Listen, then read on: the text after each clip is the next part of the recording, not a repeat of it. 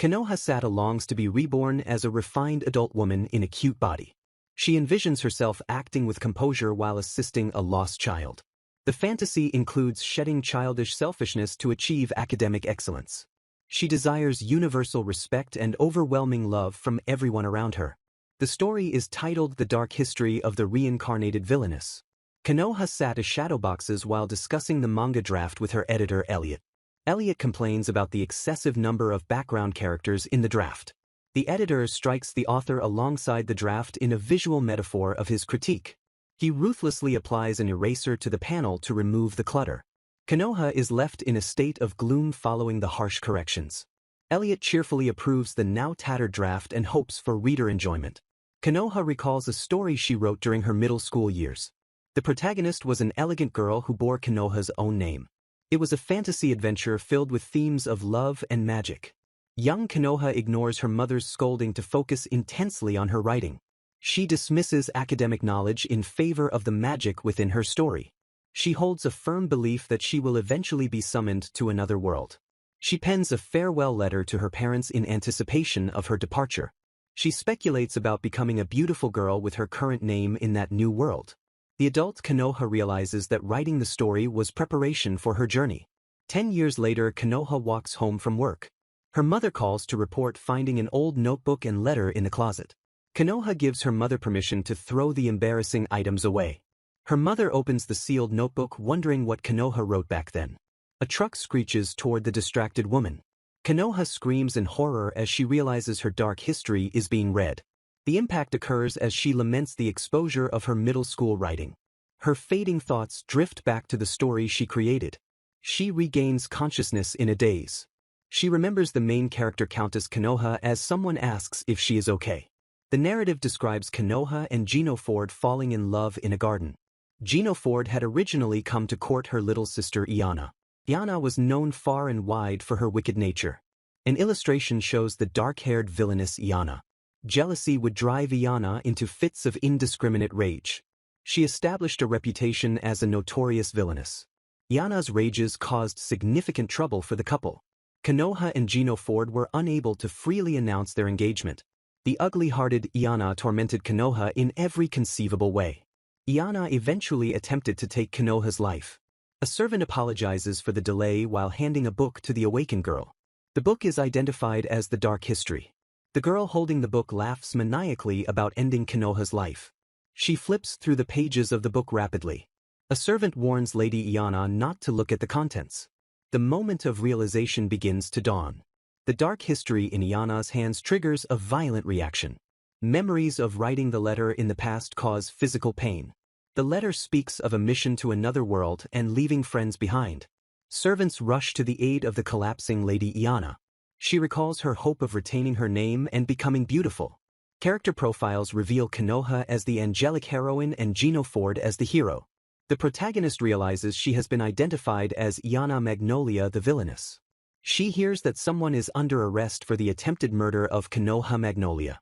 She recognizes the name Iana as the villainess from her own story. A close-up of her eye reflects her shock. She mentally screams that she is Konoha Satu and not Iana. Memories of the phone call from her mother return to her. The truck strikes her and sends her into the world of her own creation. Iana sits in a jail cell and processes the reality of her imprisonment while a guard verbally abuses her. The shock of the situation forces her to accept that she has undeniably been reincarnated. She identifies her surroundings as the prologue of The Dark History, a story she created during her adolescence. She recalls the plot as a nerd's wish-fulfillment fantasy featuring a heroine named Konoha and a harem of protectors. The terrifying realization hits that she is not the beloved protagonist but the story's antagonist. She acknowledges her identity as Iana, the heroine's evil little sister. The real Konoha Magnolia appears and embraces Iana with genuine concern for her well-being. Iana is overwhelmed by the physical reality of the character she wrote and her angelic presence. A protective figure intervenes to separate the sisters and warns Konoha to stay back. A sharp gaze focuses intensely on the villainess. The main hero Gino Ford Dandelion makes his dramatic entrance. Gino Ford draws his blade and demands to know why Konoha failed to eliminate the threat. Konoha physically shields Iana and insists that she is her only sister despite the danger. Gino Ford recounts Iana's history of spreading rumors and using the dark history to crush Konoha's spirit. He lists further atrocities including bribery for poisoning and hiring assassins. Iana mentally criticizes her past writing for creating such a stereotypical bully who even replaced a horse with a cow. Gino Ford holds Konoha close and declares his inability to live without her while Iana watches the scene unfold. Iana is sentenced to 3 months of house arrest at a remote estate following Konoha's intervention. She tries to rationalize the exile as a safe opportunity to adapt to the new world. A lethal plot point from her story suddenly resurfaces in her memory. She screams in terror as she is abandoned at the estate where she knows an assassin awaits. Her thoughts fixate on the man destined to kill her. She recalls that the assassin was saved by Konoha as a child and is devoted to protecting her. A servant informs her that her confinement begins immediately. She is granted permission to go outside provided she stays within the estate grounds. She observes the servant's fear as she is escorted to her room on the 2nd floor. The head servant mentions that a personal attendant has been assigned to her. Iana scans the empty room and notes the absence of anyone suspicious. A man quietly appears behind her to offer his services. The attendant introduces himself as Soul while the narrative identifies him as her future killer. A visual metaphor depicts the crushing weight of her impending death. She curses her luck that the assassin has already arrived. She questions the insanity of cohabitating with a man who will murder her while he smiles pleasantly. Panic takes over as she throws a pillow at Soul and screams at him to stay away. She instantly regrets her outburst and frantically claims she was joking to avoid provoking him. Soul stares at her with an unreadable expression. He gently grabs her hand to stop her trembling. He politely offers to bring her a warm meal after her tiring journey. Iana gasps in surprise at his courteous behavior. She wonders if she has been temporarily spared from his blade. She resolves to recall every detail of the world's magic and lore to survive. She deduces that the assassination order stems from her being a threat to Konoha. A glimpse of the open door confirms she is currently alone. She concludes that proving she is harmless is the only way to stay alive. She decides to take immediate action to change her narrative. Soul is caught off guard as she suddenly confronts him. She nervously announces her intent to write a letter to her sister while noting his silent movement. Soul expresses surprise that the villainess wishes to correspond with her victim. Iana chooses the path of survival as Soul agrees to fetch writing materials. She indulges in a fantasy of living a normal life and marrying a mediocre noble. She begins writing furiously to apologize and express support for Konoha's marriage. Soul leans against the doorframe and observes her frantic efforts. He questions the sincerity of her actions while Iana commits to rewriting her life. He watches her bite her pen in deep concentration. The scene shifts to Count Magnolia's residence in the royal capital. A servant delivers a surveillance report and Iana's letter to Gino Ford. Gino Ford looks at the letter with deep suspicion. He reads the blessing she wrote and cynically notes that she chose words to please Konoha. The servant asks if he believes there is any truth to her words. Gino Ford tears the letter in half and dismisses it completely. Gino Ford Dandelion lies in bed and seethes with rage while calling Iana a damned fool for thinking he would believe her sudden change of heart after everything she has done. A sudden burst of movement manifests with a sharp whooshing sound as the scene shifts back to the estate. Soul stares coldly at his charge and asks if she believes her situation is merely a matter of foolishness. Iana jolts in surprise as the assassin looms over her with an intense and intimidating gaze. The butler recalls how Iana always possessed a formidable intuition that reacted sharply to the slightest hint of bloodlust. He resolves that he and his master must not let their guard down around such a dangerous woman. Soul silently reaffirms that this danger is exactly why Gino Ford ordered her assassination even while she is under house arrest. The narrative establishes the setting with a view of the imposing estate under the open sky. Soul informs Iana that she received no reply to her letter because Konoha is currently traveling with her uncle. Iana searches her memory and struggles to recall if Konoha actually had an uncle in the original story. A close-up reveals her intense concentration as she sifts through the plot details of her dark history. She eventually remembers that such a character did indeed exist within the narrative. Soul explains that the uncle was present when Konoha rescued him from the slave markets. He leans in to test her by asking if she truly wishes to save a man he describes as total scum who has killed people. Iana recalls the scene perfectly and recites Konoha's famous line about his beautiful hands not being made to shed blood. Sol abruptly shifts his demeanor and claims he was just kidding while the atmosphere remains tense. He looks at her with visible shock and asks how she could possibly know those specific words. Yana panics internally as she realizes she accidentally spoke the heroine's line out loud. She wobbles unsteadily while fearing that her slip-up has made him suspicious and endangered her life.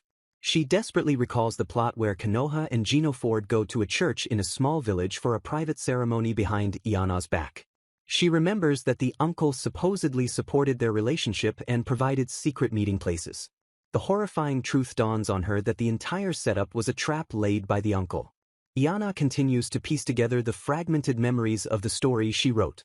She visualizes the moment Konoha first set foot into the village unaware of the danger. The uncle's true intention was to lay his hands on his beautiful niece. Yana realizes she is merely the prologue's villain and that the first chapter introduces a new antagonist. She recalls that Konoha's uncle had a twisted desire for Konoha's mother which transferred to Konoha due to their resemblance. The uncle lured the couple to the abandoned village and struck Gino Ford down to get to Konoha. The shock of the assault caused the magic within Konoha to burst forth and vanquish her attacker. Gino Ford was left hurt and comatose, which forced Konoha onto a journey to cure him and face the world's problems. Dana is horrified to realize the uncle is an arch-villain who will do unspeakable things and that Soul just confirmed his presence. The realization strikes her with the force of a physical blow. She understands that she is also in mortal danger and bound for a cruel fate if the story proceeds as written. A flashback shows Konoha embracing Yana and begging her to come home. Yana realizes that Konoha was genuinely worried about her and truly sees her as a sister. She frantically screams for someone to dispatch a messenger to the royal capital immediately. Soul interrupts her panic and commands her to look him in the eye. He asks calmly if something is the matter. Dana stammers and tries to deny that anything is wrong when asked if someone offended her. Soul coldly orders her to refrain from acting as she did in the capital because the servants are busy. Yana grits her teeth and refuses to accept his dismissal of her urgency. She realizes with despair that this cruel world is the one she created in her dark history. She acknowledges that even though the story was imaginary to her, it is terrifyingly real to the characters living in it. She regrets not knowing her fantasy would turn into something so cruel as Soul calls out to her. Yana takes action and gallops away from the estate on horseback into the night. She is terrified but forces herself to ride by remembering that her character possesses the skill. She tries to distract herself from the fear by thinking of police dramas and donuts but struggles to focus. She steels her resolve to save Konoha and Gino Ford no matter what. She spots the church in the distance and refuses to let them get hurt because of her creation. The church looms large under the moonlit sky as she approaches. She recalls a memory where Konoha asked Yana what her favorite thing was. Konoha was awestruck by the beauty of the very place they are now heading to. The innocent question about favorite things echoes in Yana's mind as she rides. The uncle appears in the memory explaining that he maintains the abandoned place because it is captivated by its beauty. He manipulates the situation by telling Yana she cannot disturb them and separates the group. He disarms Gino Ford by telling him to leave his sword outside before jokingly addressing Yana. Yana's thoughts drift to a fantasy of being reincarnated as Gino Ford and marrying Konoha herself. She reflects on the sacred nature of a wedding while pushing her horse faster. She prays desperately that she will make it in time to stop the tragedy. She admits to herself that deep down she has always wanted to be like Konoha. The narration introduces a beautiful and innocent girl who commands the love of everyone she meets. The protagonist reflects on her past obsession with dramatic tropes and tortured heroines who suffer through unrealistic hardships. She mentally rejects the encroaching reality of her fictional tragedy while acknowledging the physical truth of her surroundings. The assassin screams as he brings his weapon down with lethal force. Yana asserts her authority as the creator of this destined narrative. She swings a heavy improvised weapon with all her might. Her scream of Ginaford's name pierces the air as the blow connects. She resolves to take decisive action to alter the script. Yana smashes the bag into the assassin's face with a fierce vow to rewrite the story. The assassin is sent flying backward into the church pews with a violent crash. Blood spatters from the brutal impact. Konoha witnesses the violence with a look of pure shock. Gino Ford demands to know if everyone is safe with urgent concern. Konoha cries out to both her fiancé and her sister in a mix of relief and fear. Gino Ford questions Yana's presence while she deflects to ensure the couple is unharmed. Iana breathes a heavy sigh of relief that she managed to intervene in the nick of time. She orders the couple to go ahead while she stays behind to secure their unconscious uncle. Konoha shouts back to her sister with desperate pleading. Iana observes that Gino Ford is currently the only support Konoha has in this world. She acknowledges that the heroine's world revolves entirely around her fiancé. Iana watches them depart and hopes the rest of the plot will resolve itself naturally. Her strength fails as she questions whether the story will truly unfold as planned now that the uncle is defeated. Exhaustion overcomes her and she collapses toward the ground. Strong arms catch her before she can fall. She looks up in dread at the person holding her. She realizes she is in the arms of Soul. Soul remarks on the absurdity of a noblewoman taking out a scoundrel with a blow to the head. He comments on how unbecoming such violence is for a lady like her. Iana stares at him in wide-eyed silence. She momentarily admires his coolness before panicking about why he is there. Soul reveals he followed her all the way from the estate without her detecting him. She asks about the uncle while Soul expresses his genuine surprise at finding such a scene. Iana reflects that the character she wrote committed his sin exactly as the story dictated. Guilt washes over her as she accepts that she is the one who wrote this tragedy. She wishes she could be held responsible to ease the burden on her conscience. Soul calls out her name softly. She looks at him with apprehension. He asks if she knew about her uncle's depravity beforehand. She remains silent and unable to answer. Gino Ford steps in to ask if she was protecting them from the shadows with foreknowledge of events. He deduces that their engagement announcement must have inflamed the uncle's obsession. He theorizes that her opposition to the marriage was a noble attempt to shield them from the uncle's wrath. Iana internally screams that his interpretation is completely wrong. She is baffled that Gino Ford has twisted her past harassment into an act of self-sacrificing kindness. She wonders if she has actually managed to change the course of her dark history. She realizes she has saved Konoha, Gino Ford, and even her own villainous self. Gino Ford blushes and expresses his profound relief. The group stands together under the vast night sky. Iana celebrates the prospect of a normal life now that she has escaped her doom. Gino Ford formally extends his gratitude to Lady Iana while she stammers at Soul. Soul declares that he would have killed anyone responsible for harming Konoha because he owes her his life. A bolt of terrifying realization strikes Iana. Gino Ford prepares to leave while Iana stands frozen in thought. Internal screaming consumes her mind. She realizes that saving Konoha prevented the traumatic awakening of the magic powers necessary for her survival. She imagines Soul's murderous gaze directed at her. She knows for certain that if Konoha gets hurt in the future, Soul will kill her without hesitation. She vows to protect Konoha with her life to avoid execution. A sidebar explains that head editor Cordelia took charge while Elliot was on break. A stressed editor huddles under a blanket muttering motivational mantras to survive the deadline. An oblivious assistant praises Cordelia for being such a chill person. Cordelia wonders where Elliot has gone. A frantic phone call about a late manuscript ends abruptly as the chaos of manga creation continues. The narrative introduces the ominous title Death Flag 2. A flashback reveals a younger Konoha denying any romantic interest to her mother while secretly believing she would be summoned to another world in her teens. Iana wakes up in her bed and recalls that she has a fiancé named Gino Ford who lives far away. She smirks at the thought of having an engagement that spans across worlds. Memories surface of her death by a traffic accident and the 10-year gap between her reincarnation and the recovery of her memories from the sealed box. A mental visualization depicts a hopeless battle between the invincible butler Soul and the frail Iana with a 60-second time limit. She laments that she was not reincarnated as the heroine but rather as the all-powerful villainess Iana Magnolia. 1 month has passed since she fully became Iana as she sits in a carriage. Soul enters the carriage and sighs with apparent boredom. Iana complains about being stuck in the wrong life and expresses a desire for amusement while looking ahead at the scenery. Soul sarcastically apologizes and notes that she has never previously shown any interest in landscapes.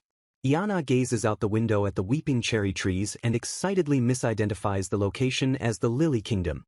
She opens the window and shouts in awe at the beautiful view. Soul corrects her and states they are in the fuchsia forest of the Rose Kingdom. The name Fuchsia Forest triggers a sense of familiarity in Iana's mind. A close-up of her eyes shows the gears turning as she tries to place the name. She feels a nagging suspicion that she has forgotten something incredibly important. She quickly dismisses the worry by reasoning that it cannot be a big deal if she can't remember it. Konoha calls out to her sister and points out the venue for the flower viewing. Yana mentally introduces Konoha Magnolia as the story's heroine and gushes over her gorgeous appearance. She happily yells that she is coming and runs toward her sister. A hand suddenly grabs Yana's arm and stops her in her tracks with the words that he has been waiting for her. Gino Ford appears holding her hand and tells her that Konoha is waiting as well. Yana trips over her own feet in shock and is caught by the main hero. She panics internally at seeing her ideal man in the flesh while a flashback shows her mother finding her drawings of him. She lists his high-spec attributes including his kindness and capability as the Count's second son. She recites his resume in her head while he scolds her for tripping. She remembers creating him with the specific intent of marrying a gorgeous man to shock her friends. Sol interrupts the moment by suggesting they shouldn't inconvenience Gino Ford. The butler steps in to escort Yana himself.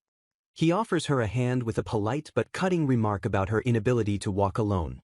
Dana is struck by the coldness of his gaze. She stammers a thank you while mentally contrasting him with the fiery Gino Ford. She recalls her middle school obsession with the trope of a butler who is cold to everyone except the heroine. Sol clarifies that he is only helping her for Konoha's sake and tells her not to thank him.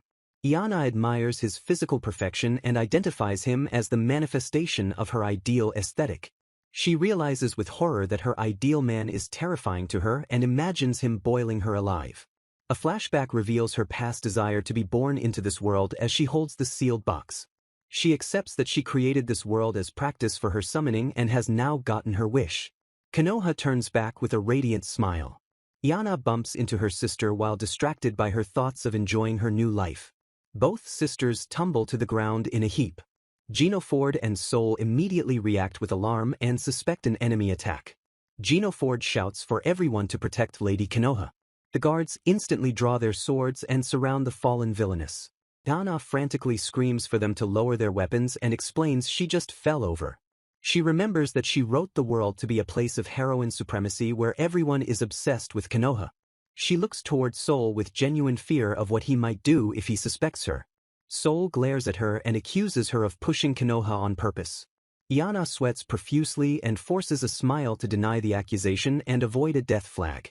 She resolves to protect Konoha from all danger to ensure her own survival. Gino Ford holds Konoha in a romantic embrace while Yana watches from the ground. The couple walks ahead together as Yana observes them. A rustling sound comes from the nearby bushes.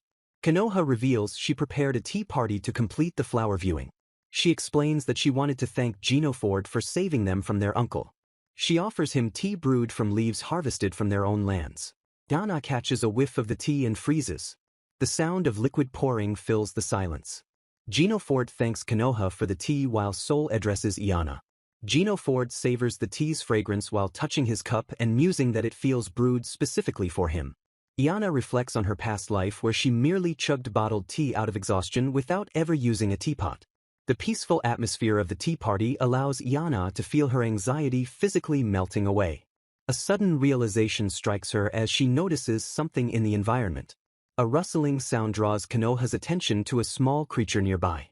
Konoha and Yana both fawn over the appearance of a real live rabbit in the grass. The scene shifts to focus on Konoha's gentle expression as she looks at her sister.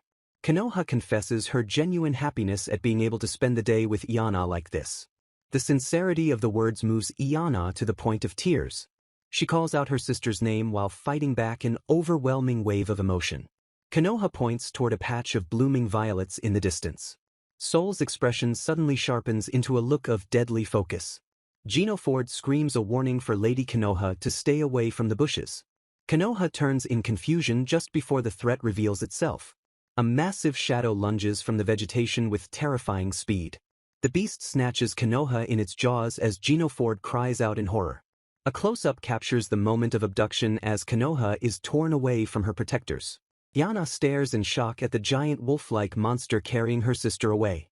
Panic erupts as Gino Ford realizes the gravity of the kidnapping situation. The men stand frozen in a moment of disbelief and terror. Yana realizes with dread that this event marks the beginning of Chapter 2 of her dark history. She recalls the original plot where Konoha encounters a magical beast while searching for herbs to save an unconscious Gino Ford. Her memory identifies the creature as a lascivious beast known for its perverse nature. She remembers writing this chapter in middle school while struggling with pubescent fantasies. The narrative reveals her adolescent mind was filled with lewd thoughts she could never share with others.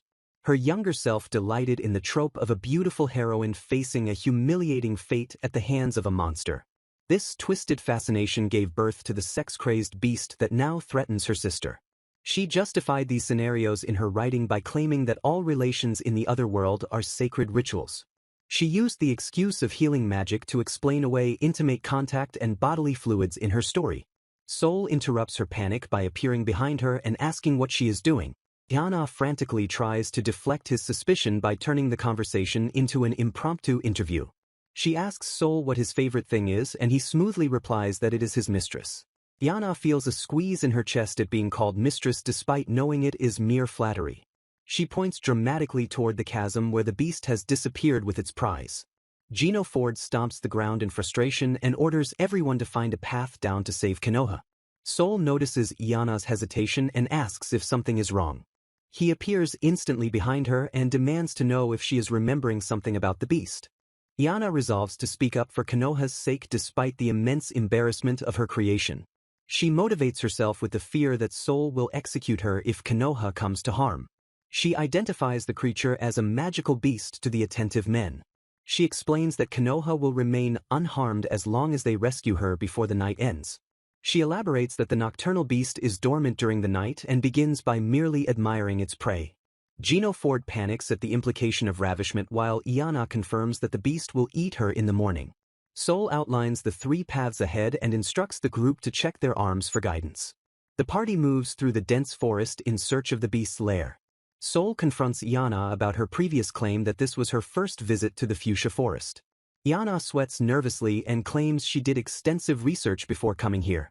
She babbles about the necessity of danger awareness for young noblewomen and her duty as part of the entourage. Sol questions why she failed to share this vital information upon their arrival.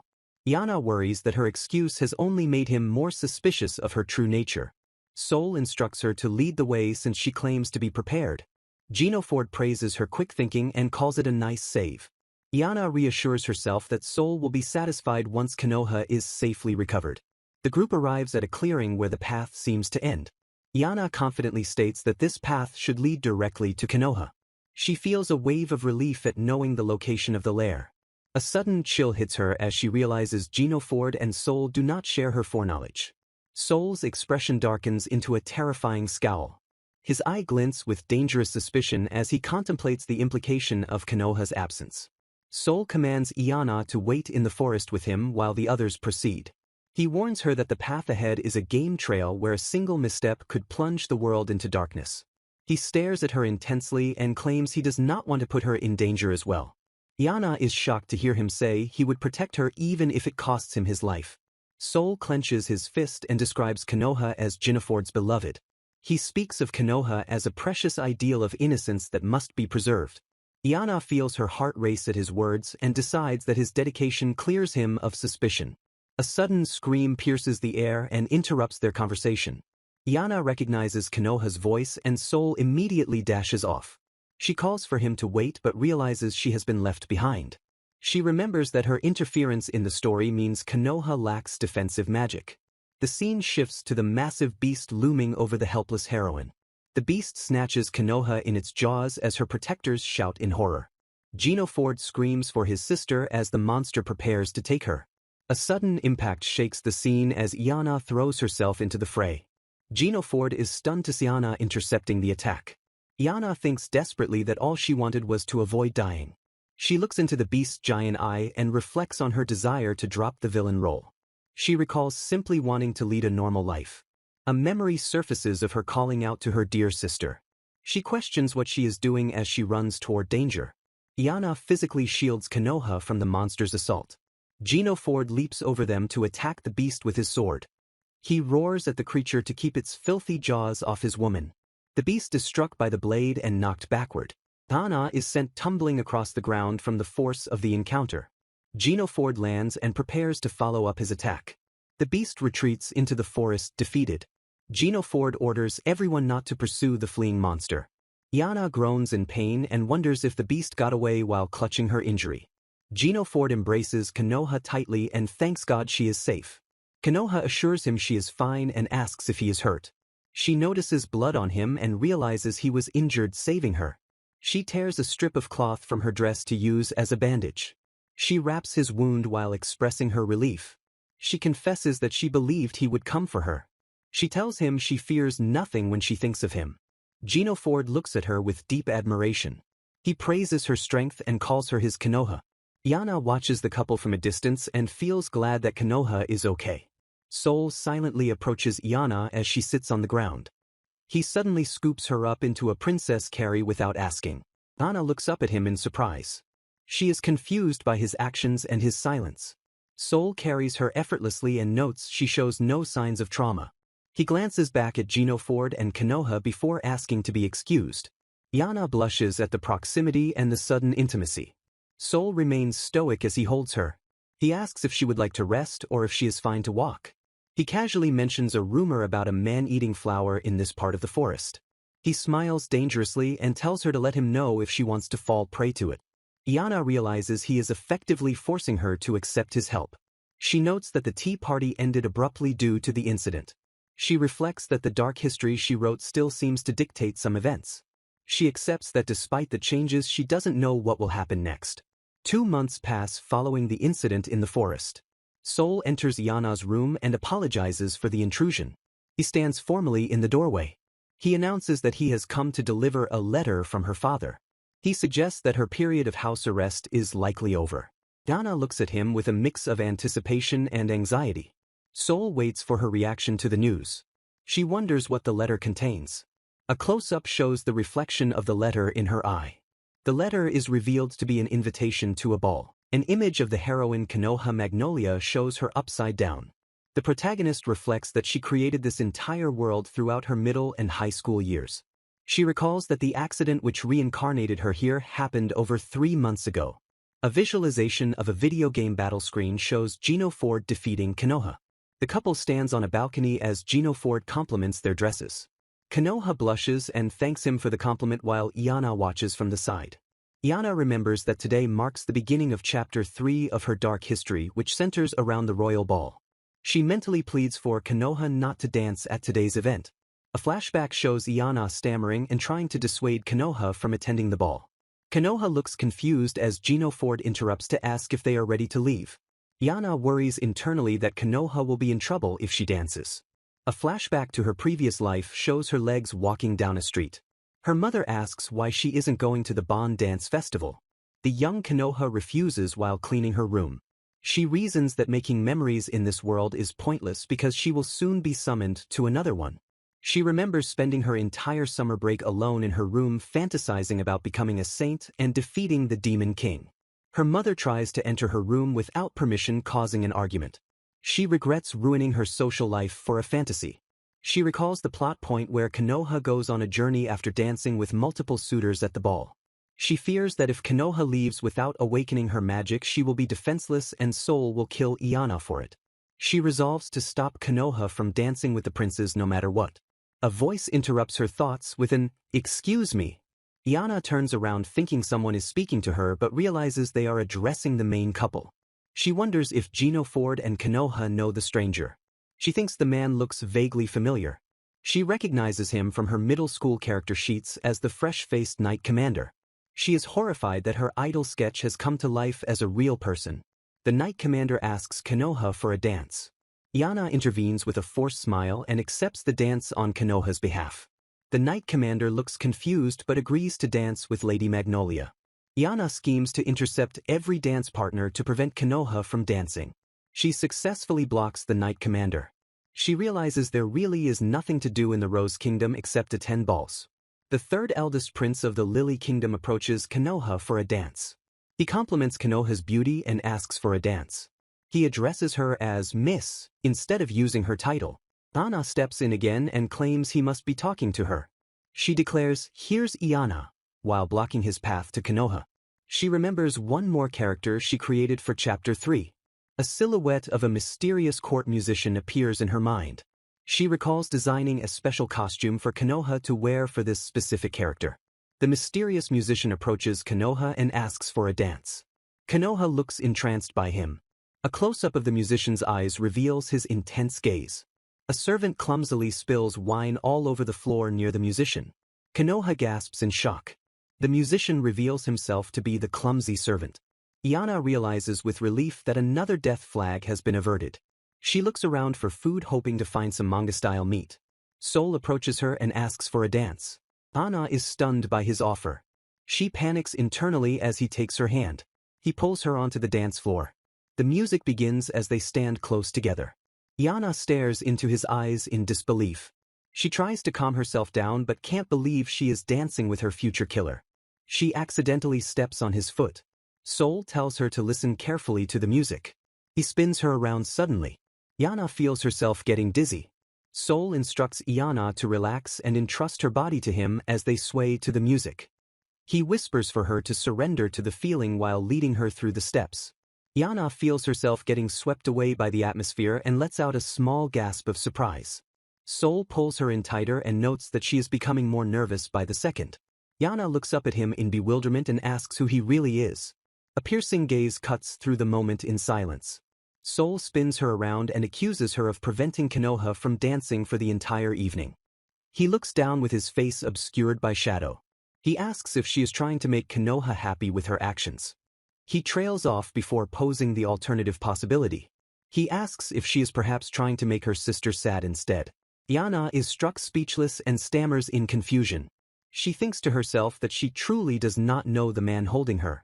A sudden chill runs through her and she shudders at his words. The heavy sound of a bell tolling interrupts the tension. The bell tower rings out into the night sky to signal the time. Sol steps away and announces that it is time to bring the ball to a close. He excuses himself to go check on the carriage and leaves her standing alone. Gino Ford approaches Iana and calls out that he has found her. He asks what the matter is while Iana contemplates Sol's role in the story as her killer. She reflects that the memories of her past life have changed her personality enough to confuse even Sol. She bows to Gino Ford and excuses herself to rest for a short time while noting his concern. Gino Ford chases after her and insists that the guest room is open for her to use. The lights suddenly flicker and go out with a clunk. A flashback shows Iana holding a pretend microphone and interviewing Gino Ford. She asks him what his favorite thing is and he stammers before answering. Gino Ford smiles radiantly and declares that his favorite thing is Konoha. Iana praises her main hero for his purity and inability to tell even a white lie.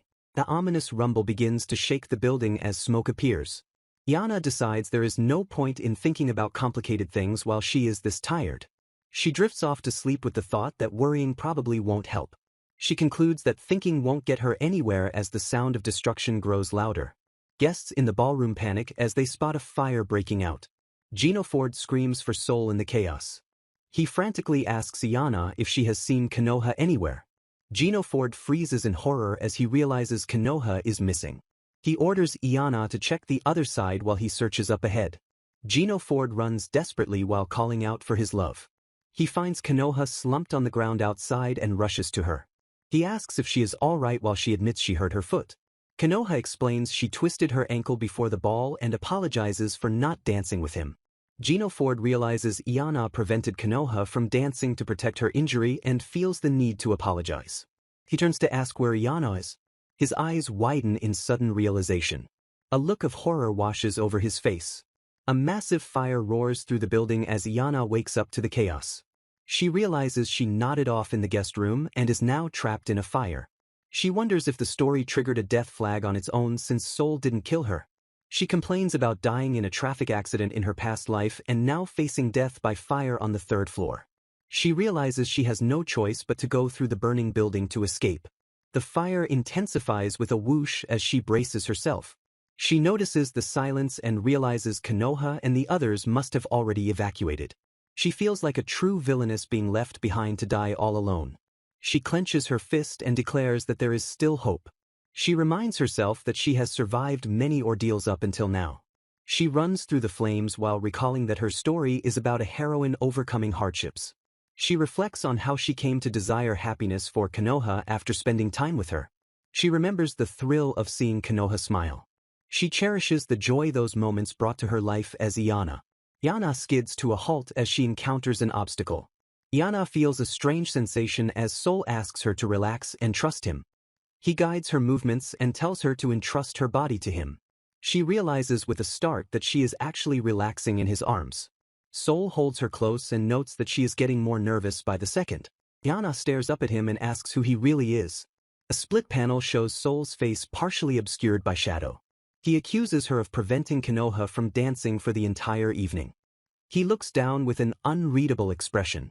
He asks if she is trying to make Konoha happy. He pauses before suggesting the alternative.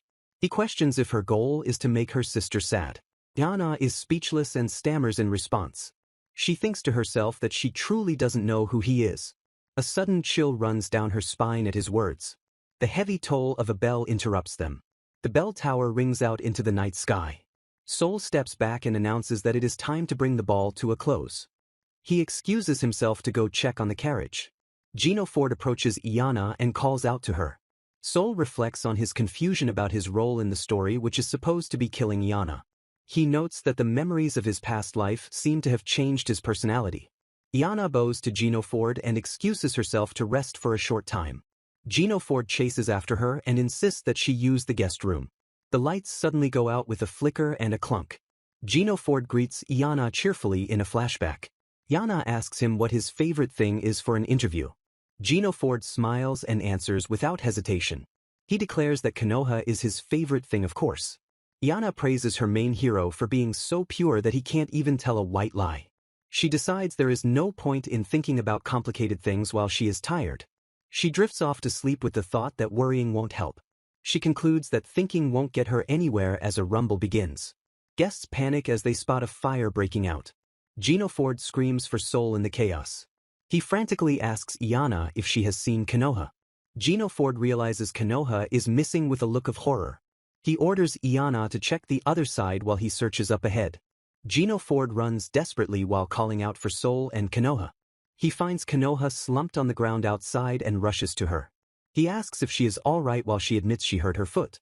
Konoha explains she twisted her ankle before the ball and apologizes for not dancing. Gino Ford realizes Yana prevented Konoha from dancing to protect her injury and feels the need to apologize. He turns to ask where Yana is. His eyes widen in sudden realization. A look of horror washes over his face. A massive fire roars through the building as Yana wakes up to the chaos. She realizes she nodded off in the guest room and is now trapped in a fire. She calls out to Konoha as she prepares to accept her fate. She wonders if her dark history will unfold as planned while watching Gino Ford and Konoha depart. She resolves to figure something out as she watches them leave. Yana reflects on how the hobbies, skills, and philosophies of her characters inevitably become her own. A panel illustrates a character declaring that coffee is his hemoglobin and refusing to consume anything else. A classmate asks Konoha Satu if coffee is all she is having for lunch, and she repeats the exact line about refusing anything else. Konoha admits that this phrase became part of her dark history, noting that she even used it as her yearbook signature. The chapter title page announces the beginning of Chapter 4 of the dark history of the reincarnated Villainess. Yana recalls writing a fantasy adventure story about love and magic back in middle school starring an elegant girl with her name. She remembers being hit by a truck on her way home from work and reincarnating into the story she had forgotten. Instead of the heroine she wanted to be, she realized she became the villainous Yana Magnolia who was sworn to kill the protagonist. She notes that she has now settled into her life in this new world. Sol asks if she would like another cup of tea during a peaceful afternoon. Sol offers her a new herbal tea blend while Gino Ford and Konoha sit at the table. Yana savors the yummy cake and the glorious piece of living with the characters she created. Sol points out that she has some cream near her mouth. Yana reacts with shock and confusion as he reaches out toward her. Sol leans in close to wipe her face while Gino Ford watches the intimate interaction. Yana introduces the beautiful girl next to her as the heroine and her older sister, Countess Konoha Magnolia. She gushes internally about how sweet and cute her ideal heroine is and how she loves her to bits. Gino Ford smiles at the sisters and asks for pardon. Yana introduces Gino Ford Dandelion as Konoha's fiancé and notes how close they truly are. She admires the main hero as her ideal man-made flesh and thinks he is incredibly cool. She then introduces herself as Lady Iana enjoying an apple pie fresh from the oven. Sol watches her intently with a dark expression while holding a knife. He asks if she would like some more while pointing the knife in her direction. Yana identifies Sol Nemafra as the assassin who was supposed to kill her in the first chapter.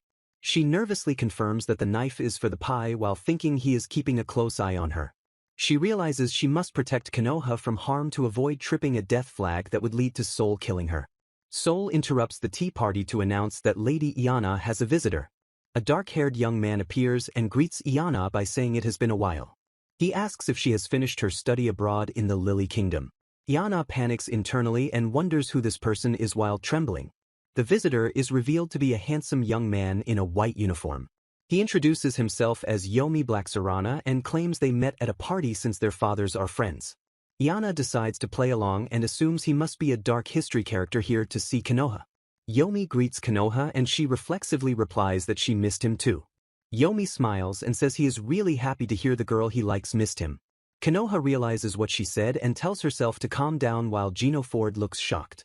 Sol accuses Yomi of pushing Konoha earlier while Gino Ford tells him to keep away. Iana is confused by the phrase, the girl he likes, and wonders if it refers to her. She questions if the story's Villainess had a love interest aside from the main hero. She remembers that in her past life she rarely made characters who liked anyone but the heroine. A flashback reveals that she decided to make all handsome male characters flock to the heroine because she always roots for her. She recalls talking to her manga friends about stories she might enjoy. A friend recommends a manga about an average girl invited to a castle where 12 princes fight over her. The friend mentions that one of the hot guys is actually evil, which intrigues the young author. She reads the manga featuring a demon prince whose job is killing humans. She levels up her writing by deciding to include a demon prince understood by nobody. She transitioned from liking traditionally righteous heroes to characters with a darker edge. By her late teens, she discovered the appeal of a righteous hero who awakened to evil. She realized that getting killed by a handsome guy sounded hot and awakened to evil herself. She inserted a villain into the middle of her dark history. Yomi asks Iana about her progress on, and mentions he can't remember his death flags. He leans in close and asks if she is playing innocent while mentioning her long-term goal. Sol interrupts by forcibly stepping between them. Sol whispers a warning to Yomi while blocking his path. Sol insists on showing Yomi to his room to separate them. Iana suddenly remembers everything as it comes back to her. She recalls that Yomi's role in the story is to target Konoha's life. She remembers that Yomi blames Konoha for his beloved Iana's execution and seeks her out for revenge. She realizes that Yomi is trying to kill Konoha and that the heroine is in grave danger. Sol glares at Iana and accuses her of plotting something sinister behind everyone's back. He declares that he knew she was up to no good and calls her a witch. Iana visualizes a guillotine and panics at the thought of being executed for crimes she hasn't committed yet. She realizes she must stop the visitor's plans immediately or Sol will kill her. The visitor smiles with a serene expression that hides his true nature. He greets Iana familiarly and notes that it has been a while since they last met. He asks if she has finished her study abroad in the Lily Kingdom. Iana trembles internally and screams in her mind asking who this person is. The narrative introduces the visitor as Yomi Blacksarana, age 16. Iana wonders if she created this character while Yomi explains their fathers are friends. He mentions that people call her brilliant and that they have known each other since childhood. Iana decides to play along and assumes he must be a character from her dark history here to see the heroine. Yomi turns his attention to Konoha and greets her. Konoha reflexively replies that she missed him too. Yomi beams and says he is happy to hear the girl he likes missed him. Konoha realizes what she said and tries to calm her racing heart. Sol suspects Yomi pushed Konoha earlier while Gino Ford gets protective. Iana is confused by Yomi's statement about the girl he likes. She wonders if the villainous Iana had a love interest other than the hero in the original story. She recalls that in her past life she rarely created characters who loved anyone but the heroine. A flashback reveals she decided to make all handsome men flock to the heroine because she always roots for her. She remembers discussing manga tropes with friends in her previous life. A friend recommended a story where 12 princes fight over an average girl. The twist that one of the hot guys was actually evil intrigued her. She read about a demon prince who killed humans and found the concept compelling. She decided to level up her writing by adding a misunderstood demon prince. She transitioned from loving righteous heroes to appreciating darker, more complex characters. In her late teens, she awakened to the appeal of a handsome guy killing her. She inserted this villain into the middle of her dark history to spice things up. Yomi whispers to Iana asking about her progress on you-know. Iana realizes she can't remember her own death flags associated with him. She knows it's coming back to her but fears what this villain's presence leads to. Yomi leans in close and teases her about playing innocent. Sol interrupts by physically stepping between them. Sol whispers a threatening warning to Yomi to back off. Sol insists on showing Yomi to his room to separate him from Iana. Dana suddenly remembers everything about Yomi's role. She recalls that his purpose in the story is to target Konoha's life. He blames Konoha for the execution of his beloved Iana. Yomi seeks Konoha out to defeat the Demon Lord and exact his revenge. Iana realizes that Yomi is effectively an enemy trying to kill Konoha. She reflects on how obnoxious Yomi is in real life compared to on paper. She admits she wrote him as a character unhealthily obsessed with the villainess. Sol approaches Iana and asks if something is wrong. Dana quickly lies and says Yomi is probably asleep. She claims she was just about to water the flowers she has been tending. Sol mentions that Konoha loves flowers and suggests it will make her happy. He encourages Iana to tell him if anything is on her mind. Konoha's voice cuts in, offering support as a big sister. She says she will do anything to make Iana smile. Iana is touched and thinks that Konoha really is her ideal heroine. She excitedly offers to brew tea for everyone. She suggests they take this chance to have a sisterly chat. Iana thinks she has so much to learn from Konoha's pure heart. Sol watches her and wonders if he should allow his little sister to serve him. Iana insists she likes waiting on him hand and foot. Konoha smiles warmly at the interaction. Sol walks away thinking that her servant-like behavior confirms his suspicions. He notes that Yomi is gone and Iana seems worried about him. Church bells ring in the distance as Sol excuses himself to check the carriage. Dana trembles as Sol's gaze falls upon her. Gino Ford asks why she is trembling while Iana realizes she has tripped another death flag. She frantically denies knowing anything and refuses to tell Gino Ford what is wrong. Gino Ford asks if the man they saw was her butler and if something happened. Iana dismisses his question and begs him not to do anything careless while clutching his arm. Yomi beams at them and tells them not to worry. He promises to protect their secret and swears to set them free. Dana screams internally that he has the wrong idea entirely. She realizes Yomi thinks Sol is planning to kill Konoha himself. An establishing shot shows the mansion grounds. A character profile reveals Yomi's weapon is dual-wielding swords or magic and he studied abroad to research magic in the Lily Kingdom. Iana wonders if the beast's lair is around here. More notes detail Yomi's skills and background. Dana reflects that Yomi acted nonchalant at dinner but she has a bad feeling about this. A flashback shows the author struggling to write the next part of the story where Konoha is awakened by a cold draft.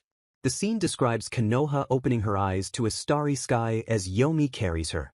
He takes her to the roof of the inn while she sleeps. The narration describes Yomi's expressionless face as he harbors bloodlust for Konoha and love for Iana. Konoha awakens to find herself in a dangerous situation with Yomi.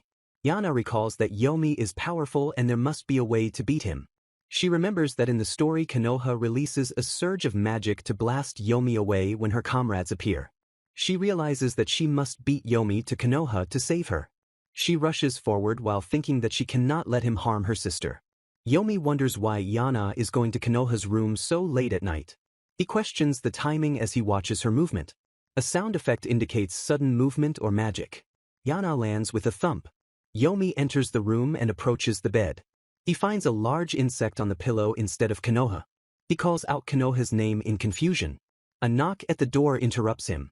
Sol enters and asks if Lady Iana was there a moment ago. He asks Yomi if he needs something from Lady Konoha. Yomi unleashes a magical attack that shatters the room. Sol realizes Konoha is not there. The room is destroyed in the aftermath of the attack. Yomi faces Sol amidst the wreckage. Sol draws his sword to confront Yomi. Yomi clashes with Sol and declares him an enemy. Their blades meet with a clang. Sol stares intensely at his opponent. Yomi lands on the roof after being pushed back. He asks if Sol is surprised that he is not Konoha. An establishing shot shows the exterior of the mansion at night. Sol questions why Yomi is doing this and reminds him that he doesn't hate Konoha. Yomi asks if Sol is covering for Konoha. He accuses Konoha of mistreating Iana and cites the tea incident as proof. Yana screams internally that he has the wrong idea and she did it because she wanted to. Yomi sighs and concludes that Konoha is not the problem but Soul is. He deduces that Konoha assigned a troublemaking butler to Yana under the guise of kindness. Yana is shocked that he finally understands Soul's role as a problematic character. Yomi vomits blood from the exertion of battle. He tells Soul that Yana doesn't need him. Yana realizes they are talking about her but knows Soul is vital to the story. She acknowledges that Soul is an important person despite the danger he poses to her. A sound of rushing wind indicates a powerful attack. Yomi declares his love for Yana and promises to be hers forever even if others despise her. He asks her to be herself with him again. Yana calls out his name. Yomi reveals that this is the real him. Yana realizes he has forgotten who he is and blames his time abroad for his delusions. Yomi accuses Konoha of brainwashing Yana, which she denies. Yana drags Yomi away from the confrontation. Soul stares after them with an unreadable expression. He calls out to Lady Yana. He closes his eyes and sighs. He apologizes for the delay. Yomi comments on Yana's beauty while she screams internally. A close-up shows Soul's eye opening. He catches Yana as she stumbles. He asks what she was doing up there with Yomi. Yana lies and says she was stargazing. Soul stares at her with intense focus. He asks if she is really that worried about Yomi. Yana says he is her character after all. Soul says he doesn't understand her but will stay by her side until he figures her out. Yana wonders what he means by that. Soul wonders why she is so deferential to her servant. A sudden realization hits Soul. He asks if she thinks he is going to kill her. Yana sighs and denies it. Yomi concludes that he just has to eliminate the butler. He swears to protect Yana next time. Yana declares she will smash that death flag once and for all. In a flashback to her previous life, a young girl recalls the precise moment during her middle school years when she first became truly conscious of the concept of death. Her Japanese teacher confronts her in the hallway, pointing out that she has mistakenly submitted the wrong exercise book for her assignment. To her absolute horror, the teacher reveals the notebook is actually her private novel, exposing her secret creative outlet to the harsh light of day. Mortified that the physical manifestation of her teenage fantasies has been discovered, the girl can only listen in shame as the teacher praises her for casting herself as the heroine, though the compliment stings like poison. Realizing this embarrassing creation is a toxic substance that could ruin her, she resolves to keep her dark history under strict control lest it lead to her social demise. The memory fades as the scene shifts to the rainy royal capital and the imposing, gloomy residence of Count Magnolia. Inside the mansion, Yomi snaps awake in his bed, his eyes wide with sudden alertness as if sensing a disturbance. Yana also wakes with a start, relieved to find herself in her own bed and realizing the embarrassing recollection of her past life was just a dream. A heavy pounding sound echoes through the room, drawing her attention to the source of the disturbance and shattering the quiet of the night. Yomi bursts through the door to find Yana writhing in embarrassment over her past memories, and he frantically asks what has happened to cause such distress. Recovering from her fit, Yana reflects on how she has been an emotional mess ever since reincarnating as the villainess of her own novel following a fatal accident. As she wallows in the lingering pain of her shameful memories, Yomi misinterprets her distress and apologizes for the loud intrusion. Panic seizes the butler as he rushes to her side, demanding to know where she is injured after hearing her mutter about pain. He grips her shoulders intensely, fearing her heart is failing, which leaves Yana utterly confused by his extreme and sudden reaction. Overcome with relief and worry, he pulls her into a tight, suffocating embrace, explaining that he heard her scream and feared the worst had befallen her. Soul enters the room and immediately scolds Yomi for embracing a lady in her nightwear, while a flustered Yana tries to explain that her scream was nothing serious. Yomi pulls away from his mistress, his expression darkening instantly as he shifts his attention to the intruder. Yana remembers that in her story, this character is secretly in love with her, a fact that becomes apparent as Soul glares at the butler with open hostility. She recalls that Yomi is destined to kill the heroine Konoha later in the story to avenge Yana if the original plot leads to her execution. Desperate to change fate, she has been trying to convince him that there is no need to harm the heroine or anyone else. However, her thoughts shift to a more immediate concern regarding Soul's safety in this volatile situation.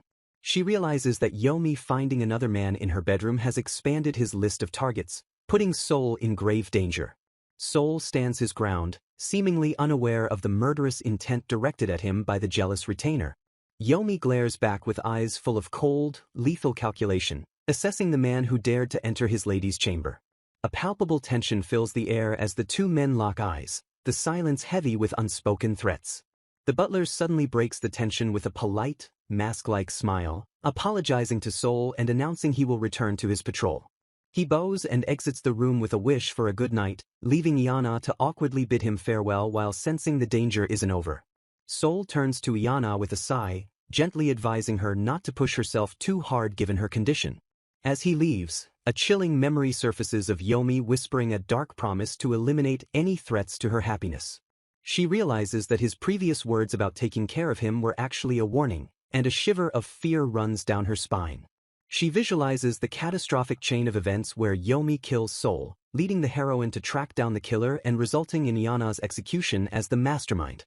This path leads inevitably to her doom, marking a complete failure to avoid her death flags despite all her efforts.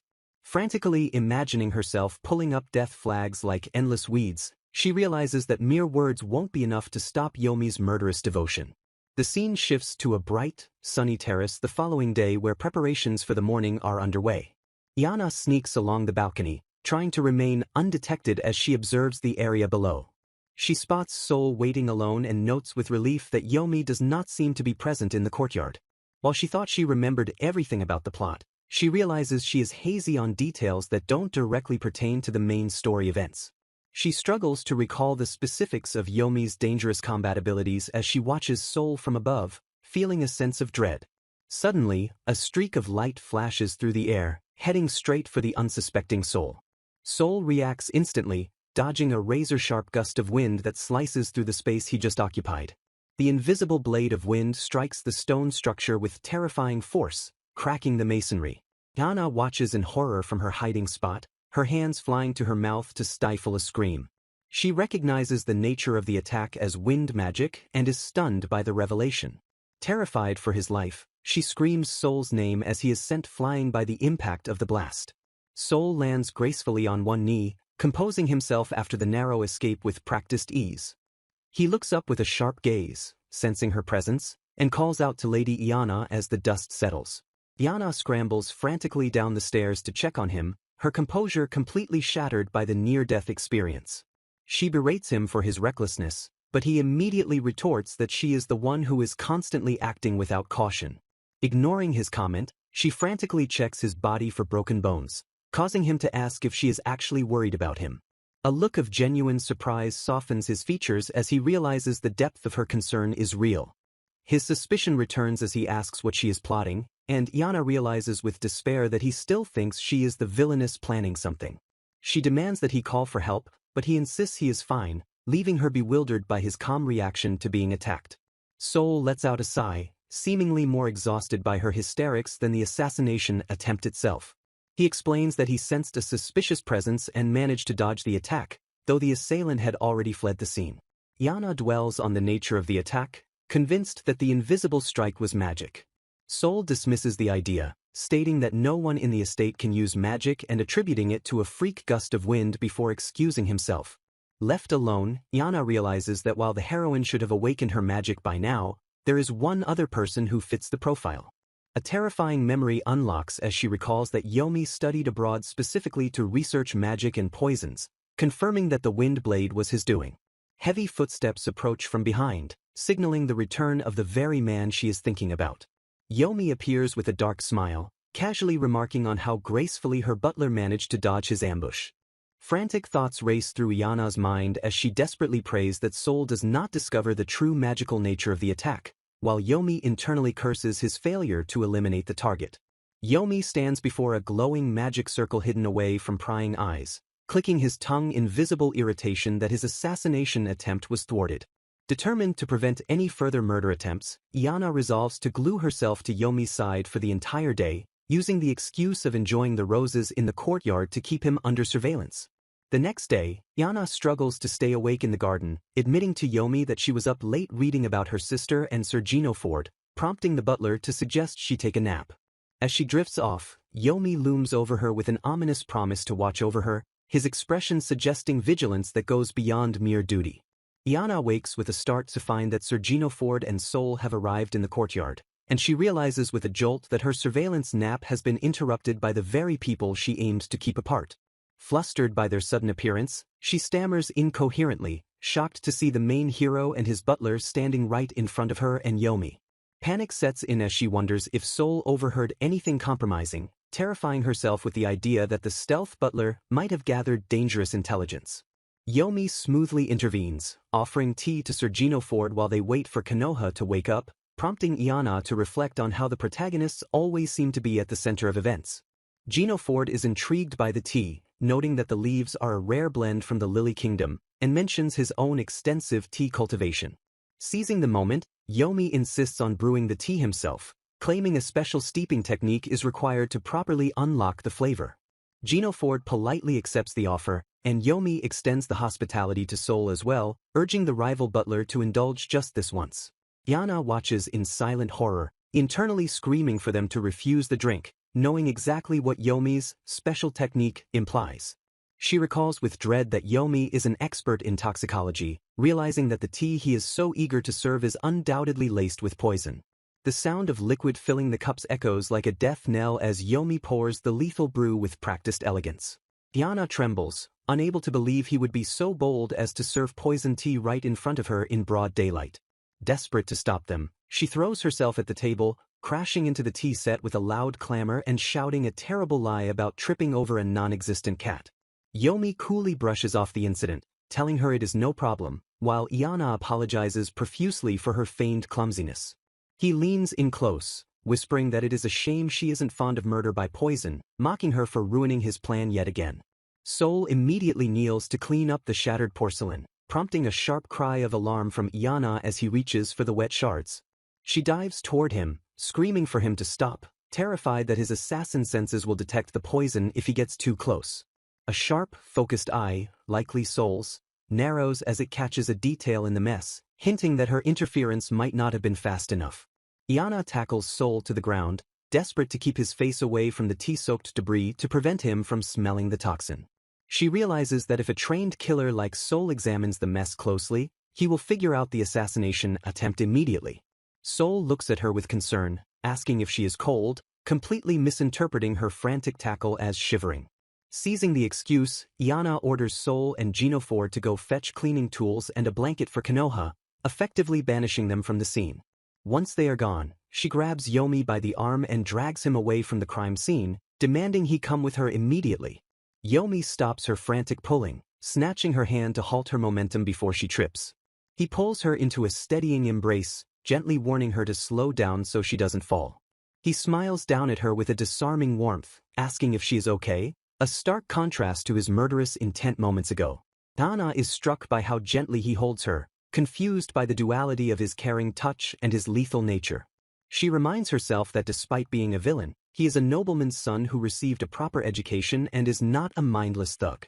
A flashback reveals Yomi's painful childhood, where he lacked confidence and suffered bullying at the hands of his brothers.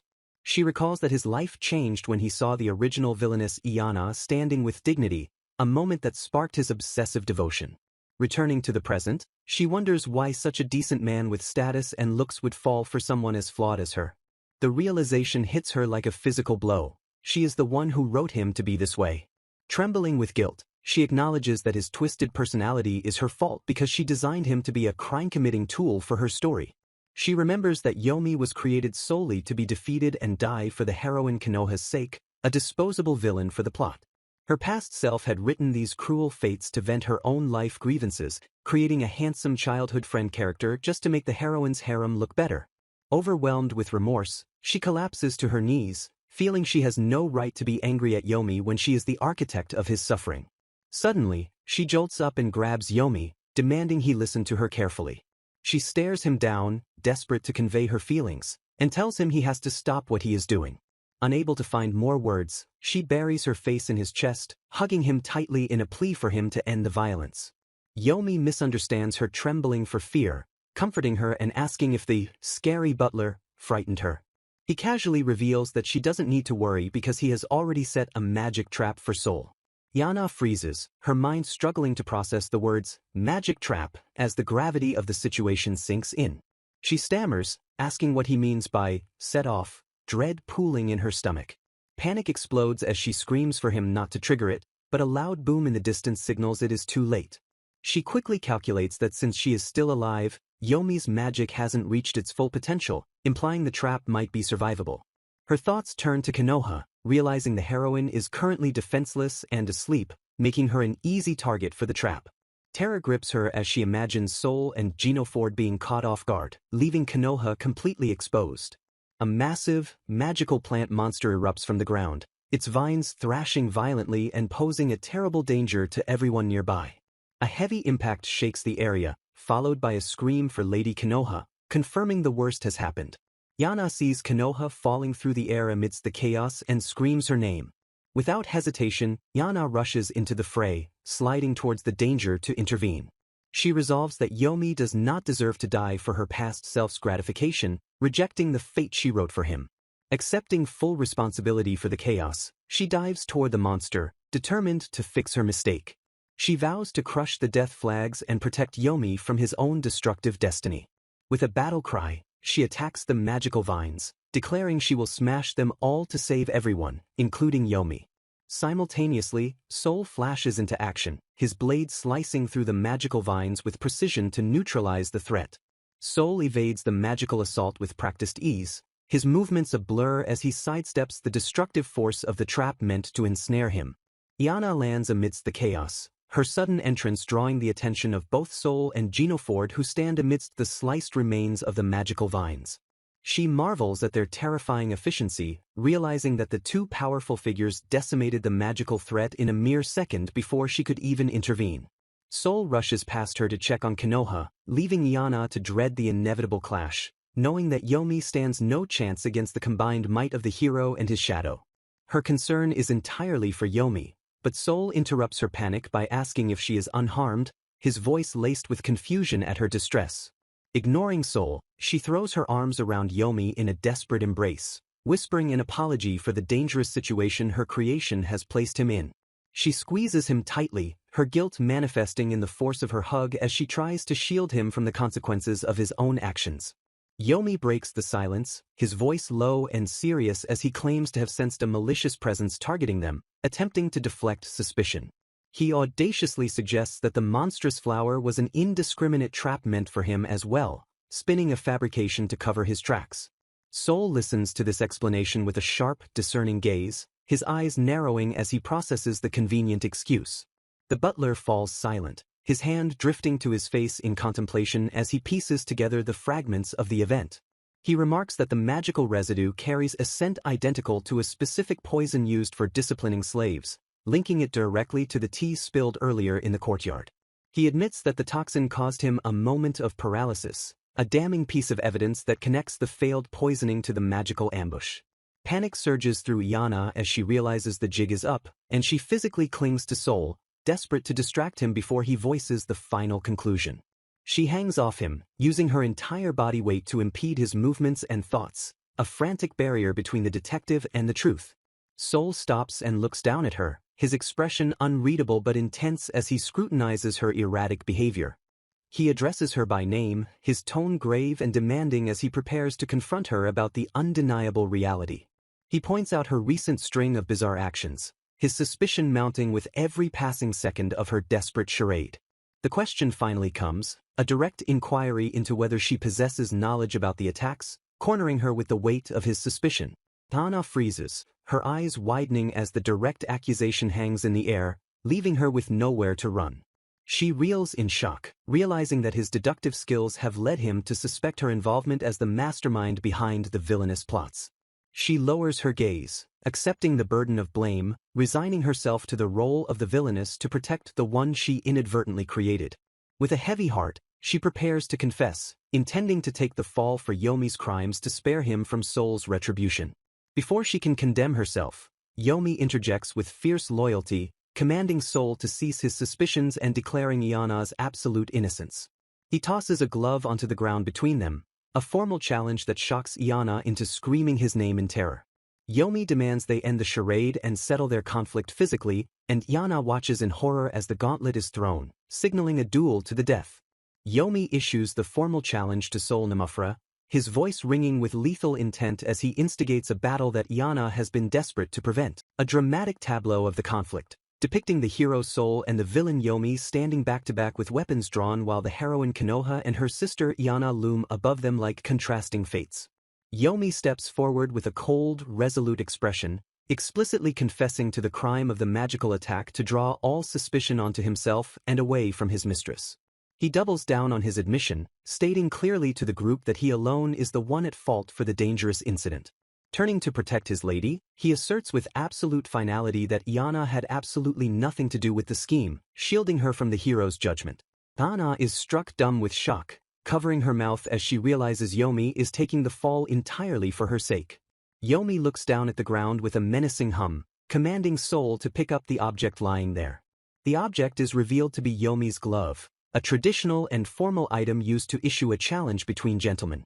Yomi declares that they should stop dancing around each other and settle their conflict once and for all, stating that picking up the glove signifies acceptance of the duel.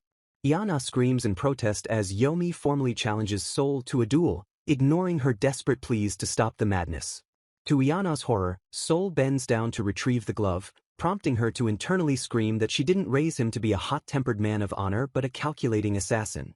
She wails Soul's name in disbelief as he calmly announces his acceptance of the challenge, sealing the pact. She realizes that despite his stoic face, Soul is actually furious because the man-eating flower incident put Konoha in grave danger. Knowing that a villain fighting for justice has no chance of winning against a hero in her story's logic, she desperately yells for Yomi to stop. Konoha steps in with tears in her eyes, begging the men to talk it out instead of fighting and insisting there must be a mistake. Iana vigorously supports the heroine's plea, hoping that the special weight of the heroine's voice will be enough to de-escalate the situation. Sir Gino Ford intervenes, dashing their hopes by stating that it is far too late for talking now that the challenge has been issued. Yomi leans in close to Konoha, threatening to throw his other glove at her feet if she continues to object, effectively silencing her with the threat of involving her directly.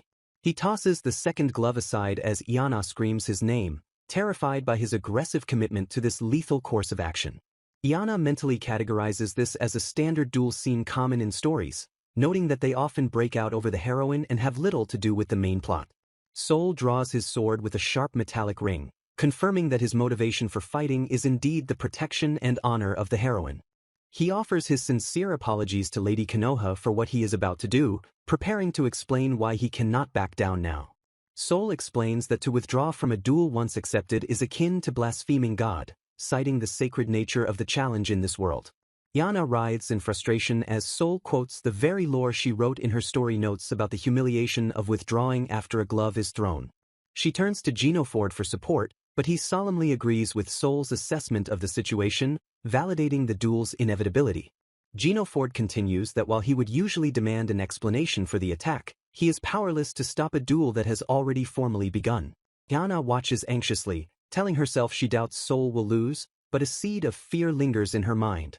She worries that on the off chance Soul does lose, he might go into a homicidal rage, a terrifying prospect she wants to avoid at all costs. Yomi crushes a stone pillar with his bare hand as a show of terrifying strength, asking if that is enough of an overture. He declares that all that remains is a fight to the death, and the scene sets the stage for a lethal confrontation amidst the ruins. The duel begins instantly with a sharp clash of steel as the two combatants lunge at one another. The four characters stand in the courtyard, with Gino Ford presiding as the referee while the duelists take their stances in a wide shot. Gino Ford announces the rules, positioning Soul on the left and Yomi on the right, instructing them to wield blades in their dominant hands and begin on his signal. Soul stares ahead with intense focus, his expression unreadable as he prepares for the next lethal exchange. Yomi mirrors the intensity, his gaze cold and calculating as he assesses his opponent. They collide again with a loud clang, and Gino Ford grimly notes that this battle will likely result in someone falling in battle. The force of their movements sends shockwaves of wind through the area, blowing Iana's hair back as she watches in terror. Iana is struck by the reality of the phrase, falls in battle, feeling shame for her past self treating their lives so cheaply in her writing. Panic overtakes her and she dashes forward to intervene, screaming that Yomi is going to get killed by Soul. Gino Ford grabs Iana to hold her back, asking her to refrain from moving until they learn the true intent behind the scheme. Iana looks at Gino Ford with a throbbing headache, confused and alarmed by his use of the word scheme. Her mind drifts to a memory from a long time ago when she desperately wished she could use magic whenever she felt helpless. The flashback shows a school excursion where she and her friends visited a Shinto shrine, and she made secret wishes to the gods. She recalls wishing for mundane things like perfect test scores or for a crush to love her back. But she also secretly wished for recovery magic and elemental powers like fire, water, wind, and earth, believing she needed them to be a heroine. She remembers buying talismans and clenching her hands until they felt hot, trying desperately to manifest magic powers to no avail. Back in the present, she struggles against Jinaford's grip, realizing that her current helplessness brings back those old feelings as she watches Yomi in danger. She stares at the battle, thinking that if only she had a special power, she could do something to stop this.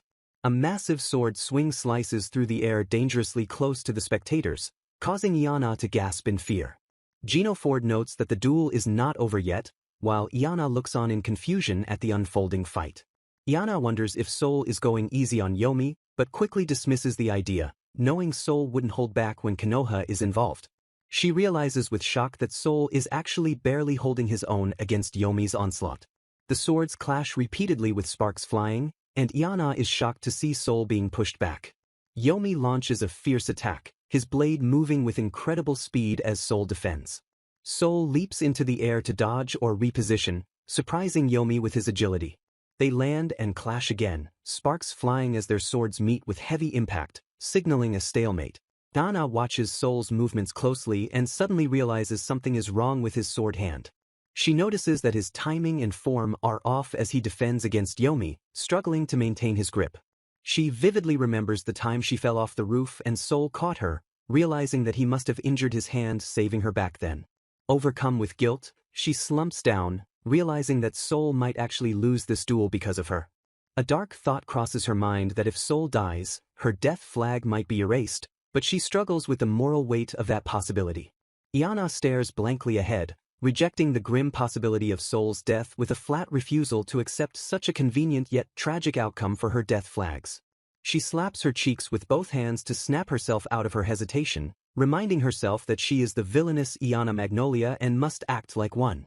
A thought crosses her mind that the death flags in this world seem to love her far too much for her liking. Without wasting another second, she leaps over the balcony railing, screaming Sir Jinaford's name as she descends toward the duel below. She runs with desperate speed, telling herself that no matter who dies in this duel, she will inevitably be suspected as the mastermind behind the tragedy. Iana throws herself directly into the fray, sliding between the two combatants just as their blades are about to clash. She lands in a slump between them, exhausted but successful in physically placing herself in the path of their swords. She throws her arms out wide, creating a human barrier, and screams that she is absolutely done with thinking about consequences.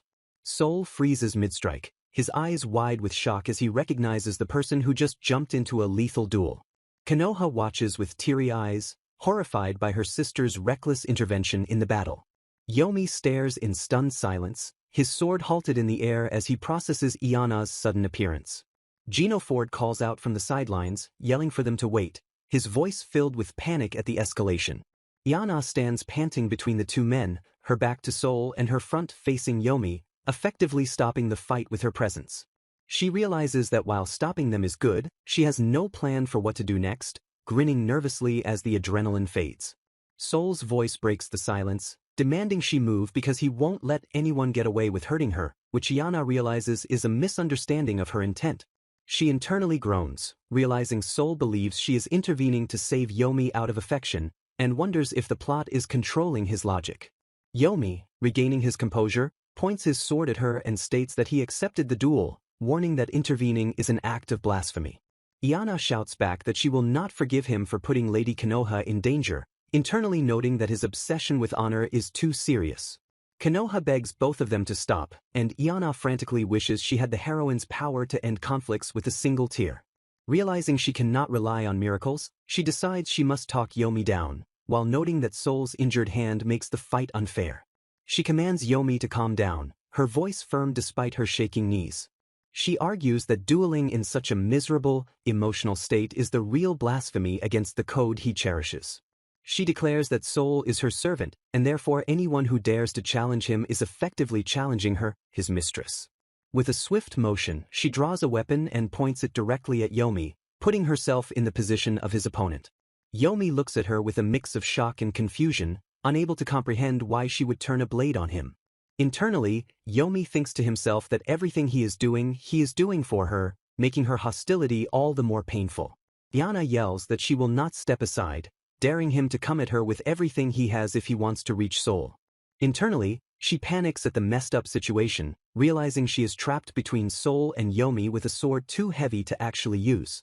She steels herself, acknowledging that this is an all-or-nothing gamble, but trusting that Yomi won't turn his sword on her in earnest.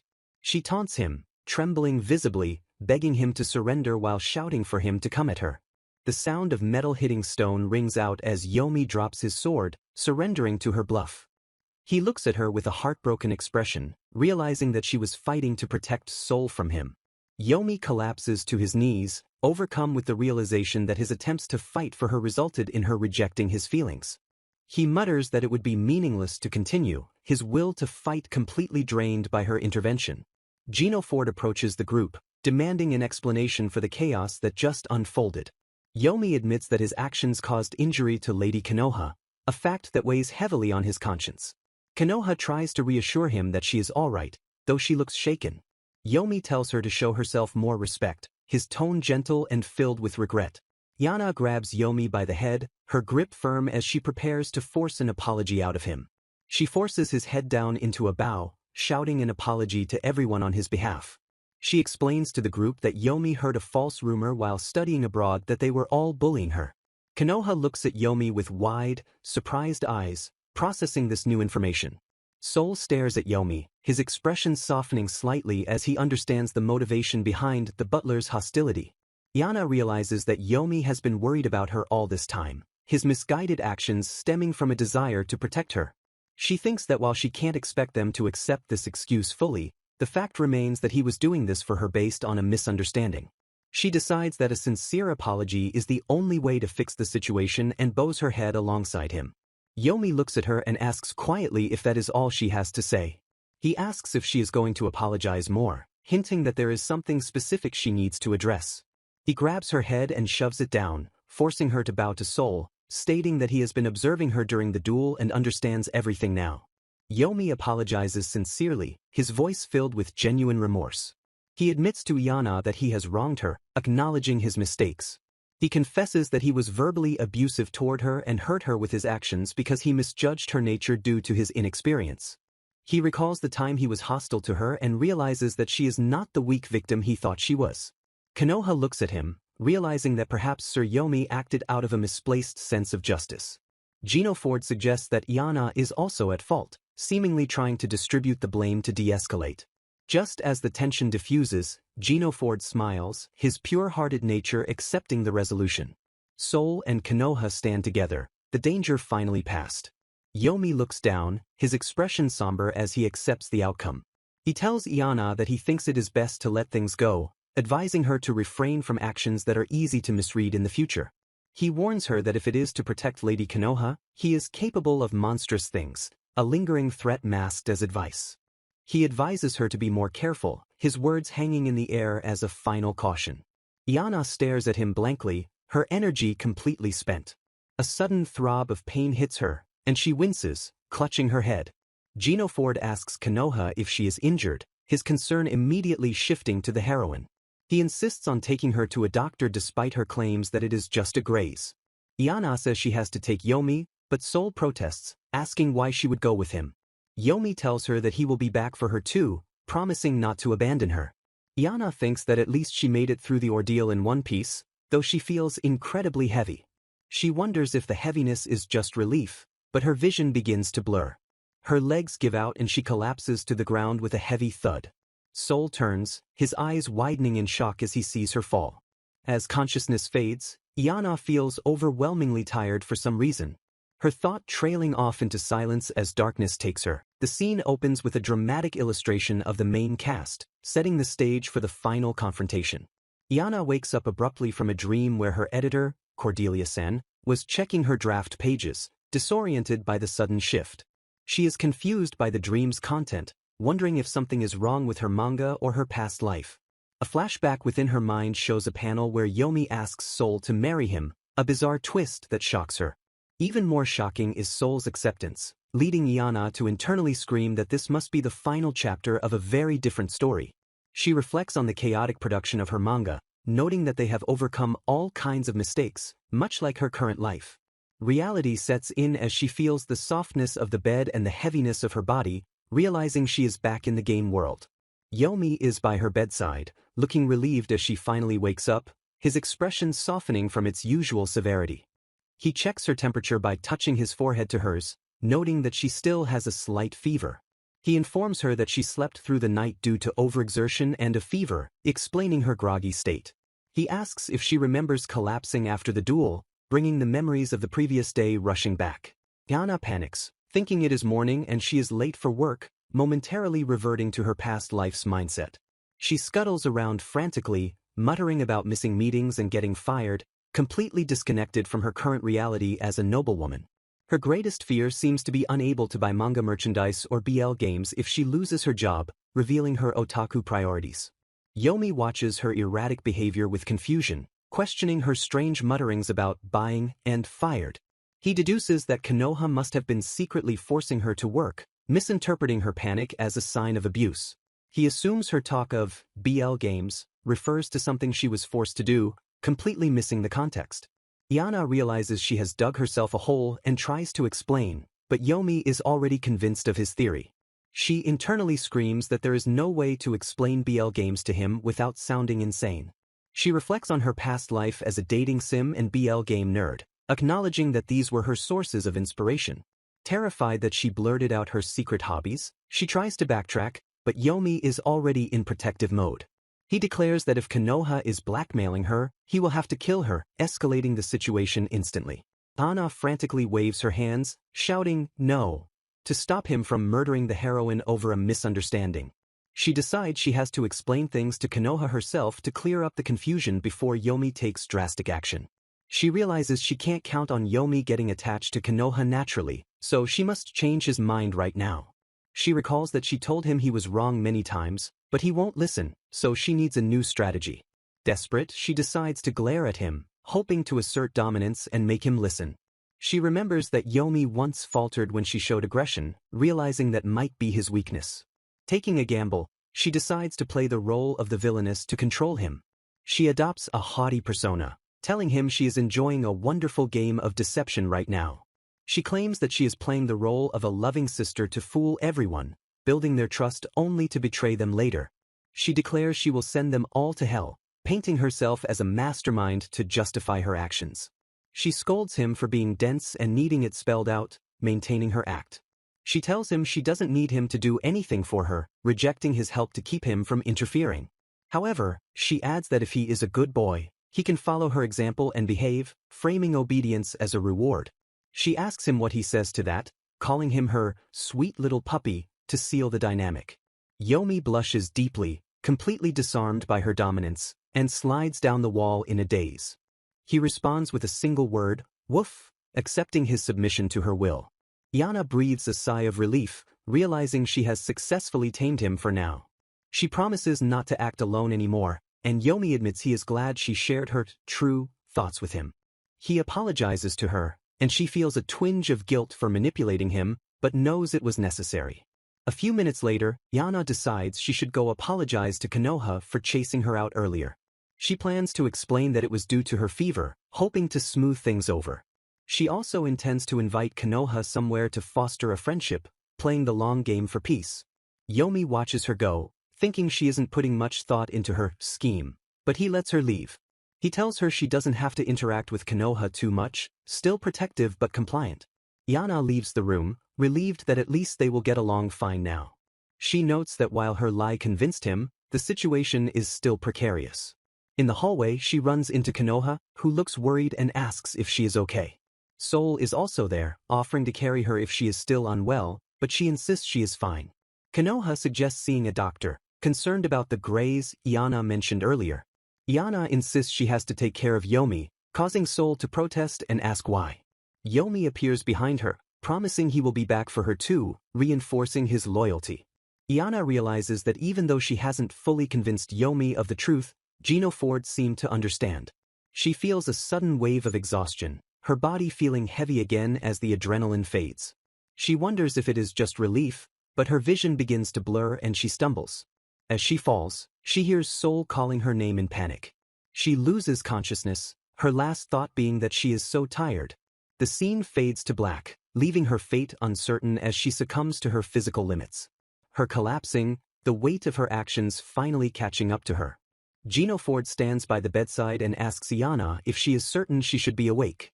He inquires about her physical condition, mentioning that Yomi and Konoha informed him she had regained consciousness.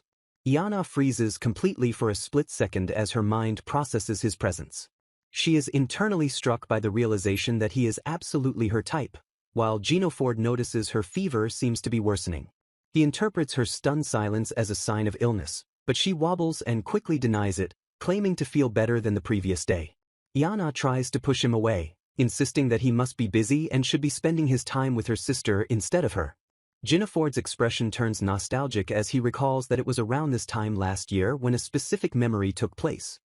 He describes visiting this very room on a windy day when the roses at the Magnolia residence had grown tall enough to obscure the window. Iana listens quietly, her expression softening as she processes his words. She begins to wonder if he is referring to the version of herself that existed before her memories of reincarnation returned. Gino Ford reveals that he had come to the residence that day to apologize for rejecting her marriage proposal. He recounts how she completely ignored his presence, turning him away at the door and wounding his pride with her coldness. Despite his persistence, she refused to listen, leaving him no choice but to call out to her from the ground outside her window. He recalls how she appeared at the party soon after and began harassing Konoha, a memory that makes Iana recoil in internal shame. Gino Ford admits he now understands she was acting to protect them from her uncle, praising her strength while she laughs nervously at the undeserved credit.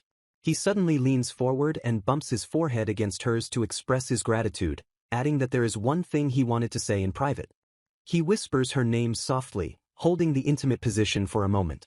Pulling back abruptly, he bluntly comments that she still has a slight fever, leaving Iana stunned by the sudden shift in tone. Iana screams internally, recognizing this scenario as a despicable plot point from the dark history she herself created. She recalls writing this specific forehead-bumping custom for the Rose Kingdom setting as a functional method for nursing scenes. While she once considered the gesture sweet in fiction, experiencing it in reality is overwhelming and embarrassing. She remembers how she used to force game characters to catch colds just to trigger these scenes, hearing their voices urge her to recover. The reality of the situation pushes her past her limit, causing her head to practically erupt with steam. Her face turns completely red as Gino Ford advises her not to push herself and asks if Sir Yomi has returned yet. Overcome by the rush of blood to her head, Iana loses her balance and collapses back onto the bed. Gino Ford panics and asks if he should call for help, but she insists she just needs to calm down without him looking at her. He treats her like a child, offering to read a picture book or cut apples, and decides to stay by her side until she settles. Iana hides her face in the covers, triggering a flashback to a classmate asking if she has a boyfriend.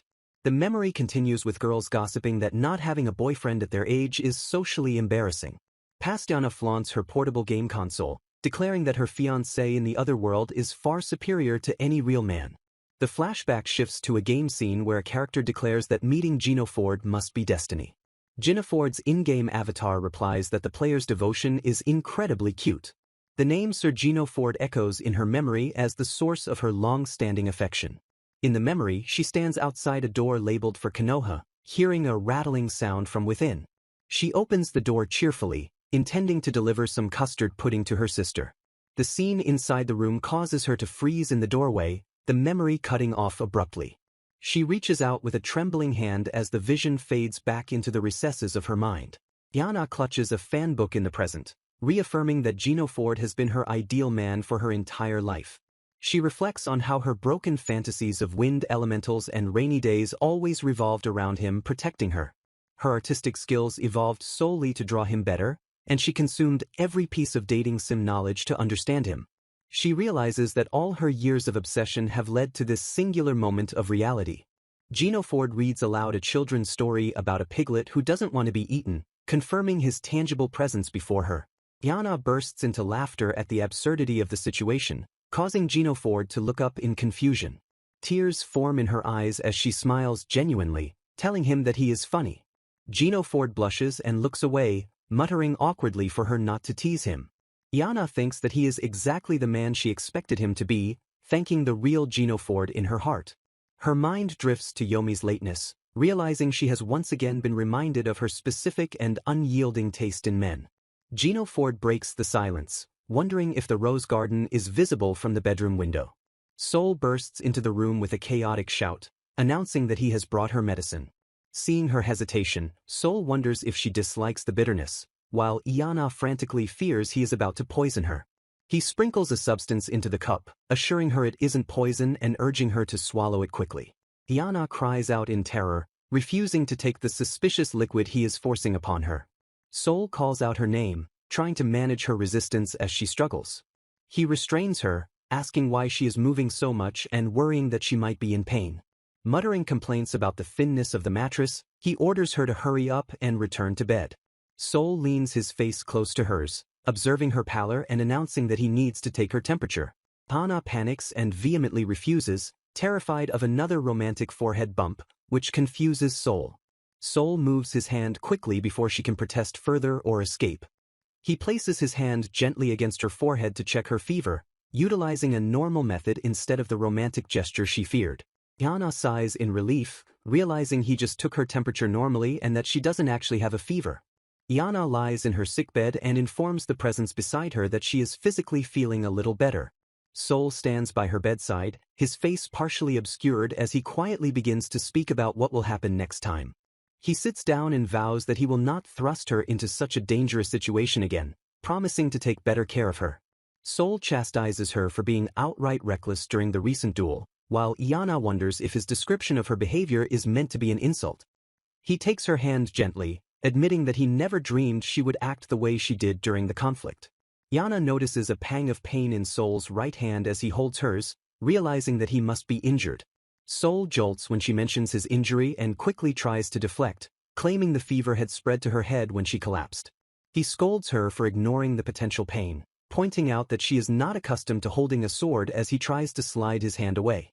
Yana snaps back fiercely, shouting that he would have lost if she hadn't intervened and complaining that his touch currently hurts like hell. Sol falls silent, staring at her with an intense and unreadable expression. He firmly asserts that it was his job to fix the situation, recalling how she injured her left hand when he fell from the roof in the past. His composure cracks as he shouts that it is not her job to fix anything, his body trembling with suppressed emotion. Sol gazes at her with deep intensity, reaffirming his role as her servant and stating that protecting his mistress is his sole duty. He leans over her form on the bed, his voice trembling as he admits the terror he felt that she might not have woken up. A look of profound anguish crosses his face as he confesses that he would have regretted losing her for the rest of his life. Yana stares up at him in stunned silence, unable to process the raw emotion coming from her usually stoic servant. Sol leans down closer, his face hovering just inches from hers in a moment of heavy, suspended intimacy. A bouquet of flowers suddenly drops onto the bed, breaking the spell, and Sol awkwardly blames Yomi for bringing too many as he pulls back. Yana dives under the covers in terror, completely misinterpreting his words as a professional declaration that he wants to assassinate her with his own hands. Sol pulls the covers back to check on her, asking if she is fully awake, just as Konoha bursts into the room calling Yana's name. A fleeting image of Sol leaning his forehead against Yana's lingers in the atmosphere, suggesting a moment of intimacy that almost occurred. Yana thanks Konoha quietly, still reeling from the intense interaction that just took place. Konoha notices Sol is present and cheerfully assumes he was keeping Yana company, while Sol stiffly reports that Yana's fever seems to have gone down. Sol touches his hand to his own face, muttering that he thinks she might actually still be a little warm. Yana hides her face, her mouth set in a tight line as she tries to compose herself. She presses a hand to her flushed forehead, internally screaming that these characters are her own creations and shouldn't be surprising her like this. She laments that despite knowing everything about Yomi, Gino Ford, and Sol, they keep catching her off guard emotionally. Yana realizes with frustration that she is being overwhelmed by sides of them she already knows, and that they can still blindside her heart without warning. By the next day, Anna is exhausted and hiding in her bed, convinced she will never get over the shame of the previous events. Trembling under the sheets, she resolves to view any future nursing scenes through harrowing glasses to survive the death flags and preserve her sanity. She tries to fantasize about Konoha being cared for by Soul and Gino Ford, hoping the thrill of the intended plot will distract her. Yana tells herself that Konoha exists as an avatar so she doesn't have to handle these heart-pounding situations directly. A sharp chop to the head interrupts her spiraling thoughts, accompanied by a voice telling her to get a hold of herself. Anna jolts up in shock, crying out before realizing who is standing beside her bed. She recognizes Sir Gino Ford, who is snickering at her reaction, and she lets out a breath of relief. Gino Ford steps closer and flicks her forehead, claiming it is punishment for her teasing him the previous day. He proceeds to mess up her hair, teasing her about her impressive bedhead while she protests and tries to shield herself. Soul appears in the doorway, silently observing the playful interaction between Iana and Gino Ford. He clears his throat and announces that Lady Konoha is looking for them, addressing both Gino Ford and Iana formally. Gino Ford apologizes to Soul for the noise, while Soul smiles politely and Iana mentally orders herself to keep it together. A close-up reveals a young man with messy hair approaching, his expression serious. Yomi bursts into the room shouting Iana's name and immediately wraps her in a tight hug, shocking everyone present. He explains that a landslide has blocked the road, preventing him from leaving for his family home as he had planned. Yomi excitedly asks if he can stay at the residence a little longer, noting that Konoha has already given her permission. He squeezes Iana in a crushing hug, thanking her for her hospitality while she struggles and gasps for him to let go. Soul watches the embrace from the side with a dark, unreadable expression on his face. Iana trembles in Yomi's arms, overwhelmed by the sudden arrival of Yomi and the news of his duel. She realizes that Yomi staying means her story is spiraling out of control, but she resolves to put on her villainous act to manage it. As birds fly peacefully outside, Iana feels herself rushing headlong toward another death flag and faints again from the sheer stress of it all. Iana recalls how she sealed away her dark history in a cardboard box during her childhood, determined to lock away the embarrassing creations of her middle school years. She firmly believed she would never have to deal with the heartache of those memories again, convinced they were buried forever. However, the memories rush back with painful clarity, forcing her to acknowledge that she is now living inside that very history while training as a witch. The title page announces the 8th chapter of the saga, labeled Death Flag 8. In a flashback to her creation process, the young author decides it is time to introduce a mascot character, suggesting a baby dragon to accompany the reincarnated Villainess. Inside the Cordelia theater of her mind, the mascot begs for help, complaining that everyone bullies it, though the author insists mascots shouldn't be scary. The author whimsically decides to change the character's voice and role, making it suddenly turn into an evil clown that reports to a master. The character transforms into a chaotic villain, laughing maniacally about destroying the world, while another voice protests this sudden narrative shift. Iana reflects on her past, remembering that in middle school she wrote a fantasy adventure of love and magic starring a heroine named Konoha Satu. Instead of becoming that beloved heroine, she died after being hit by a truck and reincarnated as the villainess of her own dark history. She became Iana Magnolia, the enemy of the heroine she always wanted to be, a fate she accepts with a heavy heart. In the present, Iana and Konoha sneak into the old town in disguise, with Konoha offering to show Iana around since they went to the trouble of sneaking out. Iana suggests they stop for a sweet snack, noticing how genuinely happy Konoha looks to be attending the festival. She hopes this outing will provide a nice change of pace for Konoha, who had been stuck in bed for a long time prior to this. However, the townspeople instantly recognize Lady Konoha despite her disguise, crying out her name in excitement. The disguise proves useless as the crowd swarms them, confirming with joy that it really is the beloved Lady Konoha. Vendors aggressively invite her to their stalls, and Konoha is quickly overwhelmed by the adoration of the masses. Iana realizes that her older sister, the heroine of this world, is simply too beautiful to successfully hide her face from the public. Konoha's beauty captivates everyone around her effortlessly, even though Iana altered the story so Konoha never awakened her saintly powers. The crowd presses in relentlessly, squishing the sisters together in a suffocating crush of enthusiastic fans.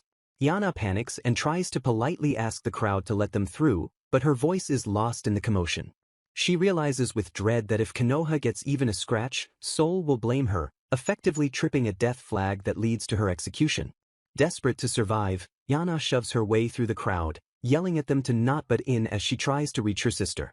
The crowd freezes at her outburst, and Yana awkwardly apologizes for her sudden aggression. The mood shifts instantly as the people recognize Yana as the Villainess, screaming that she is there to curse or kill them. As the crowd flees in terror, Yana stands alone, lamenting that although she wrote the story this way, being hated by everyone still hurts. She quickly decides to use their fear to her advantage, planning to grab Konoha while everyone is distracted by her presence. Before she can act, Soul appears behind them with a menacing aura, noting that they seem to be sneaking off to the old town. Soul smiles darkly, suggesting it is time to bring Yana home, his presence rumbling with suppressed anger. Yana realizes that no matter how hard she tries not to act suspicious, the story itself is never on her side.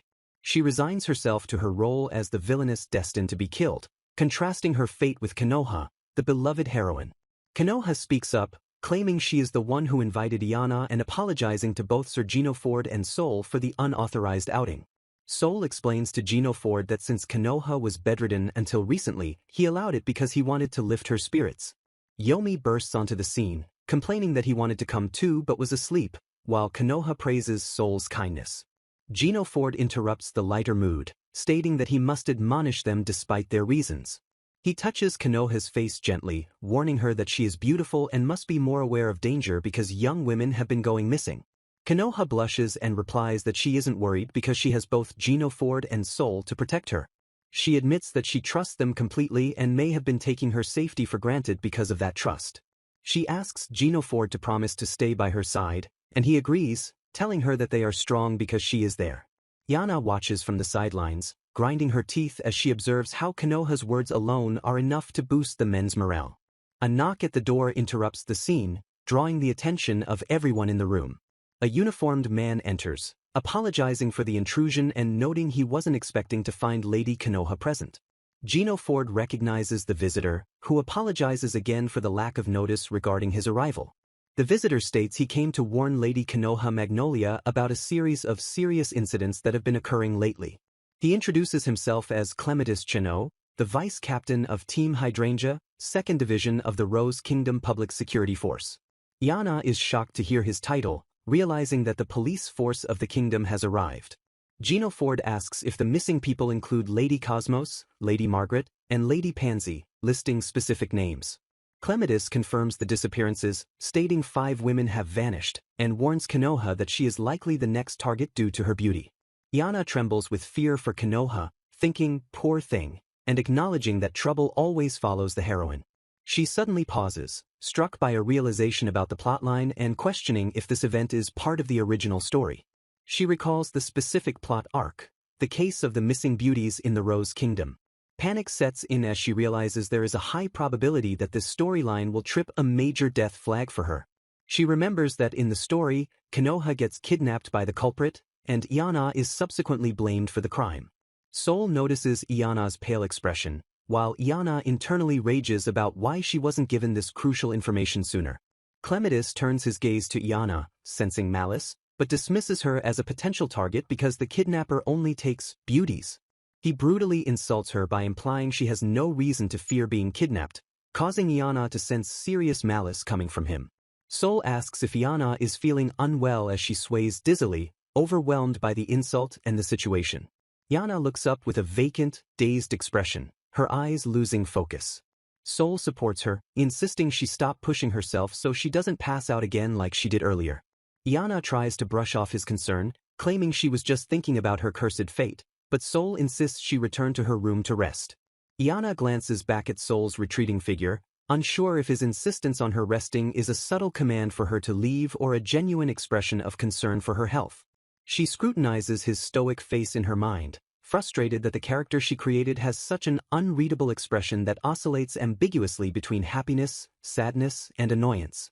Staring intently at him, she wonders if his lack of emotion masks a hidden suspicion regarding her true nature or intentions. Deciding to retreat for now, she offers a stiff thanks and announces she will retire to her room, hoping to escape the suffocating awkwardness of his scrutiny. Soul dismisses Yomi, telling him he doesn't need to follow, while Yana walks away determined to identify the rude police officer she encountered earlier. Alone in the hallway, she concocts a plan to sit out the current events and review the story in her head to recall the culprit's identity and prepare weapons to counter the death flags. Sol watches her depart with a sharp, contemplative gaze that suggests he is calculating her movements rather than simply watching her leave. An hour later, Yana sits at her desk in despair, realizing that reviewing the main plot is impossible because her memory of the details has completely vanished. Panic sets in as she sits amidst a pile of hastily gathered potential weapons like forks and staffs, unable to recall anything about the case despite her desperate attempts to jog her memory. She tries to reassure herself that she couldn't possibly forget such a significant plotline involving the kidnapping of beautiful women. Her mind drifts back to her middle school days when she was obsessed with stories about beautiful damsels in distress and longed to be one herself. She recalls how she created a dream world to protect her spirit, imagining herself as Konoha Satu in scenarios like Sleeping Beauty or being frozen in ice to escape her mundane reality. Every night before sleep, she would fervently wish to wake up in that other world, believing it was where she truly belonged. This fantasy began to erode her reality, causing her to waste time at school gazing at sunsets and pining for fictional characters instead of living her life. Her grades plummeted as a result of her escapism, leading to a furious confrontation with her mother over a failing test score.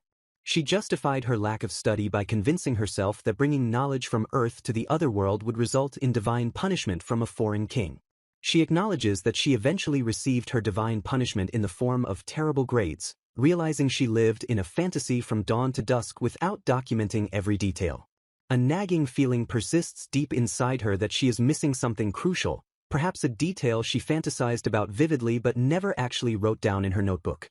The sensation of a missing puzzle piece gnaws at her, suggesting that the key to the current mystery lies in the unwritten depths of her past delusions. She wonders if it would be suspicious to return to the parlor now, hearing the faint sounds of conversation continuing inside.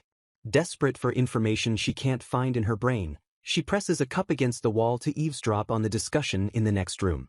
Through the wall, she hears the police officer confirm that the victims' families have no clues and that the women were not experiencing any problems prior to disappearing. He notes that the victims were actually in unusually good spirits, though his voice seems to drop in volume, forcing Yana to strain her ears. Inside the room, Officer Chino suddenly excuses himself, asking for the location of the bathroom because something is bothering him. He continues speaking as he moves, reiterating that the case involves the disappearance of beautiful young ladies without any apparent motive or warning. Yana deduces that the actual victim count must be higher than the official 5 and likely includes commoners from the old town, implying a serial offender targeting beauty regardless of status. She realizes with horror that this terrible series of events is indeed part of the story she wrote, and her memory loss is the only thing keeping her in the dark. Silence suddenly falls over the room, and the voices cut off completely, leaving Yana standing there in confusion with her cup against the wall. Determined not to miss anything, she decides to sneak outside and position herself under the window closest to where they were talking. As she creeps along the exterior wall, a voice from above startles her, asking if she was eavesdropping. Yana loses her balance and falls with a crash, landing painfully on the ground before being confronted by a looming figure who states they have reason to question her. The scene shifts abruptly to the interior where Clematis has Yana pinned down on a sofa, interrogating her about why she left the room only to sneak back and listen. He demands that she stop playing games and finally come clean as the culprit behind the missing beauty's case. Yana stares up at him in shock, unable to comprehend the sudden and direct accusation being leveled against her. Clematis reveals that testimony from the families connects her to the victims and admits he has suspected her from the very beginning. He accuses her of being the type of woman who harasses others out of petty jealousy and resentment, citing her connection to Konoha. He lists specific incidents where she allegedly cut up a dress and splashed water on ladies who were praised more than her. Leaning in with a menacing glare, he asks if he doesn't have every reason to believe she planned this series of kidnappings as well. Yana protests, arguing that not knowing all the victims proves her innocence, but quickly realizes she has no idea what specific interactions he is referring to. Clematis ignores her defense, stating that it is good she is acting according to the family's wishes but accuses her of being biased. He looms over her, his hair shadowing his eyes, and declares he has one more personal reason to suspect her. He grabs her leg firmly, his grip tightening painfully as he prepares to deliver a more intimate accusation. pulling her face close to his. He hisses that he won't let her pretend she has forgotten his face. Iana looks at him with genuine confusion, unable to recall ever seeing this man before in her life. A sudden flash of memory strikes her, showing a spotlight and a figure from her past. The memory sharpens into a vision of a dungeon cell and a group of figures standing outside the bars, bringing a wave of recognition. Clematis looms over her on the sofa, trapped between his arms, as the weight of their shared past comes crashing down. He reveals that his little sister is one of the victims and accuses Iana of targeting her as revenge for him arresting her in the past. His composure cracks as he yells that he should have abandoned his principles back then and executed her with his bare hands. He glares at her with murderous intent, his face contorted with a mix of grief for his sister and hatred for the villainess beneath him. An extreme close-up of his eye reveals the depth of his rage and the seriousness of his threat.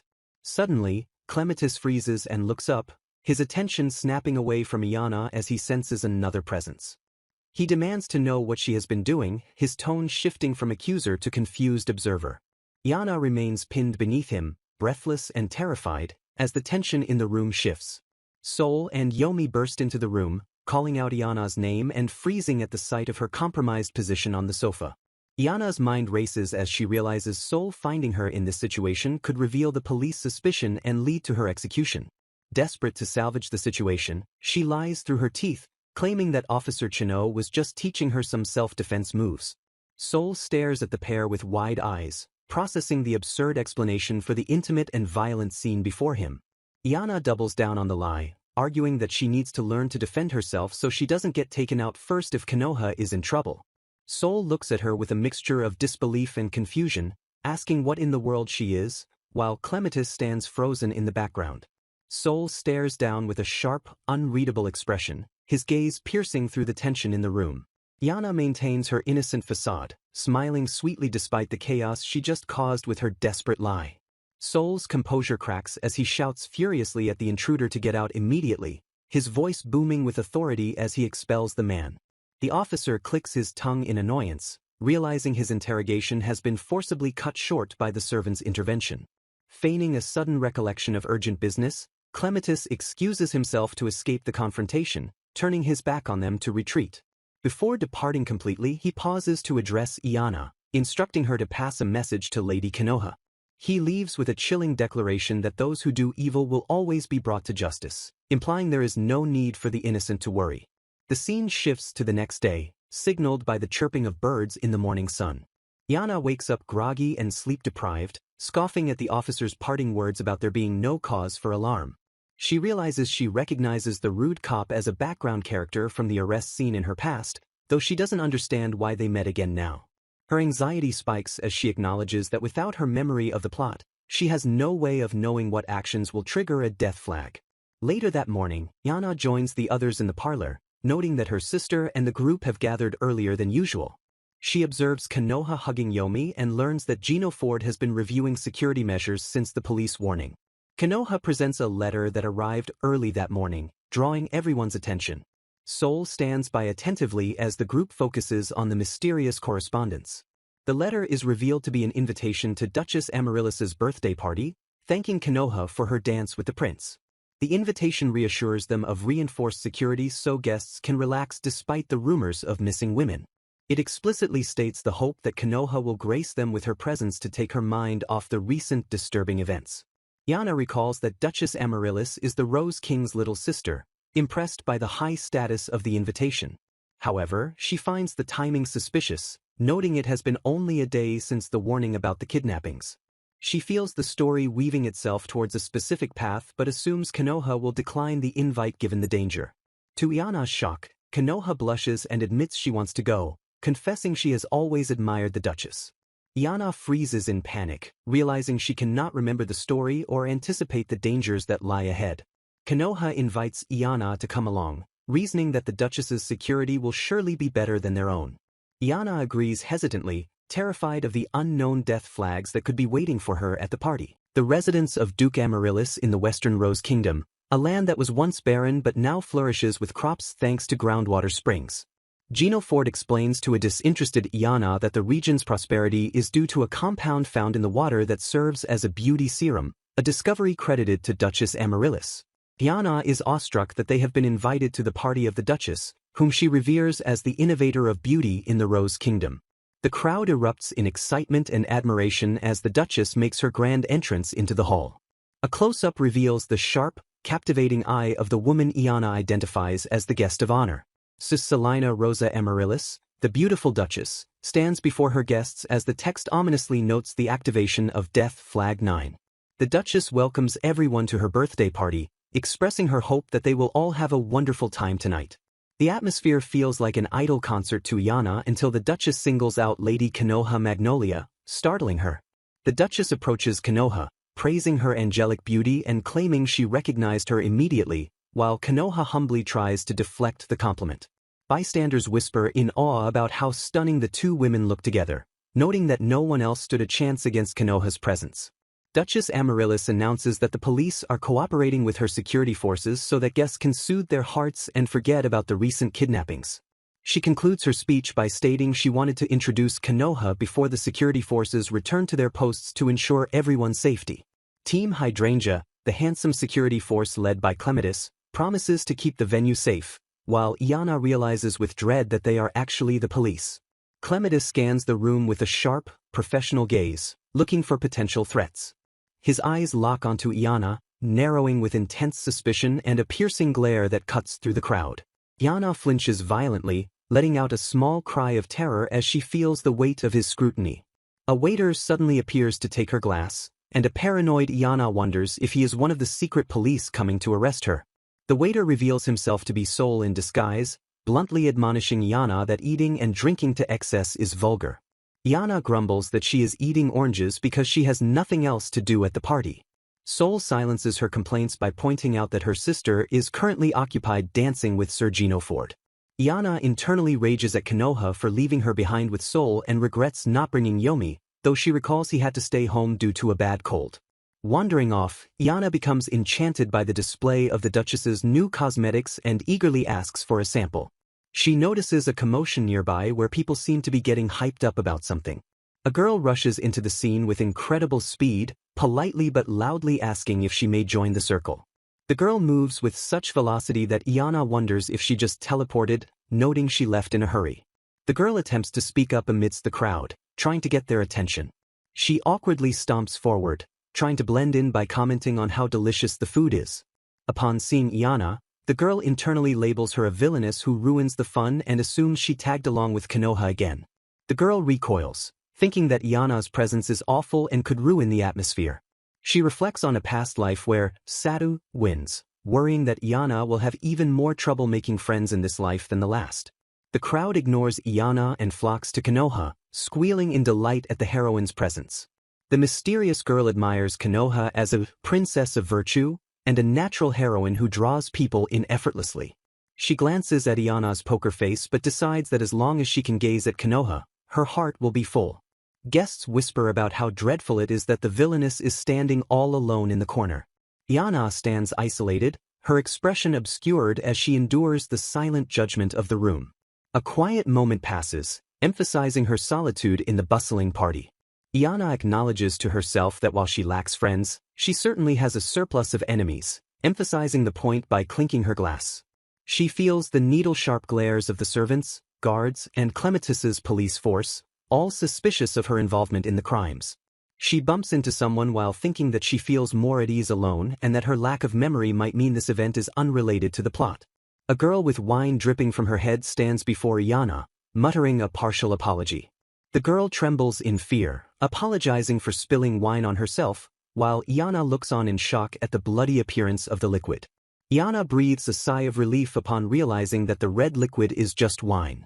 She is baffled by how someone could be clumsy enough to spill wine directly onto their own head. The girl spirals into a hysterical apology, wailing about her heart, until Iana shouts that her apology is enough.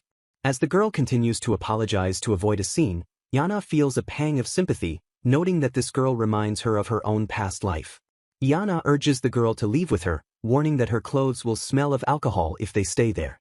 They retreat to the floor where the Magnolia family is staying to clean up.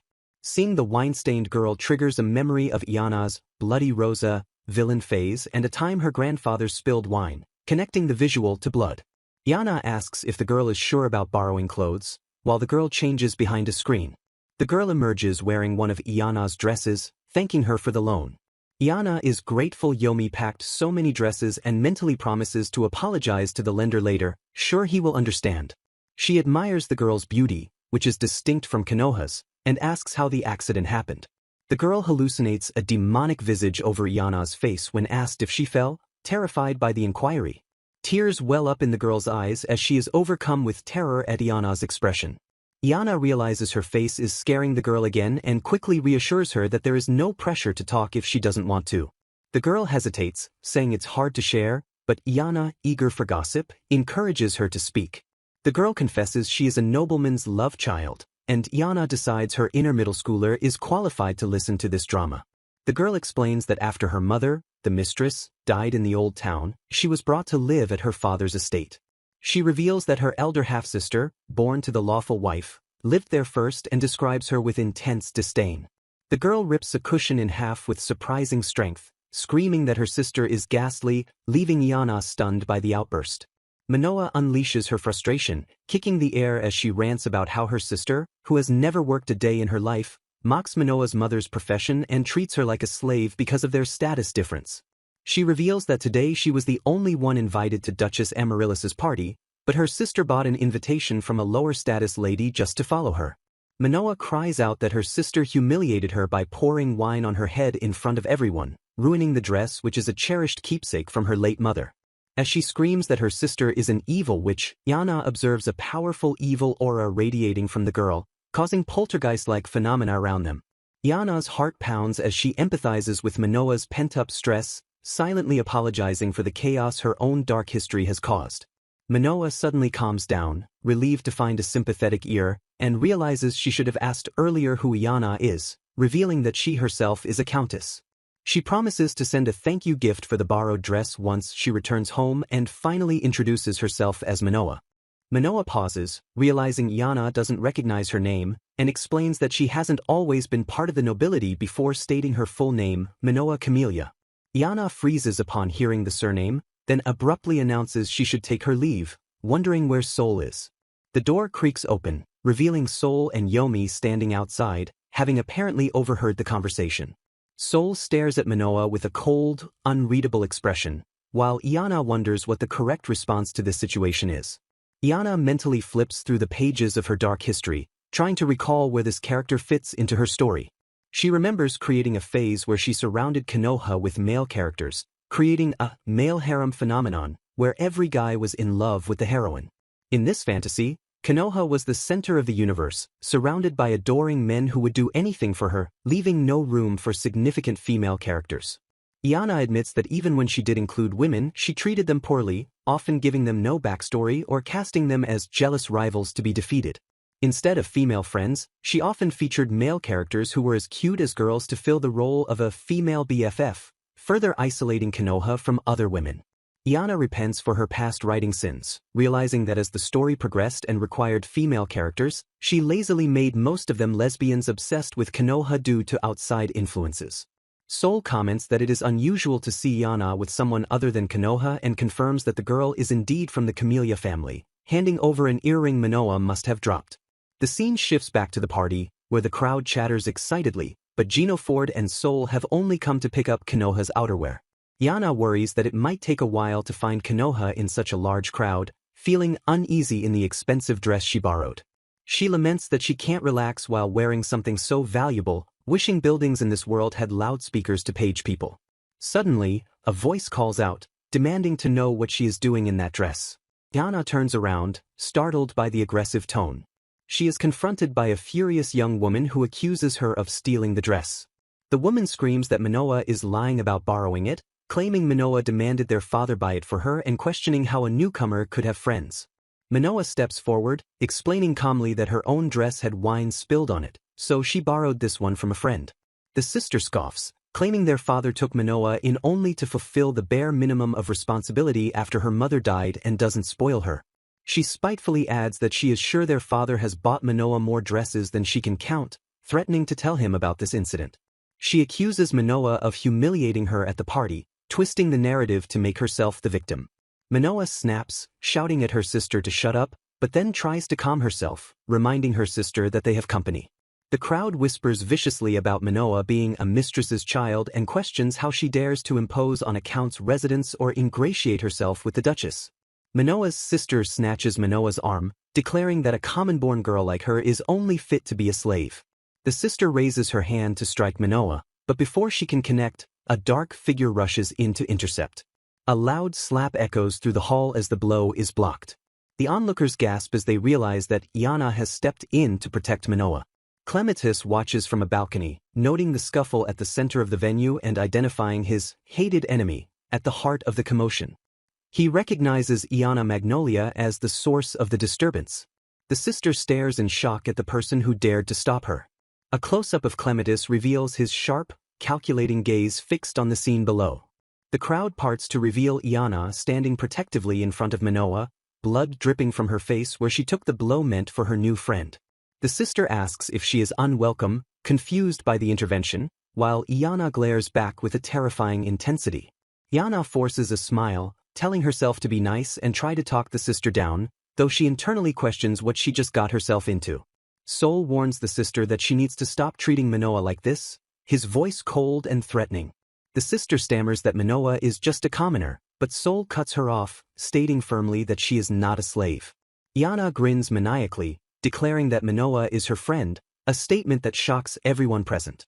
The sister trembles, finally realizing who stands before her, Ana Magnolia, the infamous Villainess. Terrified, she falls to her knees and begs for forgiveness, pleading with Iana not to hurt her. The crowd whispers that Iana has brought the Countess to tears with her devil's smile, assuming she is bullying the girl. Iana panics, realizing her attempt to be nice has been misinterpreted as malice and worries that this misunderstanding might doom the Camellia family. Clematis arrives on the scene with his men, declaring that he knew Iana was the cause of the ruckus. He glares at her with disdain, clicking his tongue in annoyance. Iana freezes, thinking crap, as she realizes the police are now involved. She worries that Clematis will try to question her again and accuse her of being the culprit behind the kidnappings. Clematis demands to know why she acted so brazenly, but Iana interrupts him, shouting that they can't ruin the Duchess's birthday party. She grabs Manoa's hand and runs, leaving Clematis stunned as she flees the scene. As they run, Iana prays for forgiveness, while Manoa looks at her with admiration, thinking she feels safe with the police there. Sol directs them to a safe location, guiding them away from the main hall. Manoa asks where they are going, and Iana explains that she needs to wash the blood-red wine off herself. Ana splashes water on her face, determined to clean up the mess. Sol informs her that the water is cold because it feels like winter in the room, and Iana shivers, her HP practically at 1. Sol stands by the door and confirms that Lady Konoha's words were successful in calming everyone down after the incident. Iana asks if Manoa is safe, and Sol assures her that she is safe and sound, currently wrapped in a towel. Iana, standing in only her undergarments while holding a dress, apologizes to Sol and asks if everything is okay at the party. Sol smiles gently and says, "Good," causing Iana to blush and stammer in confusion. Sol explains that he was about to ask a maid for hot water, noting that the splash Iana did earlier was just a quick fix. He informs her that only cold water is available in the bathroom at this hour, a fact Iana complains he should have told her before she froze. As Sol dries her hair with a towel, he leans in close, noting the lingering scent of wine on her. He touches her face intimately, his expression unreadable as he comments on the smell. Iana pushes him away, shouting for him to stop and accusing him of being a pervert. She launches a flurry of frantic punches at him, calling him a degenerate while Sol effortlessly dodges her attacks. The commotion is interrupted by Manoa bursting into the room, causing Sol to jolt in surprise. Manoa sees Sol and Iana together and immediately assumes Iana is being attacked by a pervert. Iana quickly clarifies that Sol is her butler, whom Manoa met earlier, while Sol sighs at Manoa's carefree attitude. Iana wonders why Manoa came here, guessing she might have a problem with a Villainess calling her a friend. Anxious to fix her mistake, Iana apologizes for calling Manoa her friend on impulse, insisting she didn't mean to cause trouble. Manoa looks confused, asking why being friends would be trouble and what Iana is talking about. Iana's heart pounds as Manoa smiles and says she is actually happy about it. Manoa explains that Iana got rid of all her enemies in one sweep, calling it the best thing that has ever happened to her. She reveals that she had no choice but to endure her sister's bullying because she had gone from commoner to nobility without a home to return to. Manoa expresses amazement at how the situation turned out, noting that her sister is now too terrified of Iana's revenge to try anything. She declares that she will decide for herself whether Iana is the cruel villainess of the rumors. Manoa states simply that if she doesn't like Iana, she'll leave, and if she likes her, they'll get closer, just like any normal relationship. Taking Iana's hands, Manoa says she wants to be herself with Iana as a friend, complimenting the spirit Iana showed at the party. Iana blushes, feeling a little used but ultimately okay with it as Manoa squeezes her hands. Manoa admits she was a little worked up earlier and apologizes for coming on too strong, asking again to be friends. Just as they are bonding, a maid rushes in to alert Miss Manoa, causing everyone to jolt. Iana reflects on how badly she wanted to enjoy this glamorous party with her first friend. She admits that in her excitement, she failed to notice her dark history creeping up on her once again. Manoa suddenly yells at Iana to get out of there right now, splashing a liquid as she screams for her to leave. Dramatic illustrations introduce the cast of characters amidst a swirling, monochrome backdrop of magical energy and flying debris. A fierce storm batters the exterior of a towering mansion, the wind howling with visible force against the stone structure. Duchess Amaryllis proposes delaying their departure until the weather improves, a suggestion to which Sol readily agrees. Sol gazes out at the tempest, remarking on the strangeness of the sudden storm following a night of clear, star-filled skies. Gino Ford stands in silence before shifting his attention to address Iana by name. Iana recalls a moment from the previous night's party where she awkwardly danced with a knight, trying to laugh off her clumsiness. She reflects on the immense stress of the event, stemming from her inability to remember the original story's progression. Her thoughts drift to Manoa, the new friend she made despite her limited conversational topics of the two-dimensional world and health.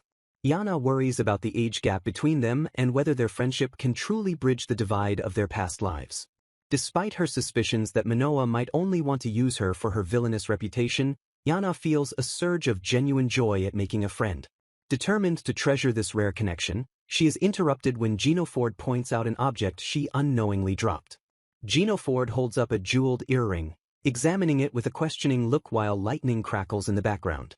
Horror strikes Iana as she recognizes the item as the earring Manoa lost, realizing she completely forgot to return it. Panic sets in as she imagines Manoa hating her or accusing her of theft, prompting her to frantically concoct an excuse about finding it on the floor. Desperate to avoid a misunderstanding, she implores Gino Ford to keep her possession of the earring a secret. Gino Ford narrows his eyes, his expression unreadable as he scrutinizes her flustered reaction. He reluctantly agrees to her request after she promises to tell Manoa she simply found it in the corridor. Still nervous about the confrontation, Iana asks Gino Ford to accompany her, but he reveals he has a prior engagement with the Duchess. Gino Ford teases her about the nature of his meeting, joking that she wouldn't want to hear their conversation about makeup. Iana recalls Manoa leaving the party to visit a friend, promising to return shortly and urging Iana to wait for her. Gino Ford informs her that the earring is a keepsake from Manoa's mother and directs Iana to the greenhouse on the west side. As she walks down the hallway, Iana clutches the earring, realizing how precious it must be to her friend despite the memory lapse. The memory of the party floods back, accompanied by the sensory overload of bumping into bodies in the crush. She remembers the sensation of being squeezed in the crowd, likening the chaotic atmosphere to a packed train. A fragmented memory surfaces of someone shouting instructions to search for the missing girl. A servant reports to a superior that although she returned to the room, Manoa was nowhere to be found after the party's commotion. Lady Camellia, identified as Manoa's older sister, trembles with fear at the thought of her father's fury while a man tries to calm her. Back in the present, Iana steels herself near the destination, determined to return the item despite the proximity of the others. She visualizes a stealthy route, planning to slip past the conversing nobles and sneak into Manoa's room unnoticed. Executing her plan, Iana creeps forward with exaggerated steps, trying to remain light on her feet. Her stealth is broken when she abruptly bumps into a tall figure, freezing in her tracks. She quickly apologizes to the man, Chino, who is immediately distracted by someone calling his name. A maid rushes up to Chino, reporting that she has finished investigating Manoa's movements on the premises. Chino grimly concludes that their search has yielded nothing and Lady Manoa is completely gone. Anna, having overheard the report, stands paralyzed with shock as the reality of the situation sinks in. The group discusses the ominous possibility that Manoa might have wandered outside into the raging storm. One of the searchers expresses a deep, growing fear regarding the girl's fate. The conclusion is spoken aloud, confirming that it is accurate to classify her as missing. Iana stands dazed, struggling to process the fragments of conversation drifting her way. The words repeat in her mind, cementing the terrifying fact of Manoa's disappearance. A visual of a light-haired noblewoman appears, her expression blank and unreadable amidst the tension. The word missing echoes with a question mark, hanging heavily over the scene.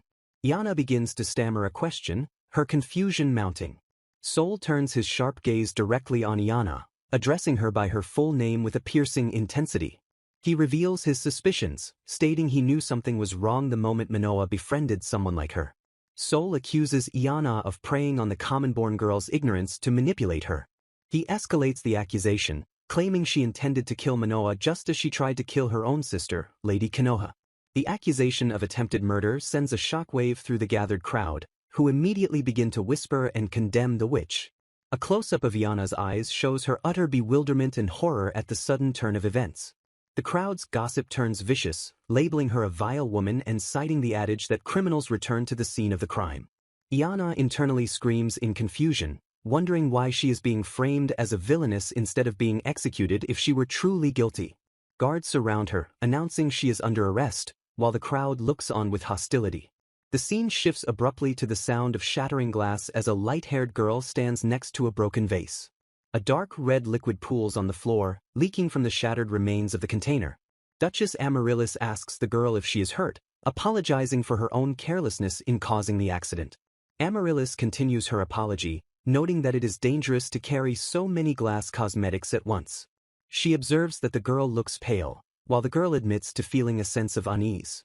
The panels distort with abstract, jagged lines, reflecting a sudden spike in psychological tension. The girl stammers that she thought she heard a scream somewhere in the distance. Amaryllis smiles with a chilling calmness, dismissing the fear and suggesting the girl go rest in her room. Iana protests vehemently as the maids pat her down, crying out her innocence while struggling against their grip. She laments having the worst luck imaginable as she stands before three men, one of whom introduces himself as Yamato Hydrangea, the captain of Team Hydrangea. Yamato questions why she was found on a different floor from her guest room, noting that she has been detained by a policeman who specifically suspects her. He holds up a jeweled earring that jangles in his hand, demanding to know why they found Manoa's property on her person during the search. Leaning in close with an intense gaze, Yamato commands her to be a good girl and answer him, causing Iana to flinch at his intimidation. A sharp glint of light reflects off his glasses, heightening the tension in the room as he waits for her response. Iana clenches her fist tightly at her side, feeling the pressure of the interrogation weighing down on her. Internally, she tells herself that she does not have time to cower in a place like this when there are more important things at stake. Determined to clear her name so she can find Manoa, she explains that she simply picked up the earring off the floor earlier. She elaborates that mingling with other guests at a social party is perfectly normal, which allowed her to recognize the earring design as Manoa's and plan to return it.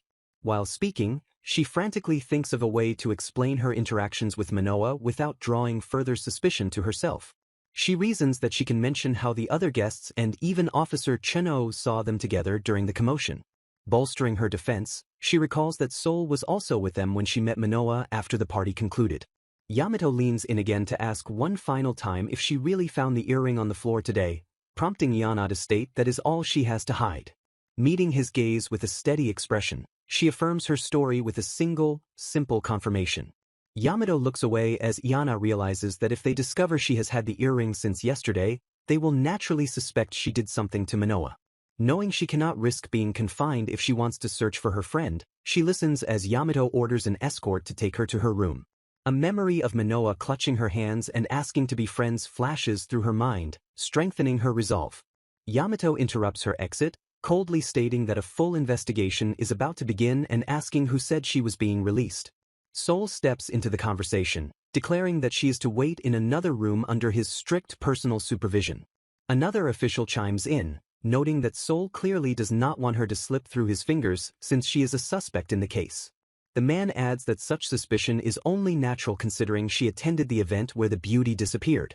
They tell her she will just have to wait there and look forward to them finding enough evidence to handle her. Realizing the police are moving her to keep her for questioning rather than just letting her get her luggage, Iana furiously refuses to comply. Flashbacks reveal a conversation about Manoa enjoying a talk with the Duchess before suddenly falling ill, raising questions about whether Konoha is also a suspect. The narrative notes that it was a good thing someone was there to carry her luggage during the incident. The scene shifts to a quiet bedroom where a man sits by the bedside of a sleeping Konoha. He observes that she is asleep right now but assures that the doctor expects her to recover with a bit of rest. Gazing at her, he comments on how gorgeous she looks with her porcelain skin while she sleeps. His internal monologue takes a darker turn as he compares her to a well-made doll, evoking the story of Bloody Rosa. A sudden chill runs through the narrative as Iana focuses on a specific, terrifying detail. She recalls a specific episode in the story where Konoha was almost turned into a stuffed toy. This event took place after the part in her dark history where the Rose King invited Konoha for a private audience. The king had asked Konoha to meet him in the courtyard to use her saintly powers to purify a certain person. He had explained that this relative possessed powers no human could control and engaged in despicable acts due to being captivated by beauty. Konoha accepted the king's request, believing her powers could save the afflicted individual. Shortly after that audience, Konoha was kidnapped. The kidnapper was a villain named Bloody Rosa, a character Iana created in a flash of inspiration after seeing wine that looked like blood. Iana tries to rationalize that she would know if Konoha were with a character named Bloody Rosa, attempting to dismiss the fantasy. She recalls the detail that the Duchess brought a rose when she came to visit Konoha. The conversation highlights that everyone in the royal lineage has Rosa as their middle name, which is the kingdom's floral emblem. Sol calls out Iana's name, snapping her attention back to the present moment. Iana connects the dots, realizing that even in the royal lineage, there is someone who matches the description of the despicable villain. The name, Rosa, echoes in her mind, bridging the gap between her fiction and the reality of the royal family. She mentally links Duchess Amaryllis to the name Rosa Susalina, and a shiver of realization courses through her. Her heart gives a heavy, painful throb as the horrifying truth settles in. The conclusion hits her with undeniable force. Bloody Rosa is real. Desperate to deny it, she tells herself she has no proof and there are other royals, while Sol stares at her intently. Iana tries to force herself to remember the specific details of when she created the character to find a discrepancy. She remembers the line, "Princess, you're mine now," which she conceived while watching anime with friends. The memory manifests clearly as a television screen, playing back the anime that served as her original inspiration. On the screen, a character defies the Demon King, refusing to give in or be handled by a servant. The villain appears in the memory, taunting the princess about how long her defiance will last. A monstrous roar erupts from the screen as the villain launches an attack. The princess screams in terror as she is captured. The villain declares that the prince is dead and calls the victim a bloody cat toy. The grim proclamation that the prince is dead repeats in her mind, cementing the tragic fate of the hero in her fictional scenario. The Demon King seals the victim's fate, condemning her to be a pet doll for the rest of her life. Iana reflects that while her mental videos are age-appropriate, the villain is defined by getting off on humiliation, realizing the canon story was pure fantasy until now. Her facial expressions wildly mimic her internal fantasy, causing Sol to wonder what on earth she is thinking as she struggles to contain her reaction.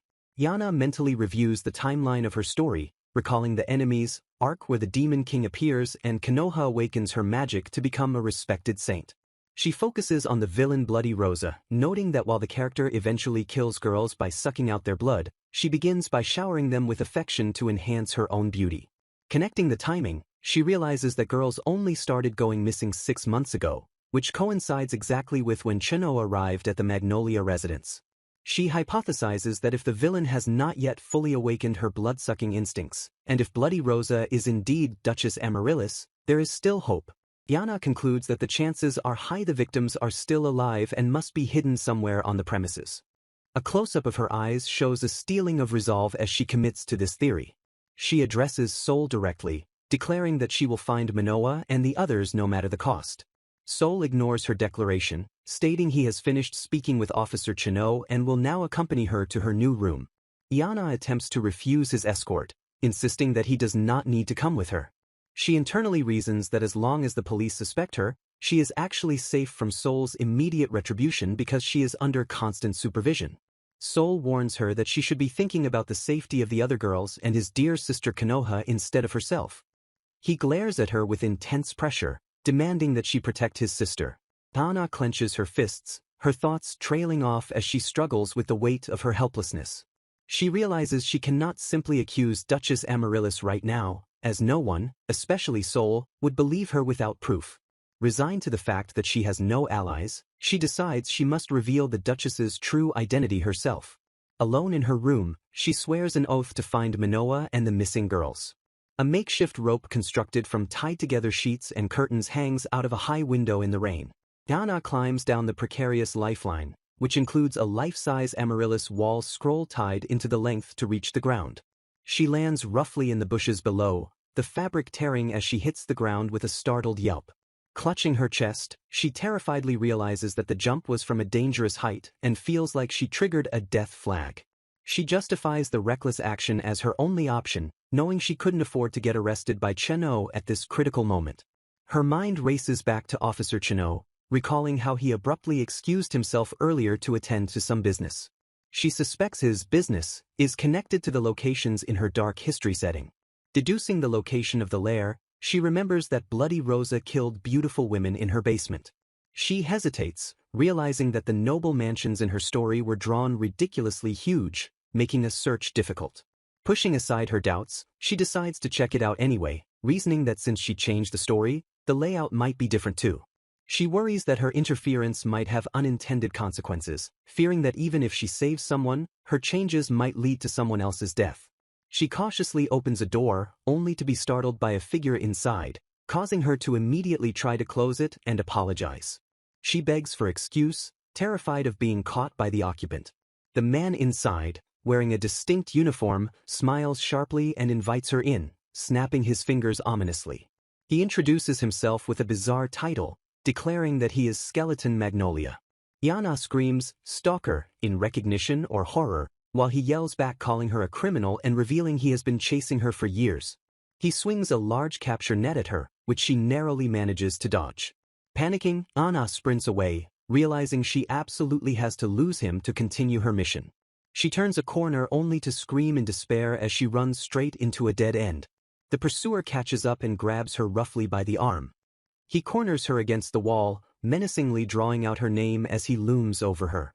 He demands to know what she hopes to achieve, telling her it is about time she gave up. Panting, Ana defiantly states that she wants to reveal the Duchess's crimes. She accuses Duchess Amaryllis of being the kidnapper and asserts that there must be a basement nearby. She continues her accusation, claiming that is where the Duchess is keeping her victims. The man turns his back to her, coolly asking if she has any proof, noting that she doesn't since she is still running away. Yana stomps her foot in frustration at his dismissal. He defends the Duchess, citing how distraught Amaryllis was when her own little sister was kidnapped. He threatens Iana, asking how many people she must slander and vowing to send her straight to the gallows. Iana looks down, her expression darkening with seriousness as she processes his threat. She admits honestly that she is not 100% sure that Bloody Rosa is Duchess Amaryllis and that she could be wrong. However, she insists that she has to try to save them regardless of the uncertainty. She argues that since she doesn't know when the killing starts, finding them now is their only chance to ensure Manoa and the others are okay. She shouts his name, Chino, accusing him of making up his defense, which seems to shock him. She declares she will climb the gallows on her own 2 feet if she is wrong, accepting full responsibility for her allegations. Tears form in her eyes as she begs him to believe her just this once. Calling him by his full name, Clematis Chino, she pleads for his help, invoking the phrase dark history. She implores him to help her rewrite everything about the story's tragic course. She finishes her plea by stating she is willing to lay down her life to make it right. A lavish illustration depicts the characters entangled in a cage of thorns and ribbons, hinting at the entrapment and drama to unfold. Rain lashes relentlessly against the estate, the storm showing no signs of abating as it batters the landscape. The interior hallways stand empty and silent, a stark contrast to the chaotic weather raging just beyond the walls. Soul pushes open a window, allowing the fierce wind and rain to invade the quiet corridor. He remarks with a cool detachment that the tempest is unlikely to pass until the following day. Turning to Yana, he grants her permission to do whatever she pleases to substantiate her tall tale while they are confined by the weather. His tone hardens as he issues a stern ultimatum, warning that he will arrest her if she produces no proof by the time the storm clears. Thunder rumbles ominously in the distance, underscoring the gravity of the deadline he has set. Lightning flashes, illuminating his sharp features as he asks if she agrees to his terms. Yana grips her own arm tightly, the physical sensation grounding her as she faces the high stakes. She understands that wavering now is not an option and that she must steel her resolve. The realization hits her that without absolute determination, she will be powerless to save anyone. Chino sighs in resignation, suggesting that if a basement exists, it would be logical to begin their search on the first floor. With a decisive command, he leads the way, initiating their desperate hunt for evidence. A single eye watches from the shadows, observing their departure with an inscrutable gaze. Sol acknowledges their move with a quiet affirmation, his expression unreadable. A servant rushes in, breathless, to report that Lady Iana appears to be gone. Sol confirms the escape, noting that the butler has already discovered a makeshift rope constructed from fabric hanging from her window. He deduces that her departure was a voluntary act, dismissing any notion of abduction. Sol theorizes that she fled to prevent the truth from surfacing, which in his mind incriminates her in the ongoing case. Elsewhere, Gino Ford confronts Iana in a memory, clutching the evidence and pleading for answers regarding the earring. The knight's hand trembles as he grips the jewelry, torn between his duty and his connection to her. Back in the present, Gino Ford stares out at the rain-slicked balcony, whispering Iana's name with deep concern. Meanwhile, Chino throws open a door, continuing the frantic search through the mansion's rooms.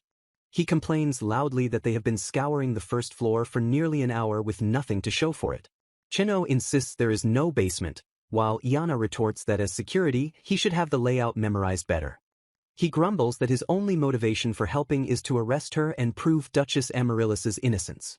Defending his mistress, he asserts that the Duchess is a kind woman who would never commit such crimes. Iana's mind drifts to how the original heroine, Konoha, would handle this, likely using saintly powers to locate the hidden room. She stares blankly, lost in thought as she tries to bridge the gap between the story's logic and her reality. A flashback triggers where she asks Sol to accompany her, only to be met with hesitation. In the memory, Sol abruptly raises a hand, silencing her before she can fully articulate her request. He cuts off the conversation, leaving a lingering sense of unease and unanswered questions. Returning to the present, Yana ponders why the Duchess, if guilty, would leave Konoha unharmed during their private meeting.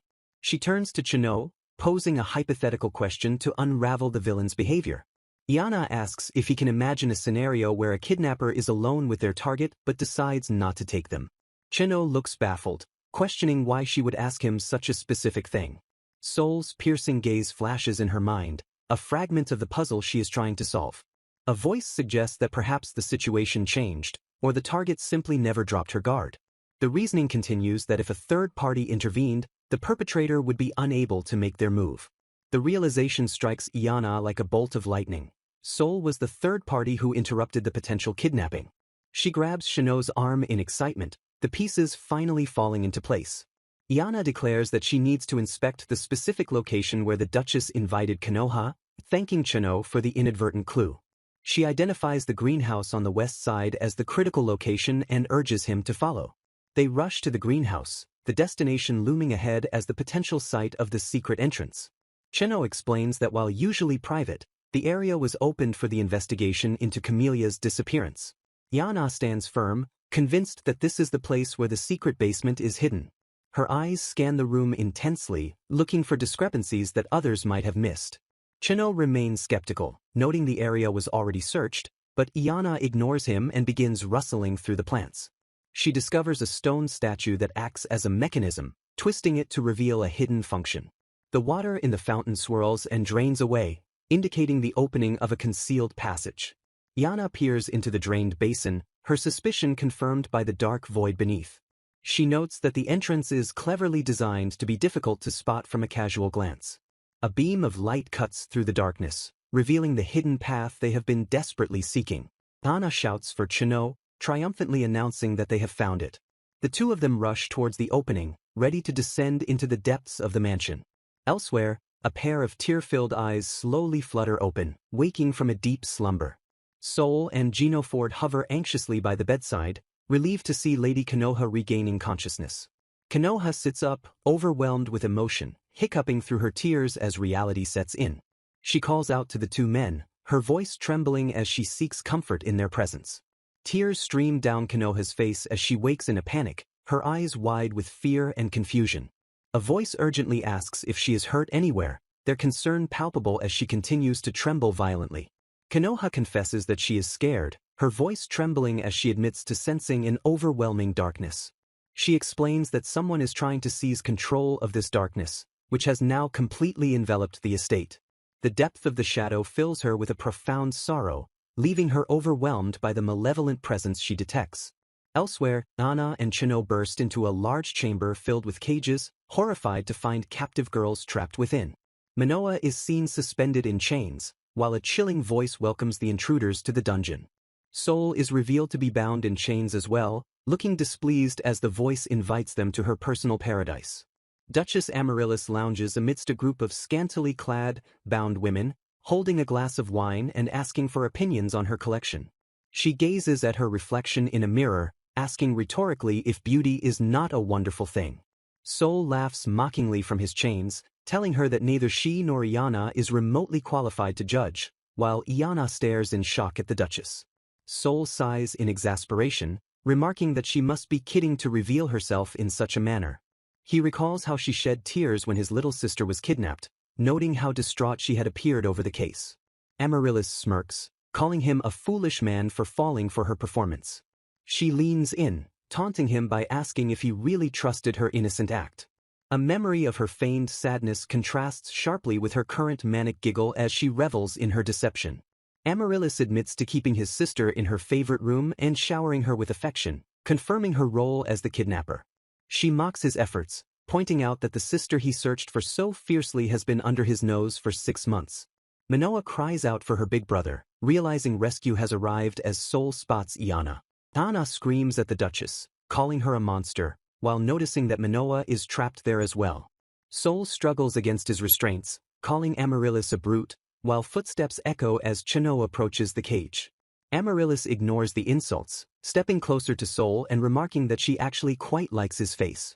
Sol desperately yells for Chino as Amaryllis begins to fiddle with his clothes. She threatens to strip him down and defile him right there in front of everyone, savoring the potential expressions of despair.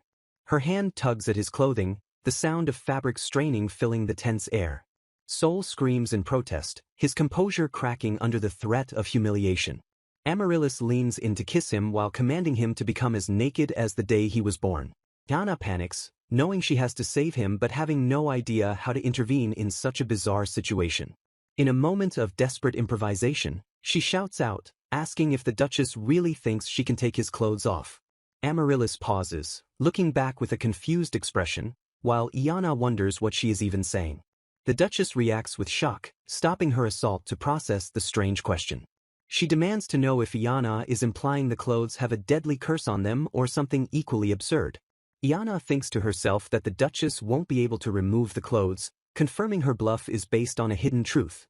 She recalls that the structural design of the clothes makes absolutely no sense, a flaw from her original amateur drawings. A flashback shows her younger self getting drunk on the idea of creating aesthetic costumes without regard for logic. She remembers feigning humility while secretly wanting to show off her original character designs to her friends. Her friend points out the impossible nature of a belt in her drawing, asking how the character would even put it on.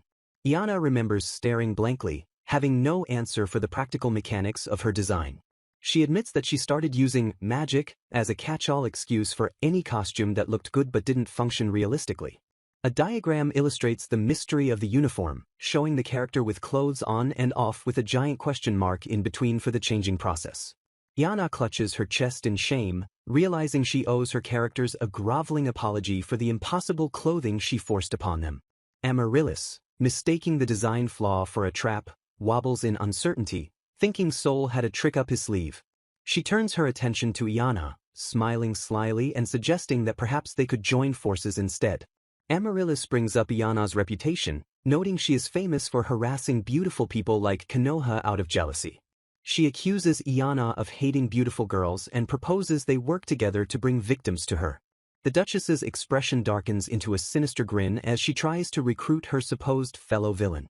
Sol shouts a warning, asking Iana if she intends to multiply her sins by listening to the temptation. Amaryllis coos at Iana, calling her a good girl and urging her to give in to her darker nature. Iana trembles, stating clearly that she is afraid she does not share the Duchess's taste. Her expression hardens into genuine anger as she rejects the offer.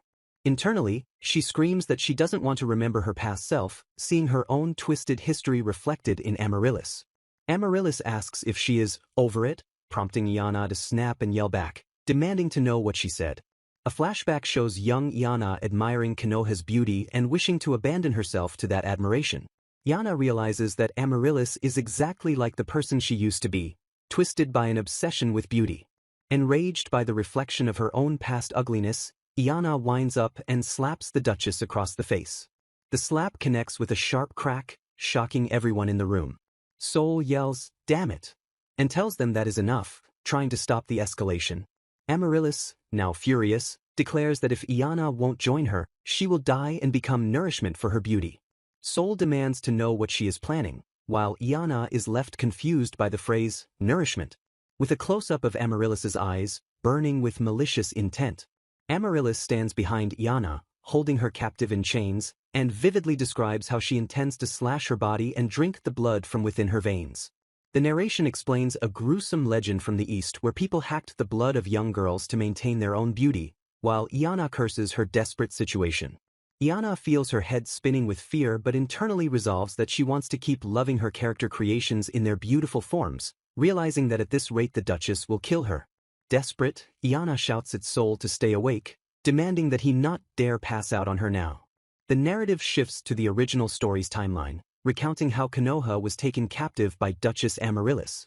It explains that while Konoha had heard of the Duchess's tragic past, her protective friends ultimately drove the Villainess away. The backstory reveals that long ago, the Duchess lost her beautiful little sister to an illness, a tragedy that twisted her heart despite her initial repulsion to the sickness.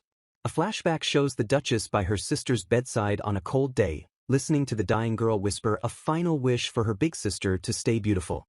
Weeping, the Duchess vows that she too must stay beautiful, deciding that beauty itself will be her way of commemorating her lost sibling. In the original story, Konoha, who had also lost her own little sister, gazed into the Duchess's eyes with profound understanding. Konoha told the Duchess that her current actions would not make her sister happy.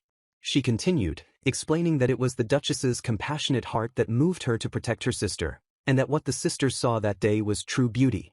Konoha concluded that her sister saw the beauty of the Duchess's kind heart. In the present, Sol watches intently, his expression sharp as he observes Iana reciting these lines. Iana stands chained next to Sol, having just delivered Konoha's lines to the Duchess in a desperate gambit. The Duchess looks stunned, her eyes wide as she processes the words that mirror her deepest trauma. Trembling, she asks Iana how she knows those specific words. Internally, Iana thanks the little sister she doesn't remember, relieved that the lines from the original story seem to be working. She hopes that, just like in the story, these words will touch the Duchess's heart and purify her, returning her to her former kind self. The Duchess staggers back, muttering Iana's name as if in a trance. Suddenly, her demeanor snaps, and she lunges forward with a weapon, screaming that an ugly girl like Iana has no right to say those words to her. She roars that her sister would only accept those words from a beauty, causing Sol to gasp in shock. Iana yells back that the Duchess is committing a crime and that the police will not let her get away with it. A loud slam echoes as the Duchess strikes the wall next to Iana, silencing her protest. With a chilling calmness, the Duchess asks Iana if she really doesn't know anything. She reveals that Officer Chino was the one who suggested suspecting the villainous Iana of kidnapping the girls. The Duchess explains the plan. If they all die here and Iana takes the blame, the case will be closed with no one left to cast judgment. She slices through Iana's dress, exposing her skin, and commands her to be a good girl and offer up her blood. Amaryllis raises her weapon high, preparing to strike a fatal blow as Iana cries out. The Duchess laughs maniacally, swinging her blade with lethal intent. A close-up shows Iana's eye widening in absolute terror as the blade comes down. A spray of dark blood spatters across the scene, marking a violent conclusion to the confrontation. Amaryllis cackles maniacally as she declares Iana's true name, Magnolia, sealing her fate as the next victim. Iana's face pales in horror as she realizes her death flag has been raised, the situation spiraling completely out of control. The Duchess lunges forward, screaming for blood, while Iana desperately tries to shield herself. A massive explosion rocks the dungeon, sending debris flying and interrupting the Duchess's lethal strike. Sol emerges from the smoke, breaking free from his chains with sheer force as he calls out for his brother. The force of the blast throws Iana backward, sending her skidding across the stone floor. Sol drops to one knee, his hands bleeding as he snaps at Chino to be quiet while he assesses the situation. A drop of blood falls from Sol's injured hand, landing on the ground near Iana as a stark reminder of the danger. The scene shifts briefly to a quiet, grassy field where a grim Reaper figure stands, symbolizing the looming threat of death. Sol urgently instructs Iana to go upstairs and contact the captain or Mika while he creates a distraction. He explains that he will keep the Duchess occupied to prevent her from targeting the other victims trapped in the room. Amaryllis mocks Sol, asking if he intends to fight her in his current battered state, clearly underestimating him. Iana looks down at her revealing outfit, realizing with horror that she cannot run for help dressed in such a manner. She struggles with the command, not wanting to leave them behind but knowing she is currently a burden. Recalling the resolve of a true heroine, she mentally refuses to be useless and silently pleads for a sign. Chino suddenly appears behind her, whispering that she has no need to fear because she is already alluring enough. The Duchess pauses, her eyes narrowing as she asks just what the two of them are plotting. Chino grabs Iana and forcefully throws her toward the exit, shouting for her to go. Iana soars through the air, her chains trailing behind her as she is launched away from the danger. She reaches back desperately toward them, her heart aching at the thought of leaving them to fight alone. Chino yells a final farewell as he draws his weapon, preparing to face the Duchess. Iana lands on her feet and immediately screams out the names of Sol and his brother in anguish. She forces herself to turn and run, knowing she must get upstairs as fast as possible to bring reinforcements. In her panic, she sprints blindly, only to lose her footing and skid violently across the floor. She looks up in horror, realizing her slide has brought her straight back into the line of sight of another danger. Amaryllis stands over the other captives, gripping her sword with murderous intent. The Duchess turns her gaze to Manoa and Chino's little sister, selecting them as her next prey. She sneers that there is nothing uglier than prey that doesn't know its place, raising her blade. Laughing cruelly, she declares that their blood will be nourishment for her beauty as she prepares to strike. Sol screams out in desperation, his voice cracking as he watches the Duchess move to kill. Iana's eye widens as she realizes the gravity of the situation, her mind racing for a solution. She remembers that in the world of fiction, a stroke of a pen could work miracles and bring back the dead. She painfully acknowledges that now her dark history is reality, and death here means they will never return. Rejecting that outcome, she throws herself back into the fray with reckless abandon. She slides between the blade and the captives, determined to intervene even if it costs her everything. The momentum carries her into a protective position, shielding the girls with her own body. She comes to a halt, the dust settling around her as she faces down the Villainess. The Duchess stares in disbelief, calling her a foolish woman for returning to a situation she had escaped. Sol looks on in shock, his eyes wide as he processes Iana's return. Iana reveals that she broke her shackles against the stairs during her fall, freeing her hands. Sol yells at her, asking why she came back when he thought she had more sense than to throw her life away. Iana trembles, struggling to articulate her feelings as she faces his anger and her own fear. She admits to herself that the past version of her would never have been able to do something this brave. She acknowledges that she knew she had no powers and was just a normal person. Stomping her foot, she laughs nervously, embracing the absurdity of her situation. She shouts that maybe he is right and she can't do anything to stop the monster. But she mutters that she is not who she used to be, finding strength in her new identity. With a terrifying grin, she introduces herself loudly as Iana Magnolia, Villainess extraordinaire. She taunts the Duchess, asking if she is that desperate to learn of her powers, bluffing with all her might. The Duchess hesitates, while Iana internally screams that it is a bluff but resolves to fake it until she makes it. She strikes a bizarre pose, revealing in her thoughts that it is actually just an old shoulder massage technique. To her surprise, the Duchess flinches back, mistaking the strange movement for a powerful combat stance. Emboldened, Anna shifts into a flexing pose, taunting that she can't hear the Duchess's threats. She flips backward to dodge a strike, mocking the Duchess by asking if she has lost her voice. Enraged, the Duchess screams that Iana's blood will be truly worth sucking and lunges with renewed fury. Iana drops low, sliding under the deadly swing of the sword with surprising agility. She continues to evade, moving erratically to confuse her opponent and stay alive. The Duchess stops, panting and frustrated, demanding to know what this strange fighting style is. Suddenly, the wall explodes inward as Team Hydrangea arrives, weapons drawn and ready. A coat is thrown over Iana's shoulders, covering her exposed skin as she looks up in relief. Konoha sits on the floor in a daze, barely able to articulate her confusion as she questions the unfolding reality. She looks up with wide, bewildered eyes, demanding to know how the impossible came to pass. Sol addresses her formally to capture her attention amidst the chaos. He explains that Iana was the one who detected a sinister aura emanating from the greenhouse before anyone else. Sol admits that for a fleeting moment, the urgency of her warning made her appear almost saint-like in his eyes. He recounts how she immediately took charge and guided them directly to the location of the danger. Gesturing toward the entrance, he reveals that Iana is currently waiting by the door, causing Konoha's heart to pound with a mixture of shock and curiosity.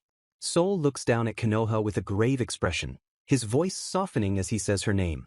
He realizes with a heavy heart that despite the danger, she has not yet awakened the holy powers that are her birthright. Turning his attention to the entrance, he warns Iana that she faces a severe reprimand from the captain for her recklessness before pointing out the injury on her hand. His mind drifts back to the perpetrator, reflecting on the wretched nature of the woman who caused this mess.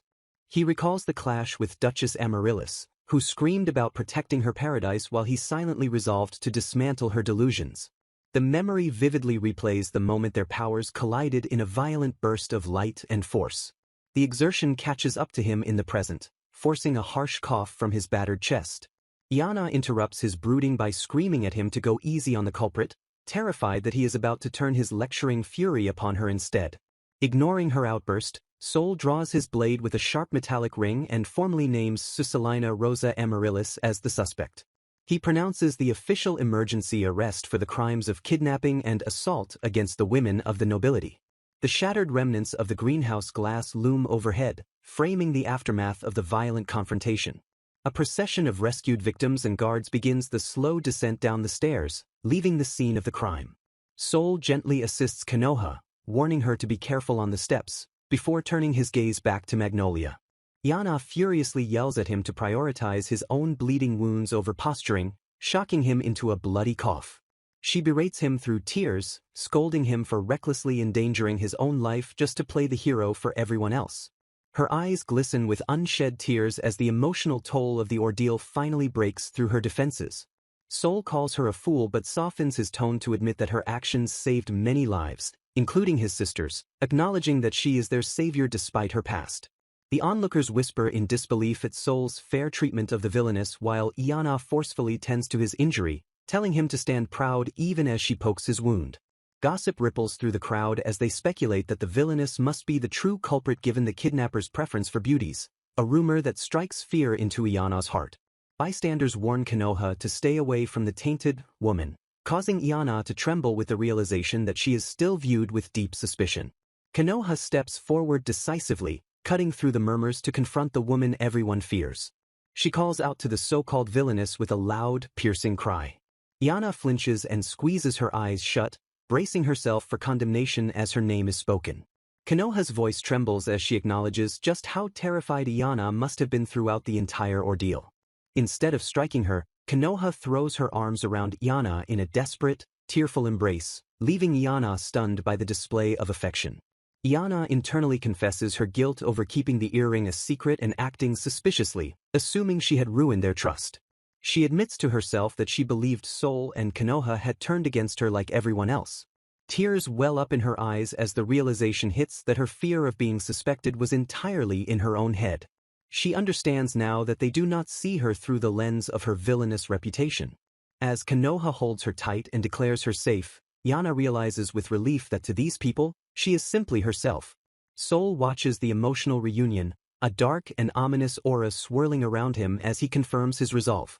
Iana feels a sudden wave of relief wash over her, interpreting the atmosphere as a shield of protection rather than malice.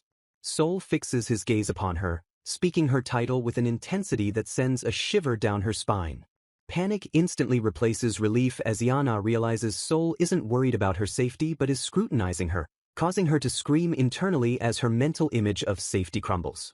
She frantically recalls the game's lore, where Sol is cold to everyone except his true love, a trait she once found attractive but now finds terrifying. Her mind races back to the original story's prologue, where a smiling Konoha remains ignorant of tragedy while Sol assassinates Iana in cold blood. She remembers the romantic lines Sol delivered in the game about Konoha being the only one to stir his emotions. Iana cynically dissects the cheesy romantic tropes that made the heroine feel special by contrasting her with other girls. She rambles internally about the unfairness of the romance logic and wonders what arbitrary traits made the heroine different, trying to rationalize the narrative. Returning to the present, she realizes that her behavior during the party has been incredibly suspicious and likely flagged her as a threat in Sol's eyes. When Sol asks if she is in pain, Iana misinterprets his concern as a veiled threat of execution, screaming internally that he is going to kill her. The trio stands in a tense tableau, with Sol looking intense, Konoha worried, and Iana paralyzed by fear of the male lead. Sol continues to stare with an unreadable, piercing expression that offers no comfort to the panicked Villainess. A close-up of his eyes reveals a depth of emotion that Iana is too terrified to properly decipher. The scene shifts to the exterior grounds where the fountain flows peacefully, contrasting with the grim reality of the prisoner. Susalina Rosa Amaryllis sits defeated, stripped of her delusions and her paradise. She appears as a hollow shell of her former self, her once radiant beauty dimmed by the reality of her capture. The crowd begins to murmur again, their attention drawn to the state of the noblewoman being led away. Confusion spreads as they notice the Duchess's hands are bound, a sight that signals her undeniable fall from grace. Amaryllis twitches slightly at the sound of the whispers, the reality of her public humiliation setting in. A guard roughly orders her to walk, demanding to know why she has suddenly halted her march.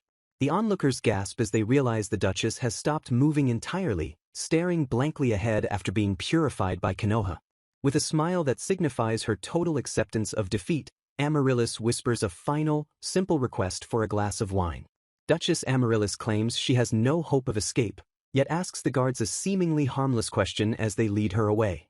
She specifically requests permission to retrieve a bottle of wine from the very back of her cellar in the basement. Her voice carries a tone of resignation as she expresses a wish to savor a fine vintage one last time before her departure. The guards hesitate, but Iana freezes in her tracks as the Duchess's specific phrasing triggers a terrifying memory of a scripted event. A sudden, sharp realization pierces through Iana's confusion, focusing solely on the hidden meaning behind the request. She understands that the Duchess has not simply given up but has instead steeled her resolve for a final, drastic act. Iana realizes Amaryllis intends to orchestrate a beautiful end by her own hand, recalling the exact time of the suicide from the game scenario as 11:23 p.m. The realization hits that the Duchess does not mean leaving her house in a literal sense. Iana understands with horrific clarity that the woman is planning to leave the mortal world entirely. Screaming internally that the Duchess is about to kill herself, Iana springs into action to intercept the fatal mistake. Her face twists into a mask of desperate panic as she rushes forward, abandoning all decorum. With a loud thud, Iana tackles the Duchess to the ground, physically preventing her from taking another step. The crowd erupts in shock and outrage, screaming at Iana to separate from the noblewoman immediately, accusing her of dirtying her hands with violence. Ignoring the onlookers, Iana yells directly at Amaryllis, demanding she wash away her sins before seeking a beautiful death.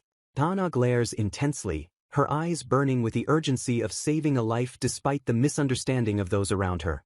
The onlookers misinterpret her actions as a grave insult to the Duchess's dignity, shouting furiously at Iana for her audacity.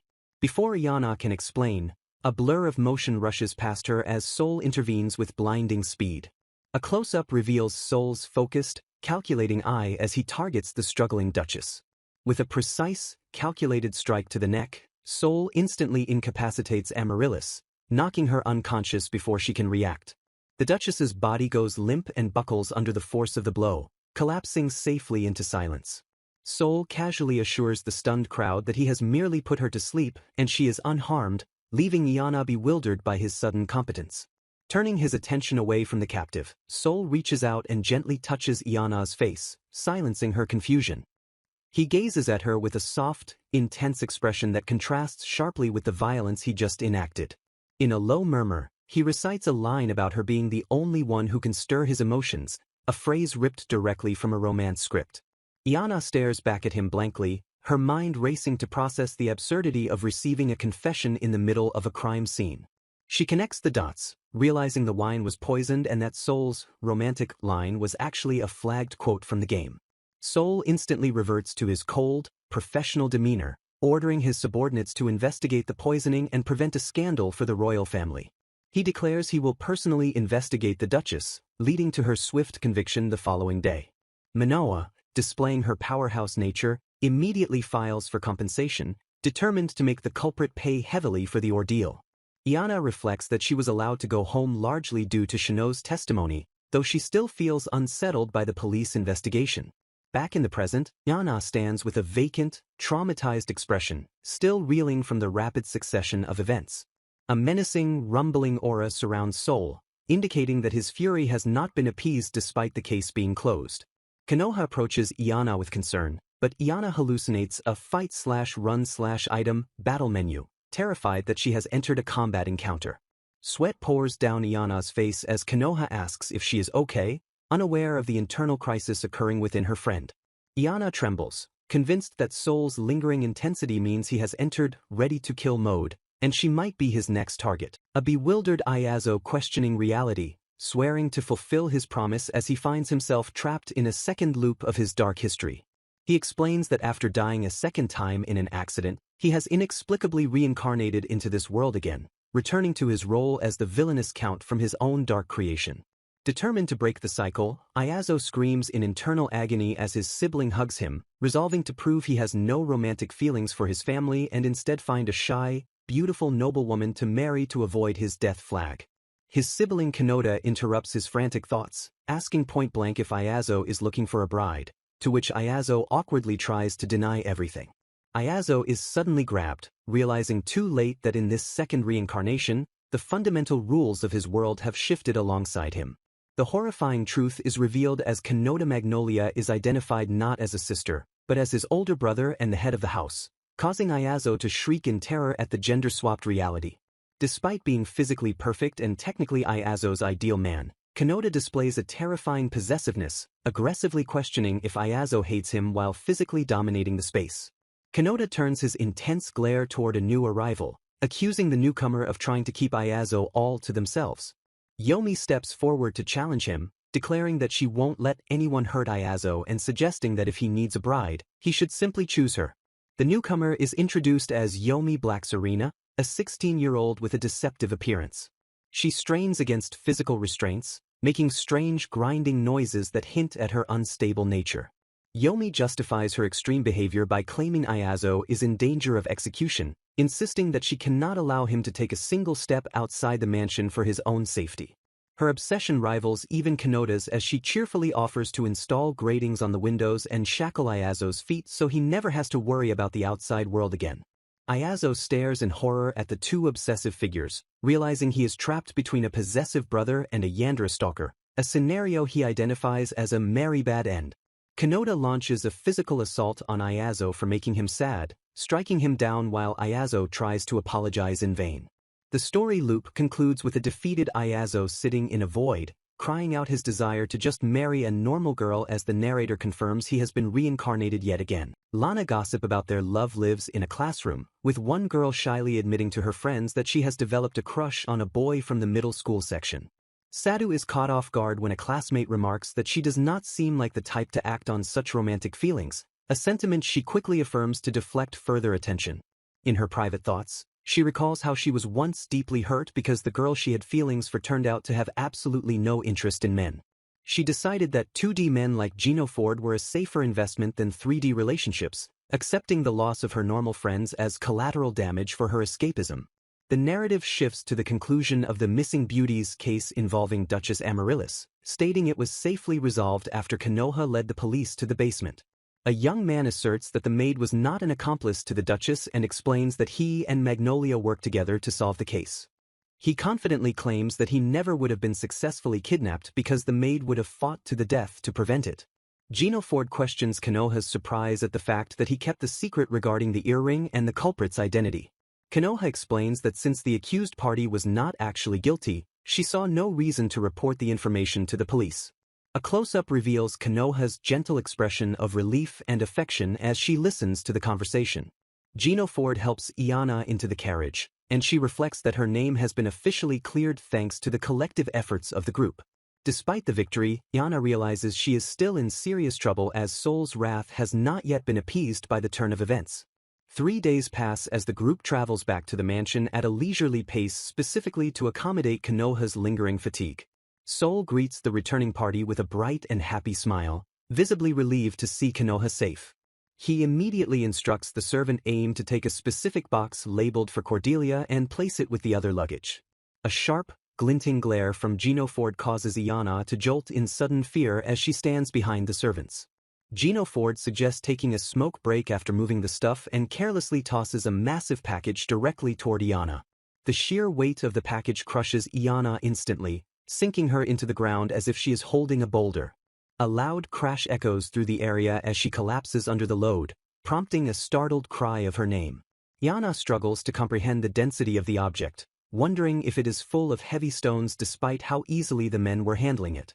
Soul intervenes with a terrifyingly cold demeanor, insisting that the men leave that specific job to the servants. He effortlessly lifts the heavy sack with one hand and walks away, leaving a stunned silence in his wake. Iana notes that Soul's anger has dropped the surrounding temperature to sub-zero levels, making him feel like a walking glacier.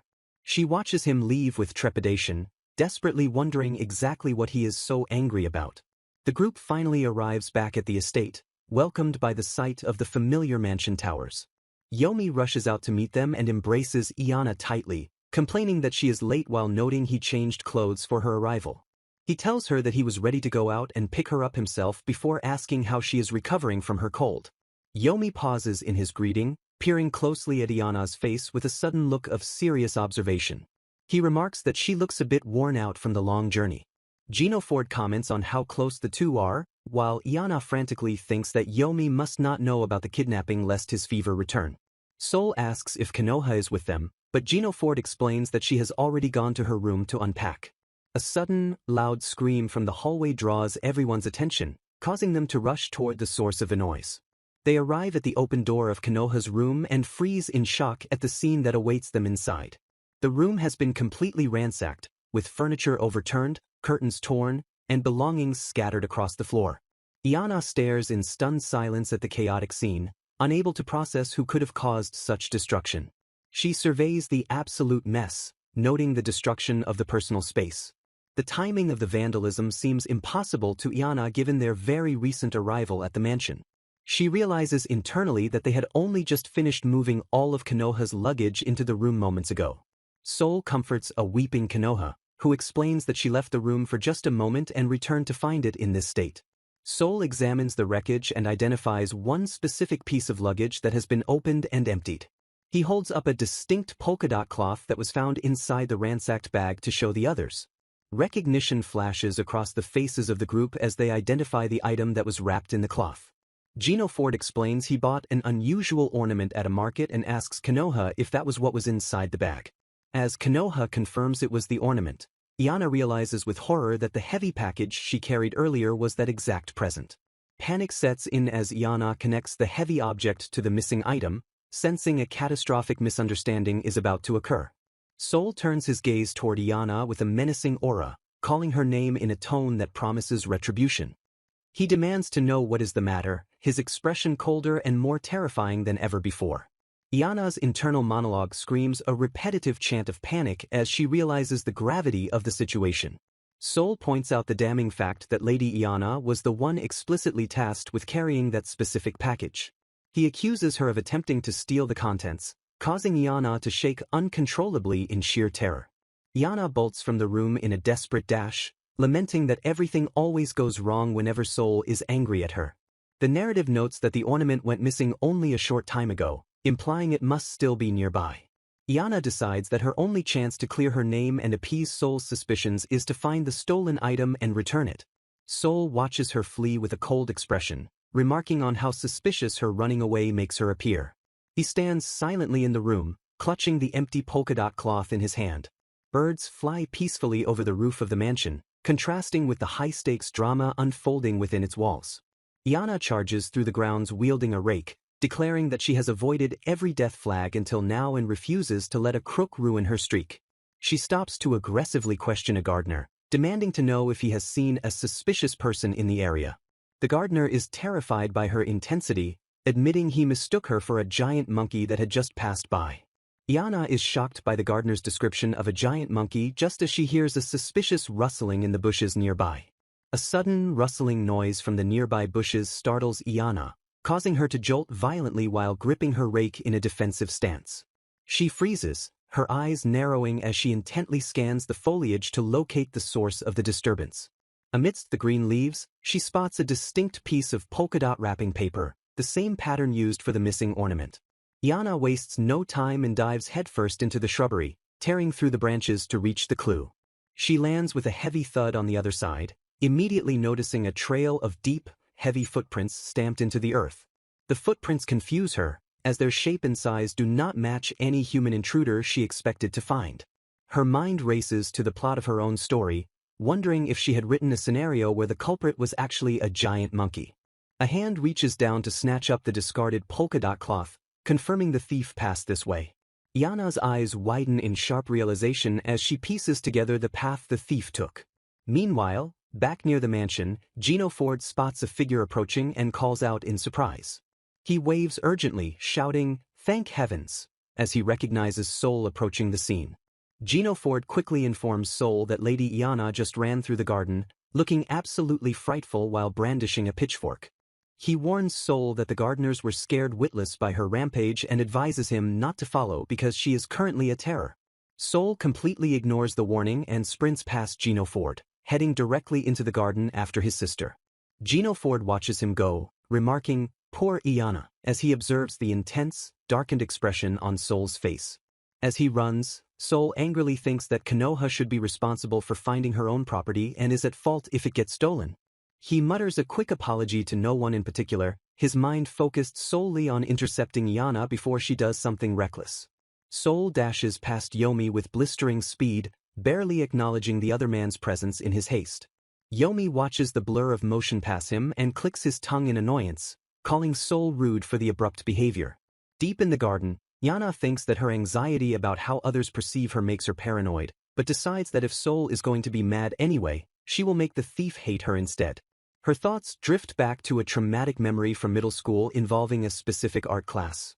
She recalls the teacher instructing everyone to pair up and draw portraits of their partners. Iana explains that her self-image was always 100% beautified in her own mind, leading to the creation of the character Konoha, as her childhood self-portraits were always super-duper happy. However, that middle school art class destroyed her delusion when her partner revealed a diabolical portrait that showed her what she actually looked like. The realization that this is how other people see me caused her to sweat profusely until she found salvation in writing her dark history fiction. She acknowledged that her current existence as a villainess is nothing but a fake, a truth solidified by her harsh reality check.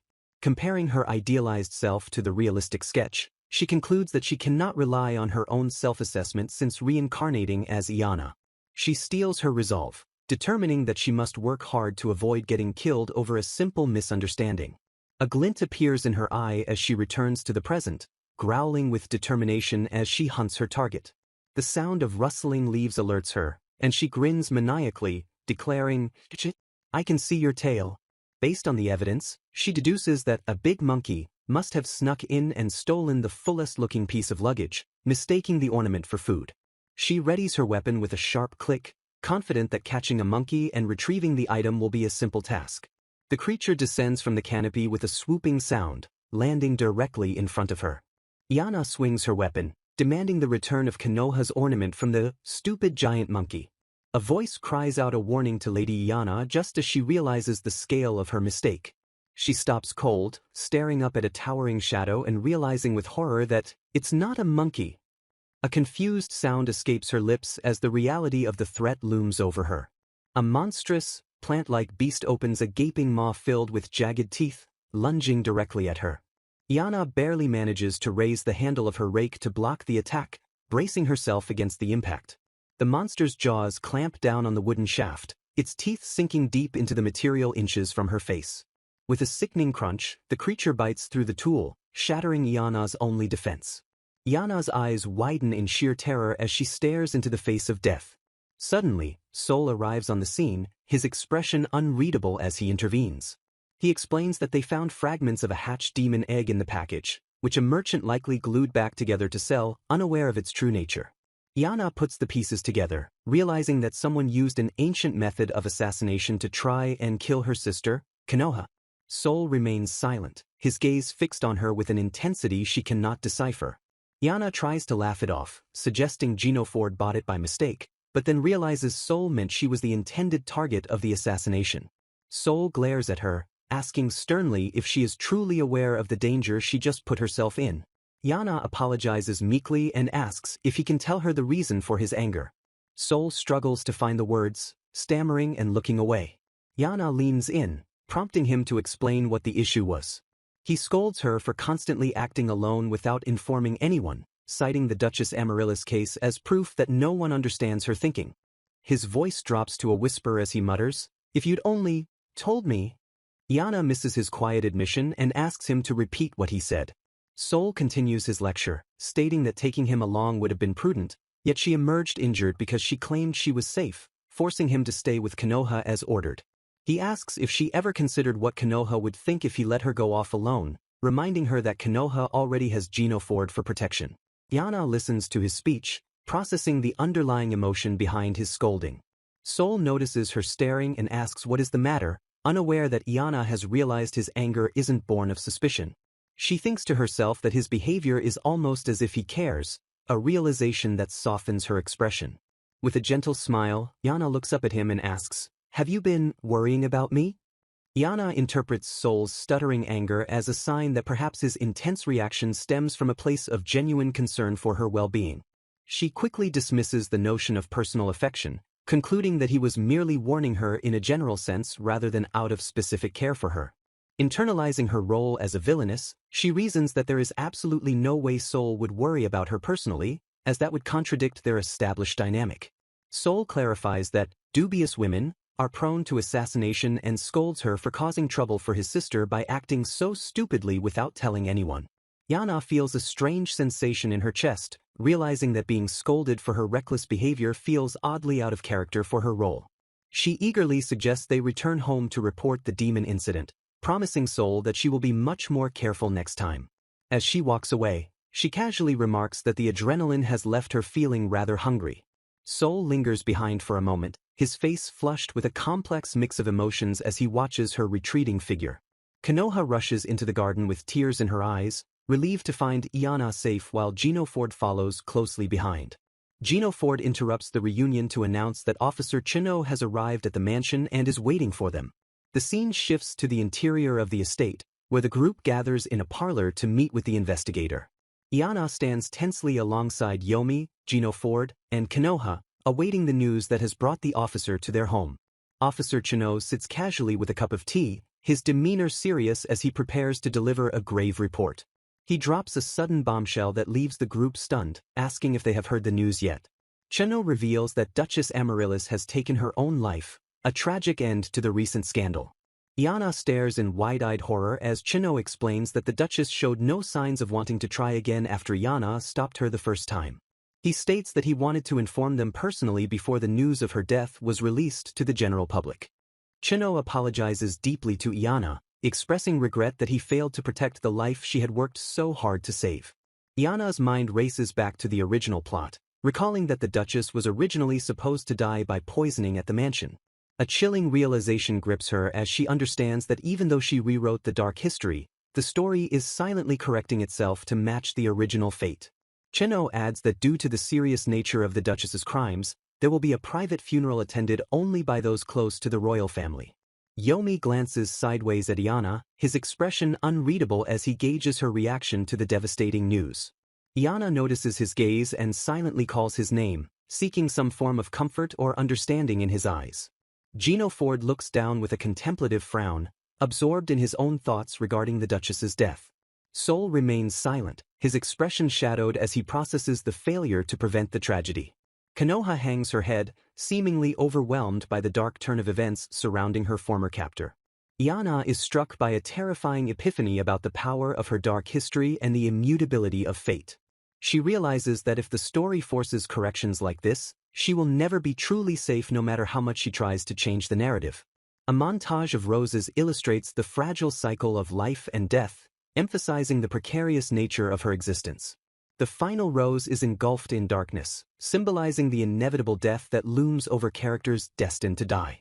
A mysterious figure watches from afar, commenting that he expected the Duchess to be a little more useful to his plans. He admits that the demon's egg prank was an old-fashioned move and notes that she cleared it far too easily.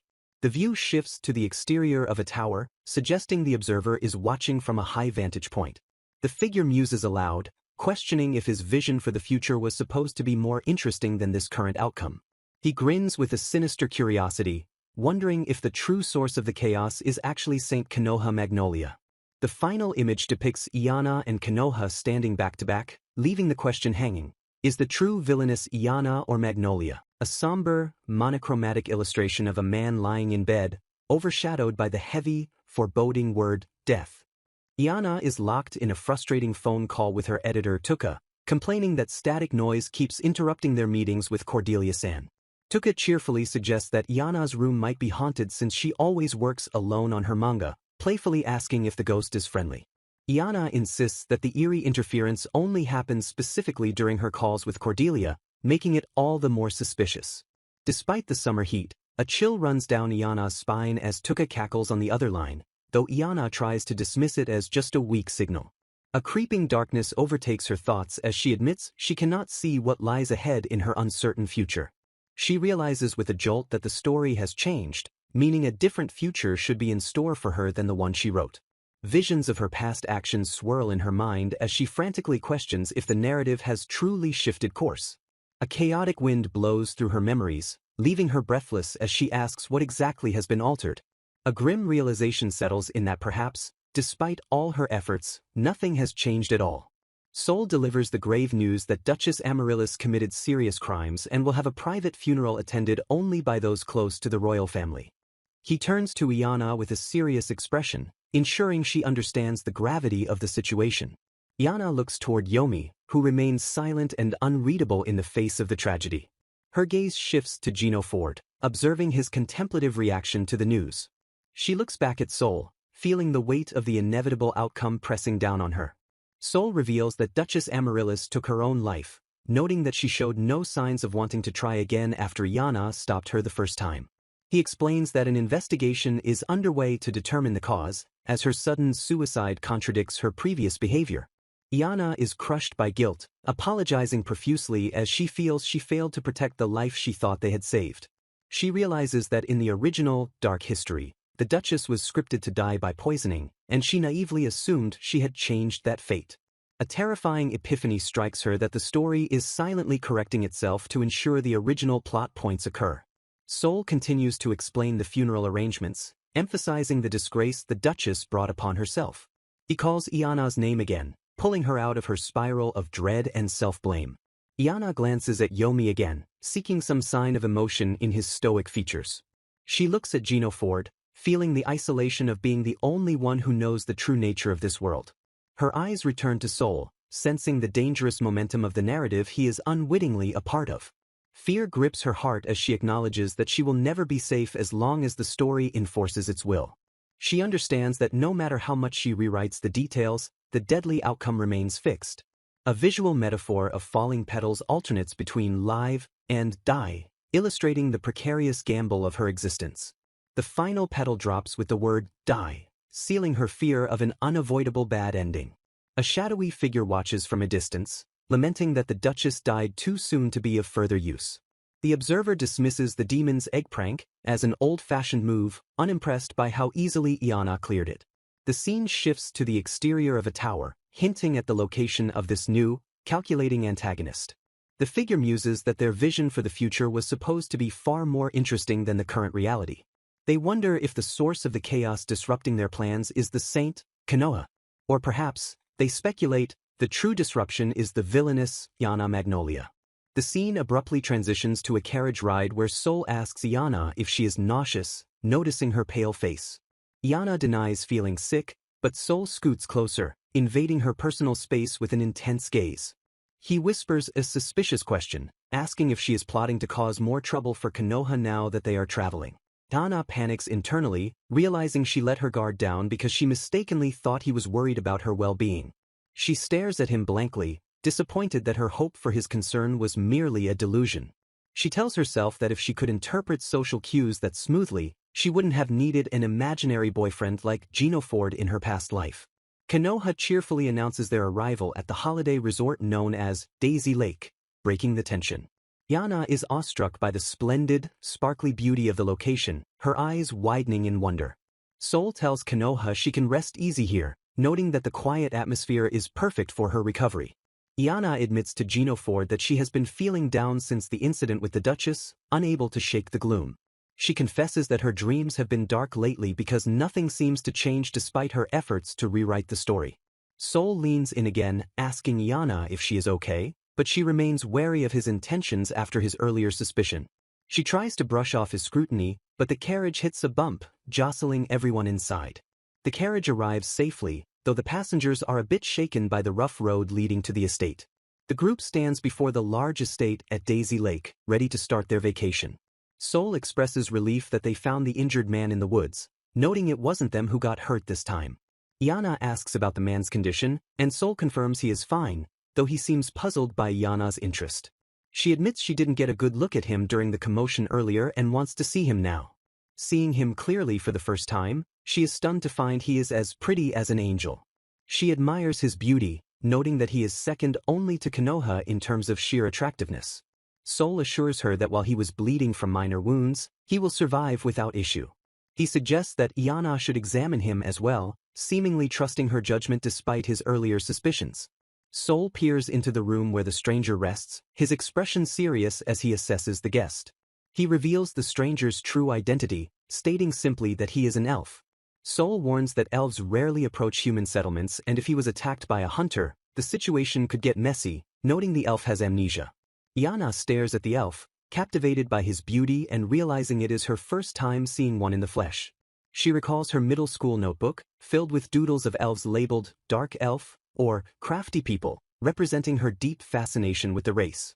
Her mind drifts to a school trip where she fantasized about encountering an elf in the mountains and him seeing through her human disguise. She remembers wondering if her teacher was secretly an elf, a thought that made the teacher shudder with a sudden chill. Yana imagines a scenario where her classmates invite her to hang out after school. However, her fantasy takes a dark turn as they slam the door in her face, excluding her for being malicious.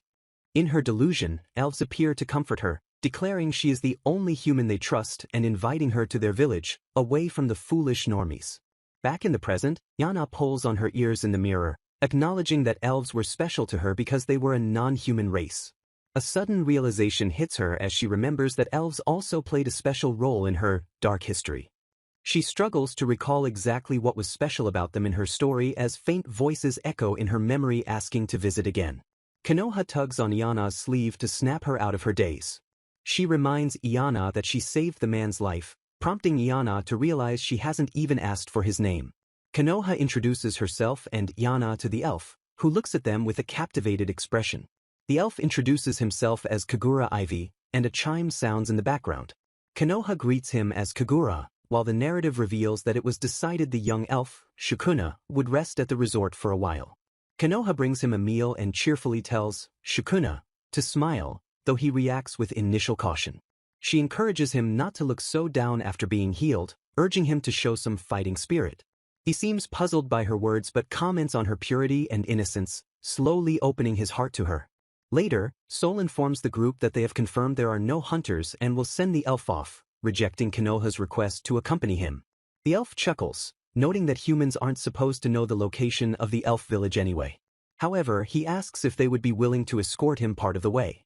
He explains that an ancient covenant between humans and elves prohibits them from crossing a certain point. Standing at the edge of the woods, he bids them goodbye, calling himself Shukuna as he departs. Yana feels a sudden, heavy throb in her chest and looks around in confusion. She spots a dark, ominous shape looming in the sky above the trees. A sense of dread washes over her as she recognizes the familiar feeling of a scripted event. A giant eye snaps open in the darkness, sending a shiver through the air. A massive force swoops down, and Yana recalls the tragic fate where the elf shields Konoha from a deadly blow. Yana jolts awake in the carriage, realizing she was dreaming of the original story where a wounded elf begged Konoha for help. She recounts the plot. A cross-shaped stake loosened, releasing a vampire that had been sealed for ages in the hidden elf village. The young elf had escaped to find Konoha, while the vampire turned the panic-stricken villagers into monsters.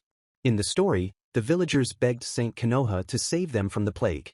Konoha vowed to do what she could, but a tragedy was waiting to unfold.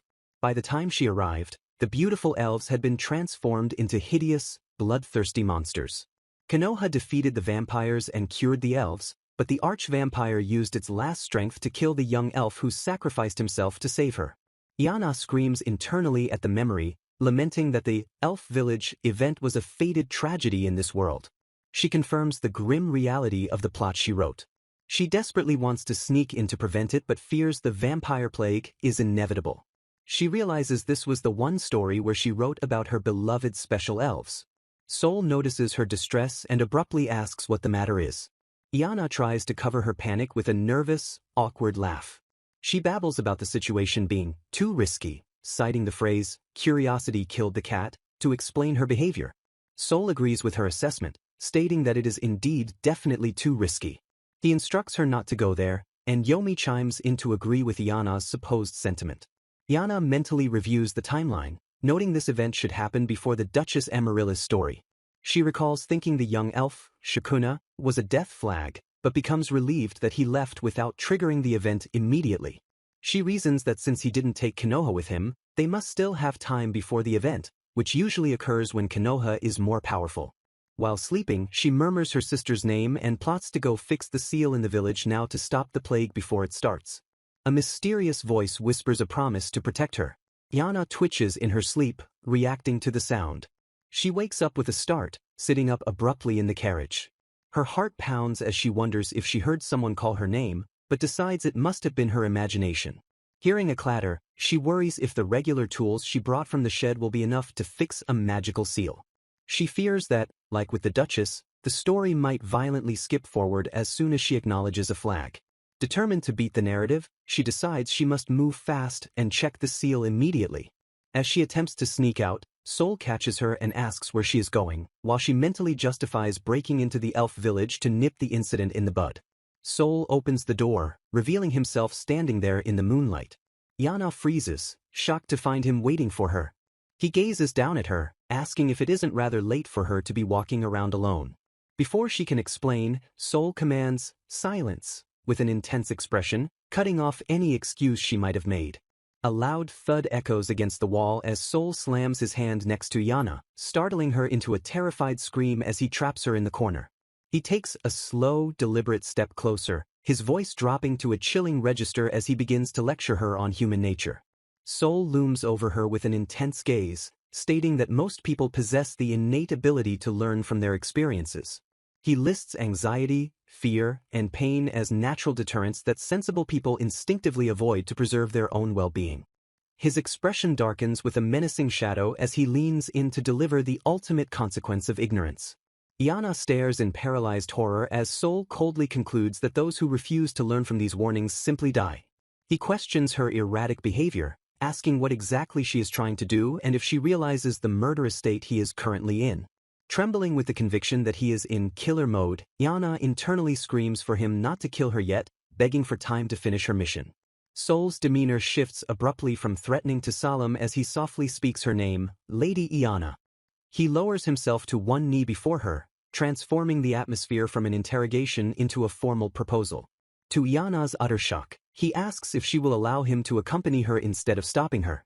Sol acknowledges the truth of her identity as a villainess with a past life, yet he humbly requests permission to be her escort. He explains that he senses her failure would ultimately hurt Konoha, and implies he cannot bear the risk of the unexpected if she goes alone. Realizing she cannot dissuade him and that he has seen through her, Nana reluctantly agrees to his company. She sets a strict condition that they are a team and he must walk beside her, explicitly forbidding him from standing ominously behind her. Sol looks mildly surprised by her specific request, repeating the phrase, next to, as if testing the concept. A gentle, genuine smile breaks through his usually cold facade, signaling his acceptance of her terms. The scene shifts to the outdoors where Yana stares apprehensively at a horse, admitting that despite previous attempts, she still hasn't mastered riding. Yomi suddenly appears with a horse of his own, confessing his own fear of riding before offering to let Yana ride with him. Yana screams in shock at Yomi's unexpected arrival as he casually introduces the little fellow he recently procured. Yomi declares that he came to protect her, his friendly demeanor vanishing as he shifts his gaze to a specific target. His eyes glint with hostility as he finishes his sentence, referring to Sol as a stray dog who reeks of blood. Sol narrows his eyes in response, meeting Yomi's insult with a sharp, dangerous glare of his own. Yana finds herself caught between the two bickering men as Sol announces they will enter the village by dawn, ignoring the tension. A mysterious observer watches their departure from afar, noting that someone is on the move and it is not the saint. The shadowy figure scoffs at the development, labeling the traveler a foolish woman for thinking she can change anything. The observer identifies her by name as Iana Magnolia, watching her run toward her destiny with disdain. Anna glances back as she runs, unaware of the malevolent gaze tracking her every move. The shadowy figure delivers a final, damning verdict, asserting that there is absolutely nothing she can do to alter the coming events. At a holiday resort in the Dandelion region where Iana awakens alone. Birds chirp peacefully outside the window of the empty bedroom in the quiet morning. Iana leaves a handwritten note on the table intended for her sister Konoha. The note explains that she is going on a long trip to spend quality time with Sir Gino Ford.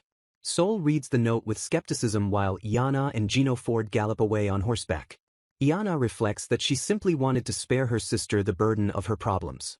The group arrives at the hidden entrance of the elf village which Iana finds beautiful. Iana recalls that the elf race has been considered closest to God since ancient times.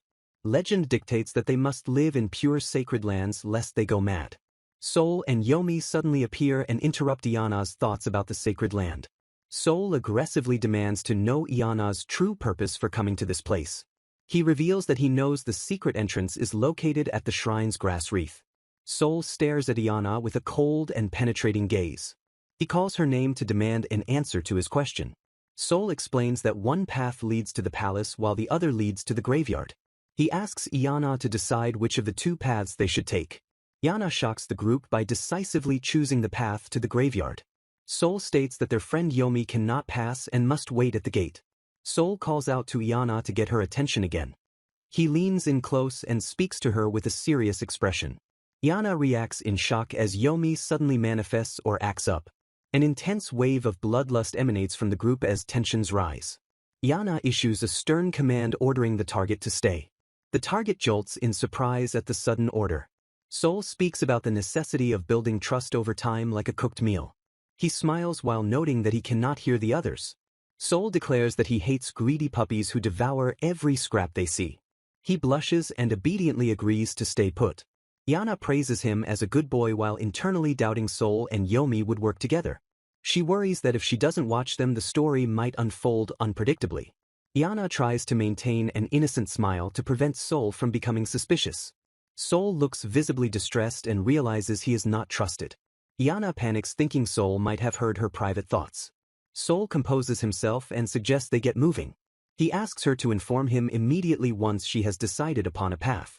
Iana observes his behavior with a sense of unease. She notes that he always looks her in the eye when he is angry. The group arrives at the torii gate marking the entrance. Sol warns her that they are entering forbidden territory and she can still bail.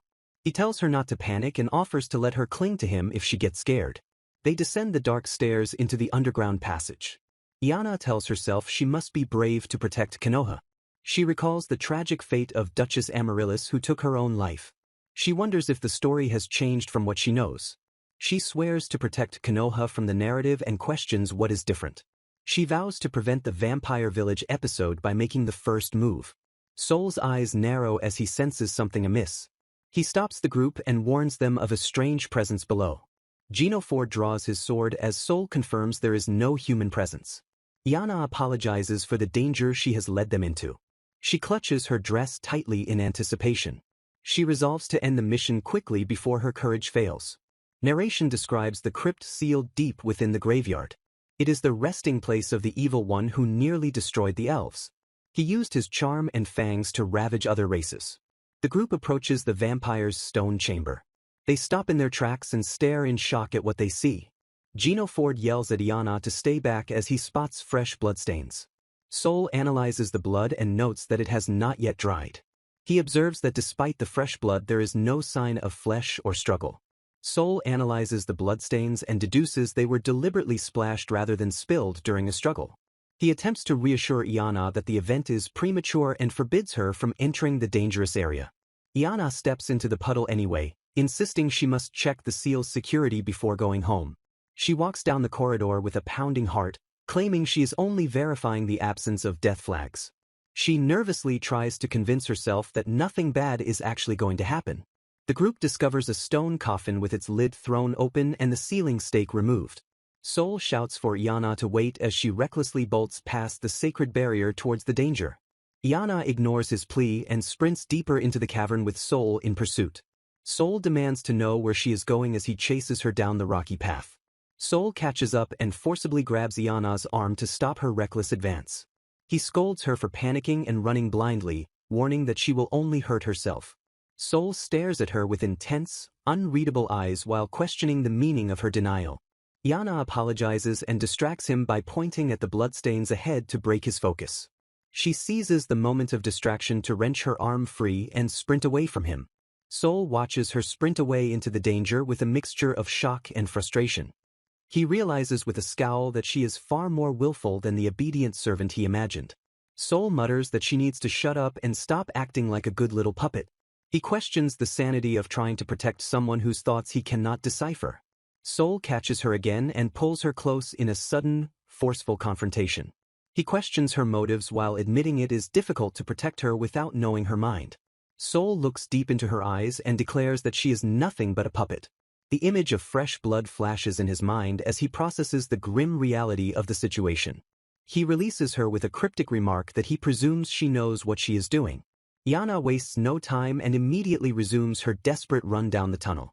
As she runs, her mind flashes back to her days as a speedy athlete in middle school. She recalls how she was always one step ahead in games and fantasized about being a sports heroine. Her memory shifts to the desperate speed she used to chase limited edition merchandise. She remembers the heart-pounding anxiety of racing to get a numbered ticket before they ran out. The memory turns into a nightmare where she arrived too late because the schedule had changed. She compares her current panic to that past trauma, feeling like she missed a crucial announcement. Iana frantically wonders if she missed a flag-type sign since arriving at the resort. She questions what crucial detail she might be overlooking as she runs. She arrives at the end of the path and sees the broken seal firsthand.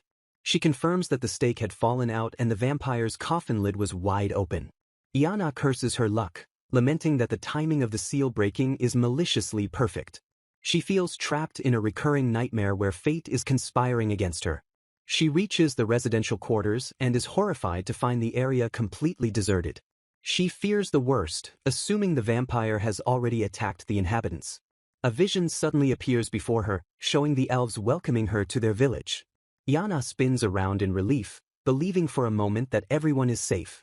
The illusion shatters instantly, revealing the elves have already transformed into ghoulish monsters. The vampires lunge at her with a terrifying crash, shattering the stone around her.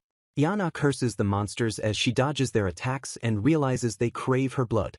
She steels herself for battle as the vampires close in with bloodlust in their eyes. Iana uses her weapon to block a powerful strike from one of the creatures. She smiles confidently, believing she has the situation under control. She relies on her knowledge of vampire lore, assuming minions are weak and instinct-driven. A cry for help pierces the chaos, distracting her from the horde she thought she could handle. Iana's eyes widen in shock as she recognizes the source of the voice. She sees Kagura struggling amidst the monsters, having snuck back into the village. She is horrified that he returned to such a dangerous place. Yana screams for him to hang on and recklessly dives into the fray to save him. She intercepts a lethal blow meant for Kagura, using her staff to hold back the monster. The vampire's strength is overwhelming, and she screams that she must do something. Her staff begins to crack under the pressure as Soul calls out her name. Soul asks if she is alright just as the vampire's attack connects. A massive explosion of magic blasts the vampires away, clearing the immediate danger. Yana stands amidst the debris, staring blankly at the sudden display of power. Her eyes widen in shock as she processes the sudden intervention. Yana wobbles on her feet as the adrenaline of the near-death experience fades. Soul stands silently amidst the carnage with a splatter of dark blood on his cheek. Yana stares in wide-eyed shock and shudders at the brutality she just witnessed. She collapses to her knees in relief as Soul and Kagura rush to her side. Kagura looks down at her with a concerned and serious expression. Soul watches her with a stoic gaze while assessing her condition. Yana remains frozen on the ground as the shock of the battle lingers. She throws herself into Soul's arms and clings to him for support. Yana tears up while admitting she did not expect her body to freeze in fear. She realizes she had grown complacent because everything had worked out until now. Her knees give out again as Soul instructs her to take his hand. Soul reassures her gently that she is no longer facing this trial alone. Yana gazes at him while processing the comfort of his words. She acknowledges internally that her only real power is predicting the story. Soul agrees with her sentiment as he supports her weight. Yana stumbles clumsily again, causing Kagura to panic. Her legs fail her once more as she curses her recurring weakness.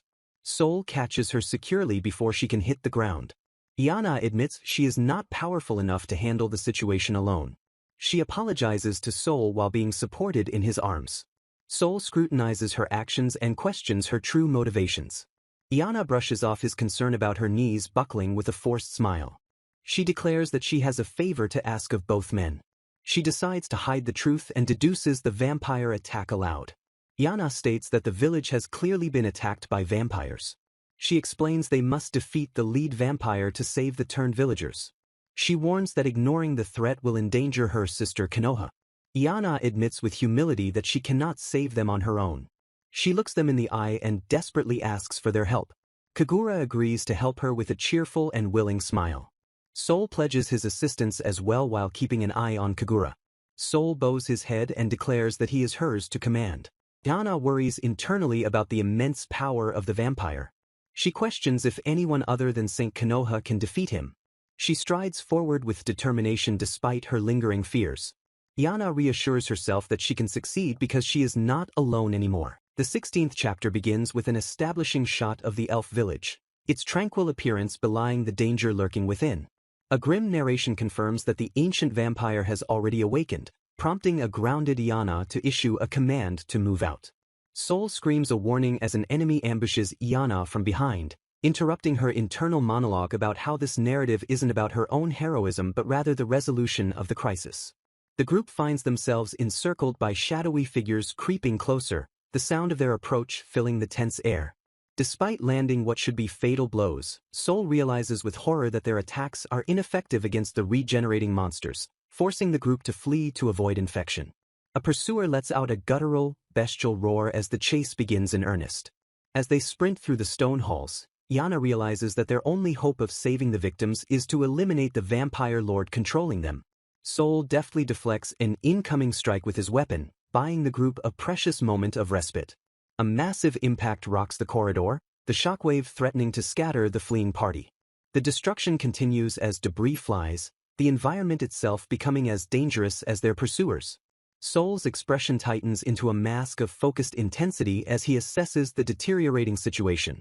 Yana's eyes widen in alarm, reflecting the sheer scale of the threat they are now facing. Soul shouts a command, his voice cutting through the chaos of the battle. In a bizarre moment of dissociation, Yana recalls her past life's romantic fantasies about being bitten by a dashing vampire. She remembers rambling to her confused classmates about turning to ash, her delusions dismissed as mere exhaustion. The memory shifts to a mundane afternoon at home, where her mother's chores are interrupted by a sudden breeze. She recalls sulking in a cardboard box, wallowing in her own teenage angst. Rising from her makeshift shelter, she groggily announces to her mother that she believes she has been bitten. Her fantasy of a mysterious nocturnal visitor is shattered by the reality of an open window and a swarm of mosquitoes. The romantic delusion of a seductive bloodsucker clashes violently with her current, terrifying reality, proving that be careful what you wish for is a valid warning. She recalls the thrill of the idea of belonging to a dark master, a stark contrast to the monsters currently hunting her. Snapping back to the present, she realizes with a shock that despite their monstrous nature, the enemy elves retain a disturbing beauty. Soul warns that their stamina is failing, snapping Iana out of her aesthetic appreciation and back to her desperate desire for survival. He grimly notes that even if individual enemies are weak, the swarm will eventually drag them down through sheer attrition. A chilling whisper of her sister's name freezes Iana in her tracks, her head snapping toward the source. Two possessed elves step forward, their blank eyes fixed on nothing as they drone on about the blood of the saint, Konoha Magnolia. A grotesque grin splits the face of one of the creatures, revealing the madness that has consumed them. Soul listens intently, his sharp features betraying no emotion as he processes the enemy's words. The butler's eyes narrow as the creature declares their intent to devour the target of their obsession. Iana reels back in horror, the implication of their words sinking in. She spins around, her mind racing as she struggles to comprehend the specific threat directed at her sister. The group dives into a side passage, Iana's heart pounding with a fresh wave of fear. The sharp ring of steel being drawn echoes through the hall as weapons are readied for the next clash. Soul launches himself into the fray, his blade a blur as he engages the horde blocking their path. He shouts a challenge to the swarm, his movements precise and deadly as he carves a path forward. With the way momentarily clear, Soul desperately urges his companions to hurry through the opening he has created. The group scrambles past the fallen bodies of their attackers, with Soul guarding the rear to ensure their escape. A hand shoots out, gripping tightly in a moment of urgency. Iana blinks in surprise, her attention caught by the sudden contact. Soul collapses to one knee beside a fallen foe, his breath coming in ragged gasps as the exertion takes its toll. Iana watches him, wondering if his sudden intensity was triggered by the mention of Konoha's name. They slide a heavy door shut behind them, effectively sealing themselves in, though Iana admits to a lingering fear. The heavy stone vibrates as the horde outside begins to pound relentlessly against the barrier. The banging intensifies, and a monstrous face presses against a gap, leering hungrily at the prey within. A massive impact shakes the door, dust falling from the ceiling as the barrier groans under the assault.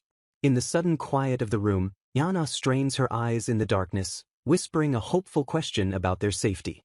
A magical light flares to life, revealing Soul standing tall as he confirms that their escape was dangerously close.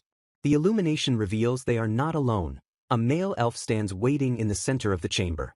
Iana stares at the stranger, her eyes wide with recognition and confusion. Soul notices her reaction and questions her pale expression, while Iana internally screams the name of the character standing before her. She quickly corrects her internal monologue, realizing she has mistaken the living Sukuna for a character destined to die, noting his impeccable bad timing.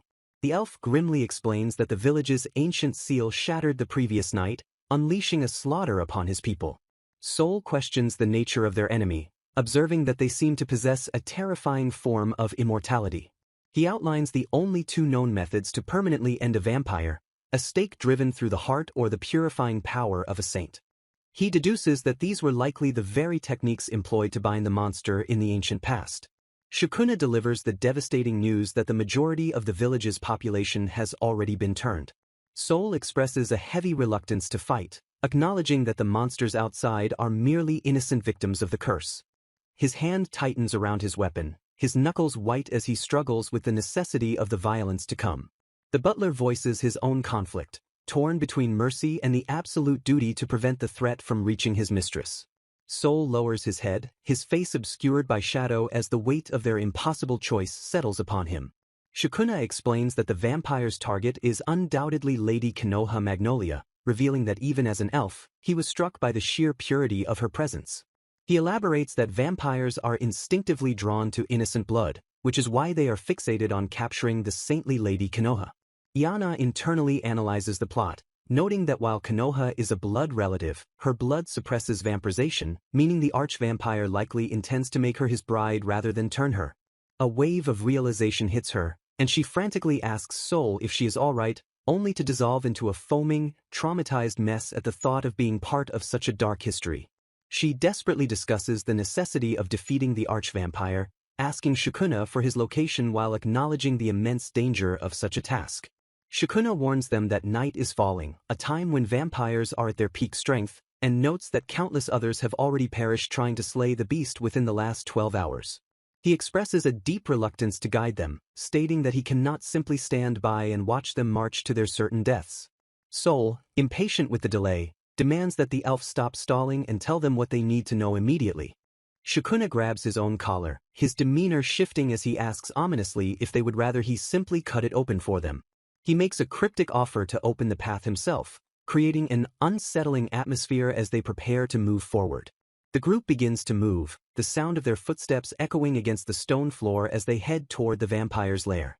As they walk, Sukuna explains that the arch-vampire resides in the village's largest temple, but warns that the high priests and military officers stationed there have already been turned. Soul and Yana follow closely behind the elf, the gravity of the situation weighing heavily on them as they traverse the corridors. A close-up of their feet emphasizes the steady, determined pace of their march into the heart of enemy territory. Yana breaks the silence to apologize to Soul, admitting that while she can't really talk, she feels that relying on violence is generally wrong. She awkwardly tries to clarify her earlier order, realizing that when she told him to help, he likely misinterpreted it as a command to slaughter everyone. In her mind, she visualizes Soul as a bloodthirsty maniac laughing over a pile of corpses, blaming herself for projecting such 2D villain tropes onto him. She recalls thinking that he had softened a little recently, but his sudden brutality has shaken that belief. Soul turns to her with a gentle, wafting smile that stands in stark contrast to the violence he just unleashed, confusing her further. Yana stares at his serene expression, baffled by his mood change and unable to read his true intentions. Soul suggests they rest at the chapel ahead where survivors are hiding, and Yana internally notes that he is in a strangely good mood. Sukuna agrees to the suggestion, noting that Soul must be weary as well, and they proceed toward the sanctuary. The large doors of the chapel creak open ominously as the group steps inside, expecting safety but finding only shadows. A voice calls out from the darkness, complimenting Yana and her friends on their strength. Yana is confused, but the speaker continues, admitting that he did not go after the arch-vampire as expected. He recounts the horror of watching his fellow villagers turn into vampires one by one, describing the chaos of them biting each other in a frenzy. The elf sits despondently in the shadows, confessing that he was too weak to stop it and knew no one strong enough to help. Yana realizes that if Konoha had awakened her powers, this elf might have become a main character in the story, but without her, his fate has changed. The elf, revealed to be the real Sukuna, laughs bitterly as he mentions he can't even remember why he was found injured in the human settlement. A close-up shows Soul's sharp gaze fixed on the elf, his expression unreadable but intense. Yana is at a loss for words, struggling to find comfort for someone whose destiny has been so cruelly altered. She manages to smile and tells him that it is thanks to him that they made it to the chapel at all, trying to offer some solace. Internally, she cringe attacks herself, realizing she has fallen into her old habit of delivering cheesy, manga-style dialogue. She berates herself for being stupid, while Soul steps forward to check the interior, ignoring her internal meltdown. Yana tries to rationalize the situation, thinking that their arrival at the chapel must have some narrative significance. Suddenly, Sukuna freezes, his body stiffening as if realizing something is terribly wrong. Yana is distracted by her own thoughts about cheesy dialogue tropes, wondering why her hands look normal despite her anxiety. Soul walks past her, and she idly thinks that his movement must mean something. Soul agrees with her unspoken thought, his voice calm but his presence suddenly overwhelming. Without warning, Soul lunges and bites deeply into Yana's neck, declaring that it indeed means something. A shocking close-up shows Soul's fangs sinking into her skin and the sound of him sucking her blood, leaving Yana wide-eyed with horror.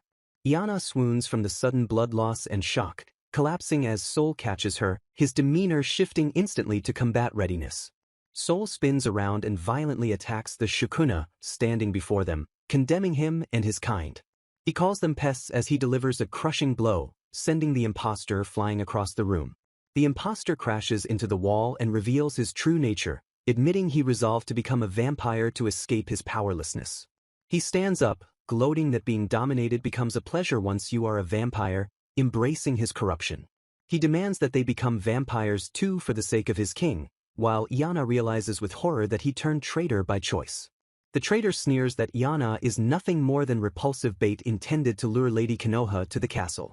Iana screams Shukuna's name, realizing the betrayal, while Sol stands protectively over her. Sol unleashes a barrage of attacks on the traitor, the sound of impacts filling the room as he mercilessly beats the enemy down. The traitor is overwhelmed by the assault, unable to withstand Sol's fury. Iana watches, thinking the traitor has only been knocked out, and resolves that she must protect him or she will be sad, seemingly confusing her feelings or the characters. Sol staggers, clearly affected by something, and decides to channel his remaining magic into a lock to seal the danger away. He struggles with the spell, focusing intently on opening or sealing the mechanism. A sudden throb of pain hits him, his eyes widening as the infection or exhaustion takes its toll. Outside the sealed room, Iana worries about Yomi and Kagura, but receives no response from the other side of the door. Sol suddenly zooms away from her to the other side of the room, warning her to stay away because he has been bitten. Iana's mind races with vampire lore, recalling that if bitten by a child vampire, she will become a mindless grandchild. But if bitten by the daddy archvampire, she retains her mind. She panics, imagining herself losing control and biting Sol, or conversely, becoming a super sexy career woman vampire, realizing with terror that she might actually turn. In a moment of misplaced heroism, she declares she will protect everyone, only to immediately realize she has triggered a massive death flag typically reserved for the protagonist Konoha. Sol reflects on the classic manga trope where a heroine's reckless actions inevitably place her companions in danger, leading to a crushing sense of guilt and responsibility. The traitor's cruel taunt echoes in her mind, reinforcing the grim reality that she is merely repulsive bait intended to lure her saintly sister into a deadly trap. A vision of the beautiful and pure Konoha flashes before her eyes, serving as a stark and painful contrast to her own tainted existence. She frantically adjusts her cape, desperate to conceal the torn fabric of her clothes and the evidence of her injury from her sharp-eyed companion. Her internal monologue reveals a terrifying resolve. She absolutely cannot allow Sol to be turned into a vampire through her own potential transformation. She is gripped by a paralyzing fear that Sol, in his role as a demon hunter, will ruthlessly execute her if he discovers she has been infected. Her imagination runs wild with gruesome scenarios of Sol snapping her like a twig, causing her to tremble visibly while Sol inspects the room's seal. Sol, unaware of her internal panic, continues his diligent inspection of the stone walls, noting that they look normal from the side. He examines the large wooden stake from the broken seal, wondering if it holds a secret trick while Iana frantically searches for a way out of the mess. Sol concludes that there are no hidden passages or mechanisms to be found, stating flatly that he cannot find anything useful. Desperate to uncover a secret exit, Iana heaves the massive, cross-shaped stake upward to check beneath it, straining under its immense weight. Sol turns and shouts her name in alarm, startled by her sudden and seemingly reckless exertion with the heavy object. The heavy timber slips from her grasp and clatters loudly against the stone floor, the sound echoing through the enclosed space. Sol rushes to her side, demanding to know what she is doing as he looms over her. He grabs her by the shoulders and pins her down, his face close to hers as he intensely questions the reasoning behind her erratic behavior. A close-up of Sol's eye reveals a flicker of understanding as he peers into her frightened expression, looking past her surface actions. He realizes with a jolt that her thoughts were not of escape, but a terrified plea for survival against the death she believes he would deliver. He deduces that she wasn't trying to flee from him, but was driven by a sheer, overwhelming fear of dying, noting her simplicity with a mix of exasperation. Iana looks up at him, her voice trembling as she whispers his name, the tension between them shifting into something more vulnerable. She stammers out an apology, her eyes wide and fearful, expecting judgment but finding only his intense scrutiny. A blush colors her cheeks as the adrenaline fades, leaving her exposed and uncertain under his unwavering gaze. Sol suddenly stiffens, his head snapping toward the window as he detects the faint, metallic scent of blood drifting on the night air. Somewhere in the darkness, the Vampire King muses on the strategy of using the younger sister who infiltrated the village as a lure for the saint. He praises his subordinate, Sukuna, for his excellent work in setting the trap, his voice dripping with arrogant satisfaction. A magical observation sphere displays Iana, and the king dismissively remarks that she possesses not a single shred of purity. He recoils slightly, commenting with disgust that the woman in the vision is filled with a hideous, unpalatable energy. His subordinate asks if he intends to go to her personally, questioning why he would bother with such a woman, but the king dismisses the concern. The servant bows low as the king prepares to depart, his cape swirling around him as he declares that her lack of purity is of no consequence. He steps out onto the balcony, looking out over the village with a predatory hunger, his silhouette framed by the moonlit pillars. He speaks the name, Magnolia, into the night, his voice carrying a terrifying promise of possession. With a manic grin, the vampire king declares that he is coming for her himself, setting his sights on his new, unexpected prey. The quiet of the chapel where Yana suddenly realizes a crucial truth about the events that just transpired. Soul is shown flinching in pain, clutching his chest as if fighting off an internal reaction to something he has ingested. A flashback reveals Soul with a smear of blood on his lips, chuckling darkly as he remarks that the blood belongs to Konoha. Yana pieces together the puzzle, understanding that when Soul bit her earlier, he was reacting to the scent of her sister's blood lingering on her person. An image of the saintly Konoha flashes in her mind, her purity radiating like a light that repels the darkness of the vampire curse. The narrative shifts to the vampire king who declares that the night is young and that the time has come to claim his prize. The heavy doors of the chapel groan open, signaling the arrival of the ultimate threat they have been dreading. The vampire king stands in the doorway, a towering figure of raw muscle and arrogance, flanked by the traitorous elf as he demands their allegiance. Yana immediately drops to her knees in a deep bow, feigning total submission and promising to serve him as she plays the role of a loyal minion. The king pulls her close, insulting her appearance compared to her sister but acknowledging her value as Konoha's blood relative. He runs a hand through her hair, noting with amusement that she has retained her sanity despite being bitten by his subordinate. The traitor Sukuna steps forward to confirm he bit her to silence her, pointing out Soul who remains slumped on the floor.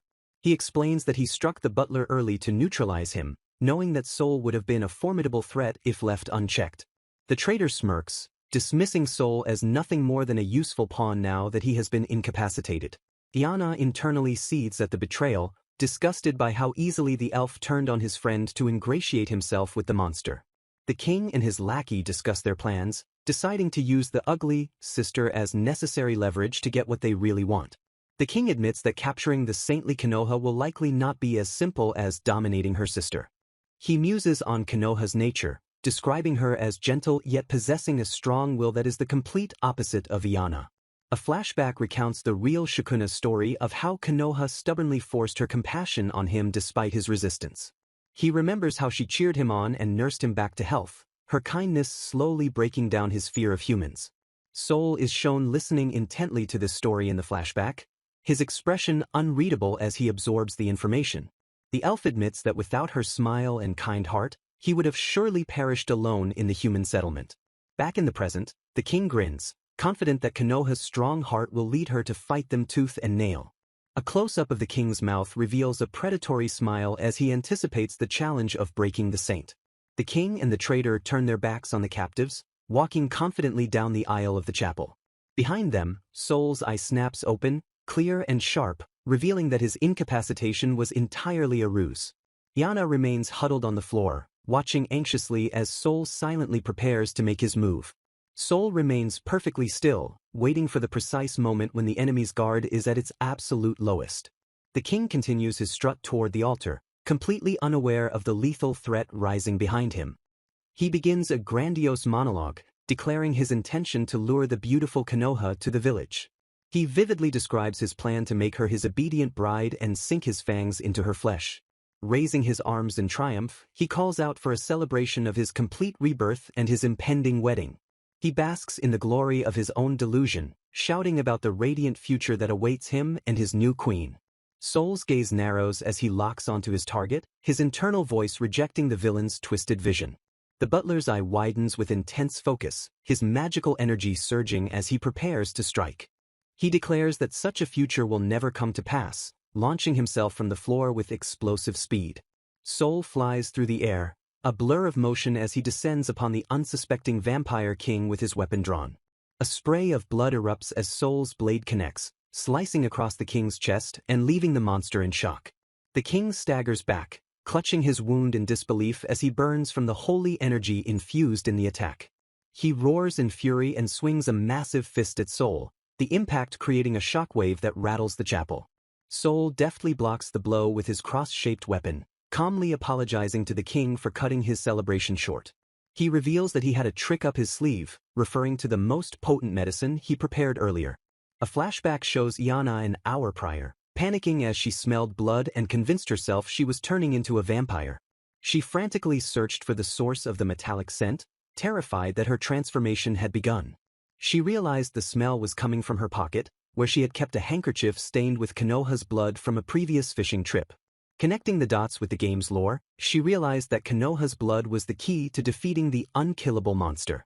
The narrative explains the original game plot where the vampire king bit Konoha, only to be defeated by the purity of her blood. Her saintly blood acted as a divine poison, protecting her from turning and debilitating the vampire who dared to taste it. The blood rendered the king immobile and powerless, allowing him to be sealed away in the original timeline. Back in the flashback, Yana realizes that even unawakened, Konoha's blood holds immense purifying power. She concocted a plan to dissolve the blood in holy water, creating a lethal poison for vampires. In the present, the king screams as his body seizes up, unable to move as the paralyzing effect takes hold. Soul stands over him, explaining that he coated both the wooden stake and his knife with the mixture Iana prepared. He delivers the final verdict, telling the king to send his regards to the Grim Reaper as he prepares the finishing blow. Soul's eyes burn with cold determination, ready to end the threat once and for all. Watching the scene, a sudden, bizarre realization strikes Iana like a bolt of lightning. A flashback to her past life shows her as a middle school student, complaining about generic character designs in manga. She remembers striving to create unique characters, unsatisfied with the typical beautiful vampire tropes. She recalls drawing a grotesque, muscle-bound vampire with weird anatomy, trying to make him look unique but failing to make him appealing. Iana stares in horror at the vampire king, realizing that this repulsive villain is actually her own failed character design come to life. In a flashback to her creative past, Iana purposefully designs a villain who is the antithesis of her romantic preferences to ensure she can eliminate him without hesitation. She recalls being rather fond of this failed attempt at a beautiful vampire, finding safety in his grotesque design. Back in the present, the vampire king declares his intent to make her his bride, but Iana mentally rejects him with relief, thankful that he is not her type at all. She continues to internally disparage him as he looms over her, her lack of attraction serving as a shield against his intimidation. Her internal monologue screams a definitive rejection of his aesthetic, fortifying her resolve to destroy him. Summoning her courage, she thrusts her weapon forward with a shout, initiating the final confrontation. As she strikes, she likens the act to erasing a shameful drawing from a notebook, determined to wipe this dark history from existence. She puts her full weight into the attack, intent on completely erasing the monster before her. The strike connects with a blinding impact, the force of the blow shattering the dark magic binding the creature. As the dust settles, the traitor Sukuna collapses, and Soul turns to Iana for their next move amidst the changing atmosphere. Iana observes with relief that Sukuna's vampiric transformation is reversing, signaling the curse's hold is breaking. Around the village, the other afflicted elves also begin to revert to their original forms, confusion replacing their bloodlust. Standing in the aftermath, Iana confesses to Soul that her plan to use the blood was a dangerous gamble she only took because he believed in her. Soul smiles gently, admitting that her reliance on him brought him happiness, which flusters Iana into a stammering thank you. Soul looks puzzled by her gratitude, asking her to clarify what she means by her statement. He humbly insists that he has done nothing to deserve such thanks, downplaying his role in their victory. Iana panics internally, fearing she has offended him by treating him like a subordinate or abusing her authority. She quickly decides to drop the subject to avoid causing him any distress, though Soul continues to watch her closely. His gaze remains fixed on her, his expression soft and unreadable in the quiet of the chapel. A sudden realization strikes Iana as she remembers Yomi and Kagura, asking Soul where they are. Soul calmly deduces they are likely still outside, causing Iana to shriek in horror that she completely forgot them. They immediately rush toward the exit, desperate to save the companions they left behind in the chaos. As they run, Iana reflects that the timing of the event suggests the story's original plot force is still active despite her meddling. Bursting outside, she spots a figure lying on the ground and stops dead in her tracks. She screams Yomi's name, her heart sinking at the sight of his prone form.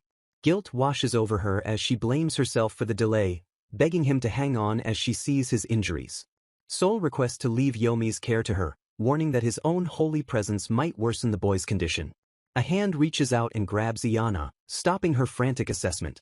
Yomi looks up at her with weak eyes, ignoring his own pain to ask if her neck is hurting. Iana reassures him that she is fine and the vampire is defeated, urging him to focus on his own recovery. Examining his wounds closely, she realizes with a jolt that they are slash marks, not the bite marks of a vampire. Confusion turns to suspicion as she scrutinizes the clean cuts on his body.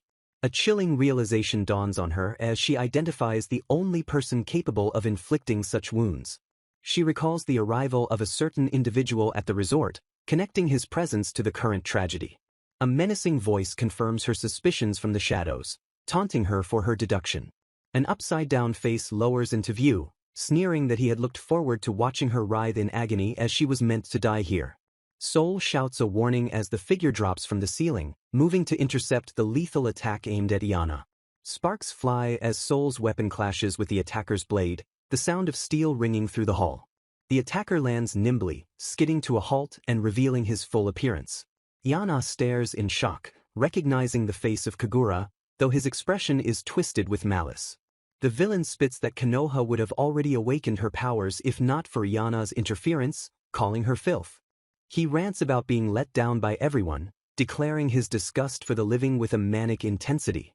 Iana calls out Kagura's name, bewildered by his erratic behavior and strange laughter. She wonders if he knows about the dark history, suspecting he might be a character she is unfamiliar with from her adult years. He complains that his plan to injure Sukuna and plant him among humans was wasted, revealing he orchestrated the entire crisis. Iana demands to know his true identity, no longer recognizing the boy she thought she knew. He dismissively asks why a useless villainess like her would even care to know. He mocks her, questioning if she truly believes she could stop him even if she knew the truth. He declares with arrogance that she stands no chance against him.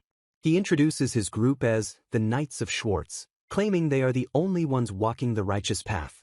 A vision of a girl in light flashes as he speaks of their goals. Deciding that an easy kill would be boring, he spins around and declares he will let her win this round. He leaves her with a chilling promise to play a longer game next time, addressing her by her full name. With a final maniacal laugh, he leaps away into the night, leaving them stunned.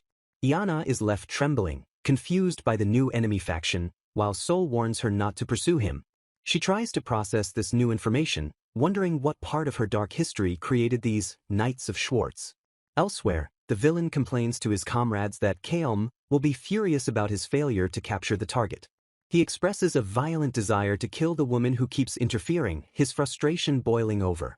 Another figure, Agni, ignores his ranting, solely focused on the dead bodies around them. A third figure scolds him for acting alone, restoring order to the group of villains. They decide they must plan their next move carefully, acknowledging that the saint is better protected than they anticipated. The chapter concludes with their ominous resolve to deliver Saint Konoha into the hands of their master, Universum. In a flashback to her past life as a middle schooler, the protagonist recalls the awkwardness of trying to watch popular shows featuring romantic scenes while her mother hovered nearby. She remembers sitting at a table sketching, only to be interrupted by a sudden exclamation from someone reacting to her drawings.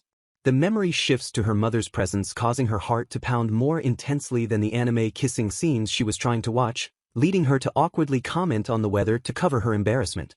Back in the present, the Vampire King departs into the night sky, leaving behind an ominous promise to play with Iana Magnolia for a longer duration next time.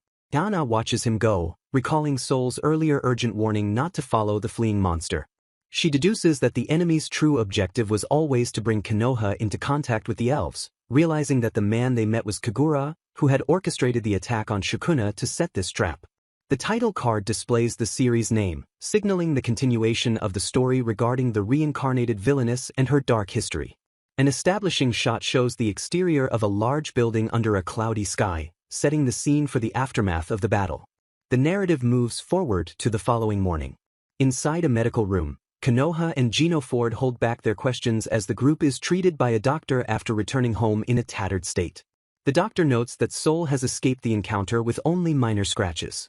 He reports that Yomi has sustained the worst injuries, while Lady Yana has suffered bruises and cuts to her neck. Yomi lies in a hospital bed, and Yana expresses relief that his wounds are not as deep as she had feared, confident he will recover. The doctor exhales a breath of relief, confirming that the immediate danger has passed and everyone will be all right. However, he recommends that Yomi stay in a facility with proper equipment, explaining that magic depletion has severely weakened his immune system. He turns a stern gaze toward Yana, hoping this incident serves as a harsh lesson about the consequences of abusing magic users. He emphasizes that such recklessness can be deadly. Yana accepts the rebuke silently, acknowledging that the doctor is not wrong and that lives should not be treated as playthings. Sol steps in to defend her, threatening the doctor by suggesting that silencing a mere physician would be a trifle, but Yana interrupts to take responsibility, claiming she was the one who asked for their help. Sol looks at Yana with surprise as she intervenes. Yana affirms to the doctor that his assessment is correct. Sol stares at her, his expression unreadable as he processes her admission.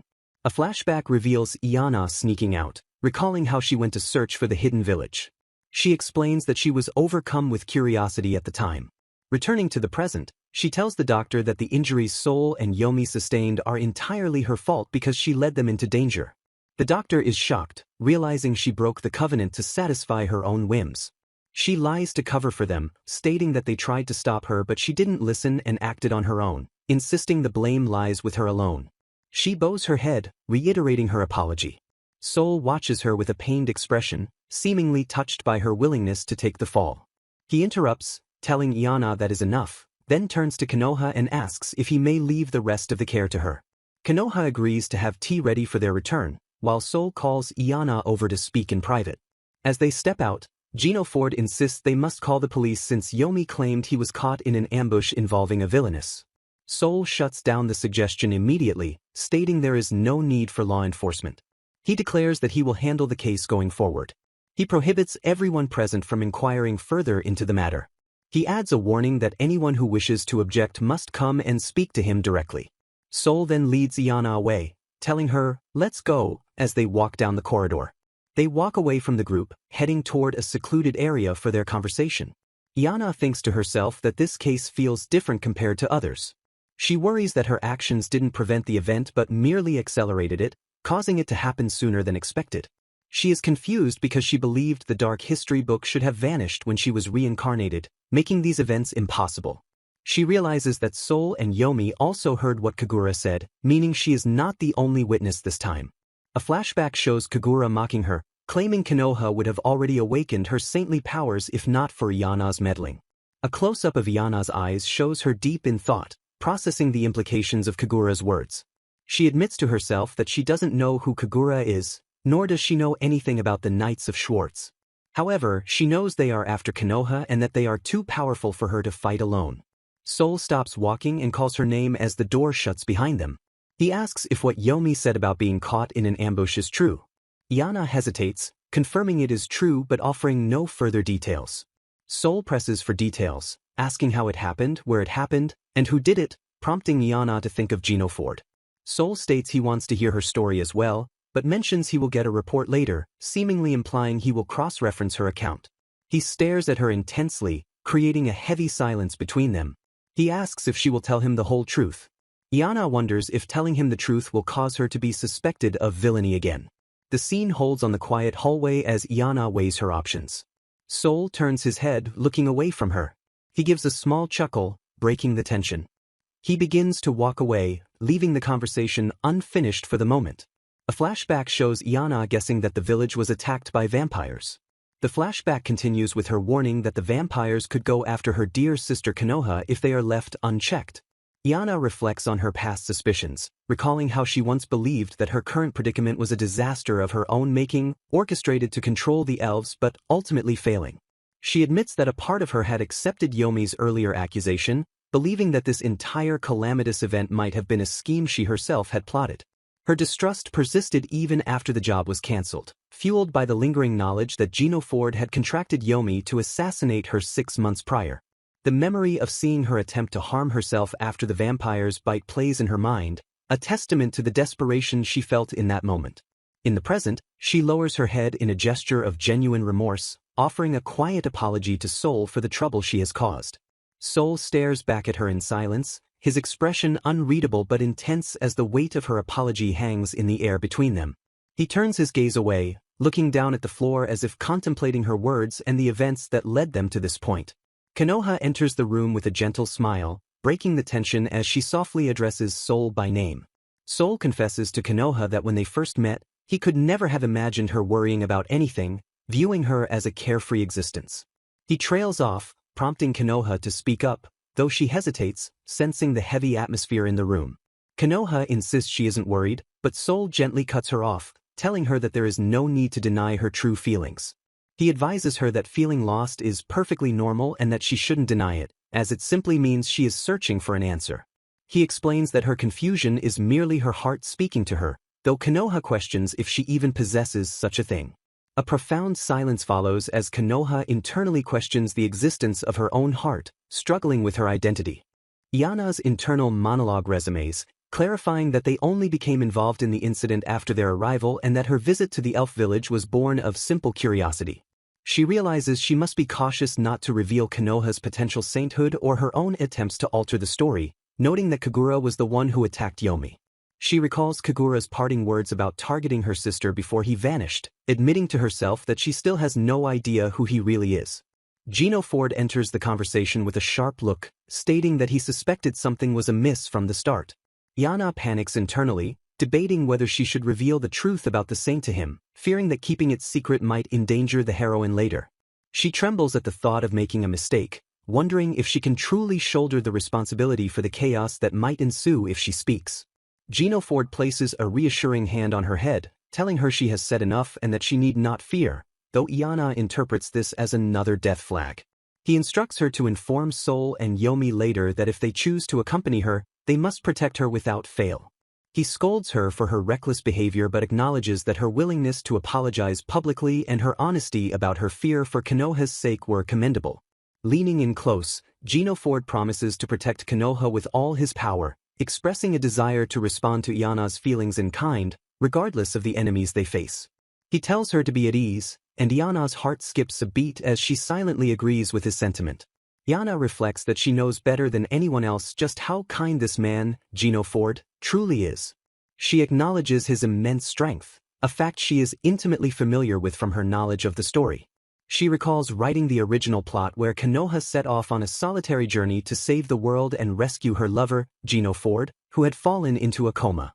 She admits to herself that the noble reason for removing him from the story was merely an excuse to indulge in her middle school fantasies of reverse harems and boys' love. She describes Gino Ford as a cheat character, with maxed out stats in strength, intelligence, and beauty, capable of solving any problem single-handedly. She justified his removal by reasoning that even a cheat character falling into a coma is a juicy romance trope, clearing the path for other plot developments. Now, she realizes that his devotion to protecting Konoha is so absolute that a coma is the only thing that could possibly stop him. She worries that Konoha will be overwhelmed if she learns the truth, deciding it is best to keep the matter of the saint a secret for now. Relieved that the immediate crisis is over, Yana silently thanks the all-powerful hero for his intervention. Gino Ford suggests bringing Yomi his meal and making dessert to cheer everyone up, asking Yana if it would be awkward to return empty-handed. Yana lights up at the idea, thrilled by the prospect of finally cooking in this fantasy world with what she believes are cheat-level abilities. She boasts that she can do anything, while Gino Ford looks at her with a mix of amusement and concern, asking if this was a bad idea. Yana thinks to herself that as long as she is with Gino Ford, they can accomplish anything, and enthusiastically agrees to start cooking. An establishing shot shows the peaceful exterior of the building where they are staying, seemingly calm before the storm. Suddenly, a massive explosion rocks the building, accompanied by a roar and a plume of black smoke. Gino Ford reacts with shock to the sudden blast. He frantically asks Konoha if she is alright, and she confirms she is fine but felt the tremors shake the room. They identify the source of the explosion as the kitchen and wonder what on earth caused such a noise. Gino Ford wonders aloud what Yana could possibly be up to. A close-up of Gino Ford's eyes shows him shivering with a sudden sense of dread. He instructs Konoha to return to her room for safety, but she calls out Sol's name in confusion. Konoha refuses to leave, insisting on coming with him to investigate the source of the explosion. They arrive at the kitchen to find it decimated, walls splattered with substance and smoke filling the air, prompting a stunned reaction. Gino Ford finds Iana collapsed on the floor amidst the wreckage and demands to know what happened. Iana groans, thinking that he is the last person she wanted to witness her in this state, as Gino Ford asks why Konoha is there. Konoha calls out to Gino Ford in panic, pleading for him to tell her what is going on. Iana lets out a weak sound, drawing their attention. She sits up, revealing her face is covered in a white, mask-like substance, looking utterly bizarre. Konoha wonders in horror if Kagura is responsible for this state, while Gino Ford asks what is wrong. Iana calls out Gino Ford's name weakly. She attempts to explain her situation, stammering out disjointed words. She manages to articulate that they were trying to do something, but it went wrong. She collapses again, whispering that it exploded before losing consciousness. Gino Ford stares down at her, his expression blank as he processes the absurdity of the situation. The narrator explains that the meat exploded because ingredients in this fantasy world behave differently, and Iana failed because she is too low-spec to cook without recipes, dashing her dreams of wowing everyone. Iana reflects on her past writing choices, realizing that Gino Ford's catastrophic lack of culinary skill is likely a flaw she wrote into his character design herself. She weeps comical tears of regret, lamenting that she really needs to pay closer attention to the trajectory of her own story. A close-up of Soul's face shows a softening expression, a lens flare emphasizing the gentleness in his gaze as he watches her. Soul speaks softly, advising her not to deny her feelings of being lost, his words carrying a weight of understanding. He explains that her confusion is actually her heart speaking to her, and Iana realizes he meant well by his earlier comments. The realization jolts Iana into action, and she springs up shouting that they cannot stop because they haven't finished cooking yet. Her protest is cut short as both she and Gino Ford are unceremoniously tossed out of the room, banned from the kitchen for their disaster. Iana tries to argue her way back in, stammering excuses, but the door remains firmly shut against them. A voice from within challenges her resolve, stating she may cook only if she completes a day of intensive culinary training first. A bone clatters to the floor followed by a skull as a memorial offering is demanded, causing Iana to scream in terror at the supernatural turn. A full-body shot shows Konoha standing quietly nearby, her presence calm amidst the chaotic aftermath of the explosion. A close-up focuses on Konoha's face, capturing a pensive and somewhat melancholy expression as she observes the scene. Iana's internal monologue resumes, acknowledging that from this point forward, her mind will be occupied with a million different concerns. She finishes the thought, steeling herself for the mental burden of the challenges that lie ahead. Her mind flashes to the shadowy threats looming over them, specifically the Knights of Schwartz and the mysterious identity of Kagura. Gino Ford proposes a solution for Yomi's recovery, suggesting they take him to his family's estate where they have a dedicated mage doctor and proper facilities. He argues that long-distance travel would be detrimental to Yomi's health, and Iana agrees immediately to the plan.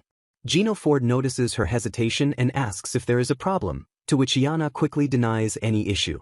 Internally, however, Iana is panicked by the realization that they are heading to Gino Ford's family estate. She despairs that this new location will only add to her worries, recognizing the trip as yet another death flag she has triggered for herself. An ominously playful title card regarding demons and their hunger. Gino Ford and Konoha arrive at the Dandelion family estate to treat Yomi's magic depletion and are greeted by adoring maids. The household staff marvels at the dazzling couple while recalling the mourning period during their initial engagement announcement. The servants disparage the wretched Villainess trailing behind the couple and blame her for the injury to Yomi. Iana endures the servants' physical and verbal hostility as they celebrate Gino Ford's rejection of her. Soul observes the extreme hostility of the environment surrounding his mistress with a deadpan expression. Iana reflects on her past selfish desire to possess Gino Ford while acknowledging his perfect compatibility with Konoha.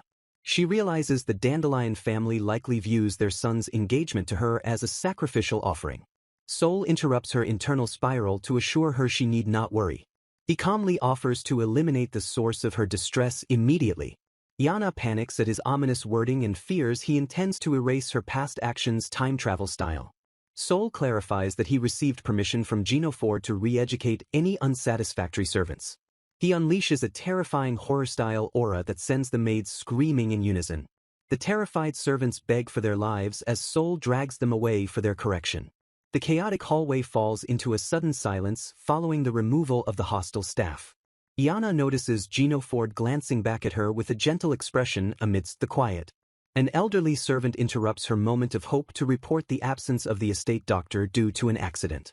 Gino Ford corrects the servant's address and inquires about the replacement appointed in the doctor's stead. Yatori Ranunculus greets Gino Ford with a familiar casualness from the doorway. He immediately offers to perform a thorough physical examination on the group while surrounded by maids. Gino Ford rebukes Yatori for seducing the maids and reminds him of their shared room at the academy. He exposes Yatori's habit of sleeping with women instead of staying in their shared dorm room. Yatori formally introduces himself as Gino Ford's classmate from the military academy to resolve the confusion. He explains that he rushed to the estate to stand in for his injured master. Gino Ford reassures Iana that despite Yatori's behavior, he is a genius mage and qualified doctor. Iana identifies Yatori as the great Demon King character known for targeting married women. She recalls the original story trajectory involving the events at Gino Ford's family home. The plot originally featured romantic rivals courting Konoha while Gino Ford lay in a coma. Yatori was scripted to be one of the men who had his heart broken by Konoha to highlight Gino Ford's love. Backstory reveals Yatori was an orphan adopted by nobles who secretly despised incompetent heirs. He idolized Gino Ford at the academy as the ideal human being and formed a deep attachment to him. Yatori originally approached Konoha to test if she was deserving of Gino Ford's affection. In a flashback, Yatori tells Konoha that Gino Ford might never wake up again. He urges her to abandon her weight and accept his love in Gino Ford's stead. Yatori insults Gino Ford by calling him a weak and foolish man to provoke a reaction. Konoha responds to the insult by slapping him sharply across the face. She permits him to say whatever he wants about her personally. Konoha forbids him from speaking ill of Sir Gino Ford. Yatori recognizes her devotion and identifies her as the woman his friend loved. He surmises that they might have dueled to the death if Gino Ford were not asleep. Iana realizes that Gino Ford being awake in this timeline trips a Mortal Kombat flag.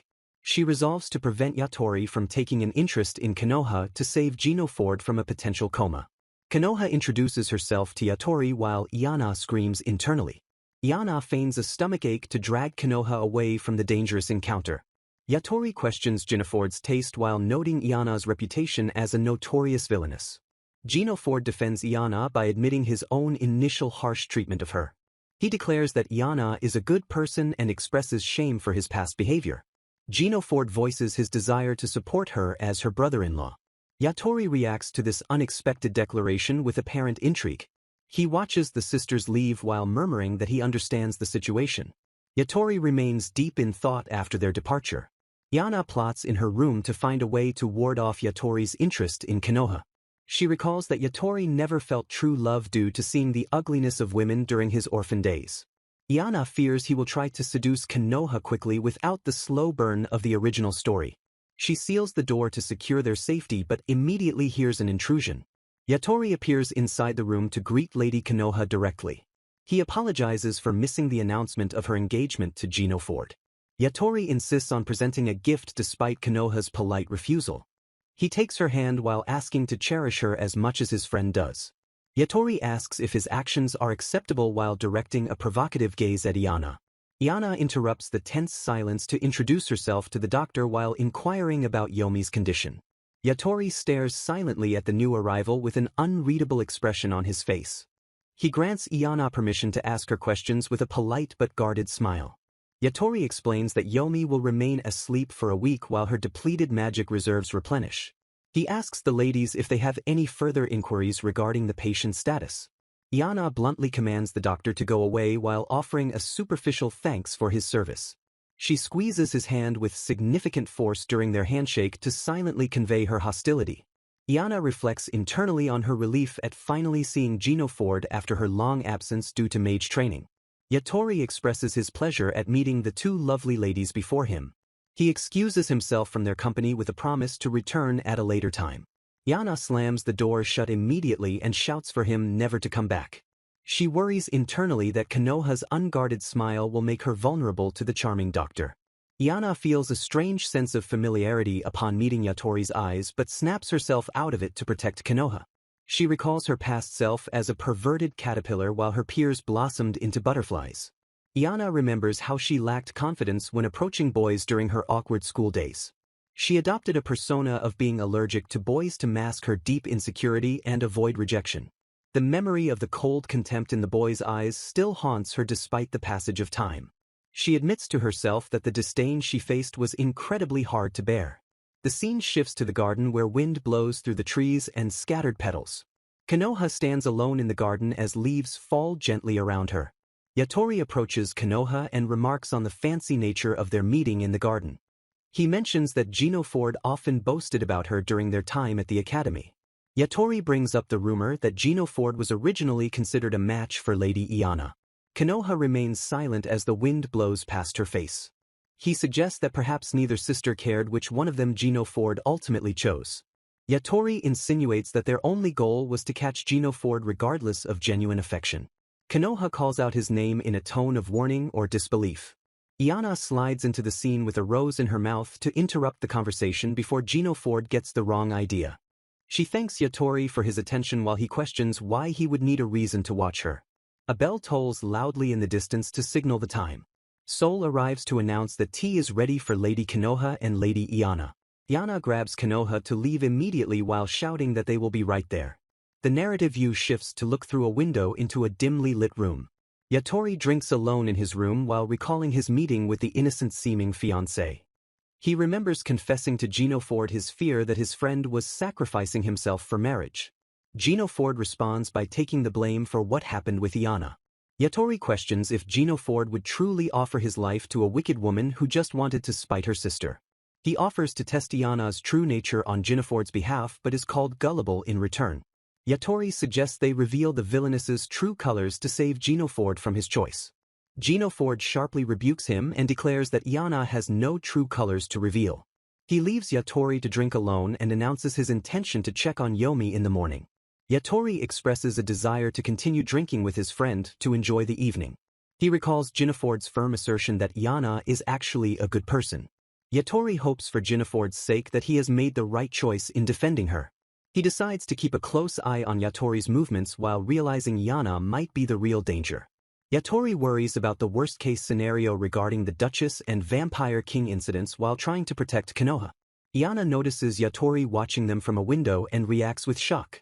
Yatori speaks to someone unseen asking if they know something. Iana feels a sudden thud in her chest as she realizes he might be onto her. Yatori resolves that his actions are all necessary to protect Gino Ford and Konoha. He confronts Iana outside and declares that he cannot afford to lose. Yatori offers to examine Iana directly since she seems tired. He stares at her with an intense and serious expression.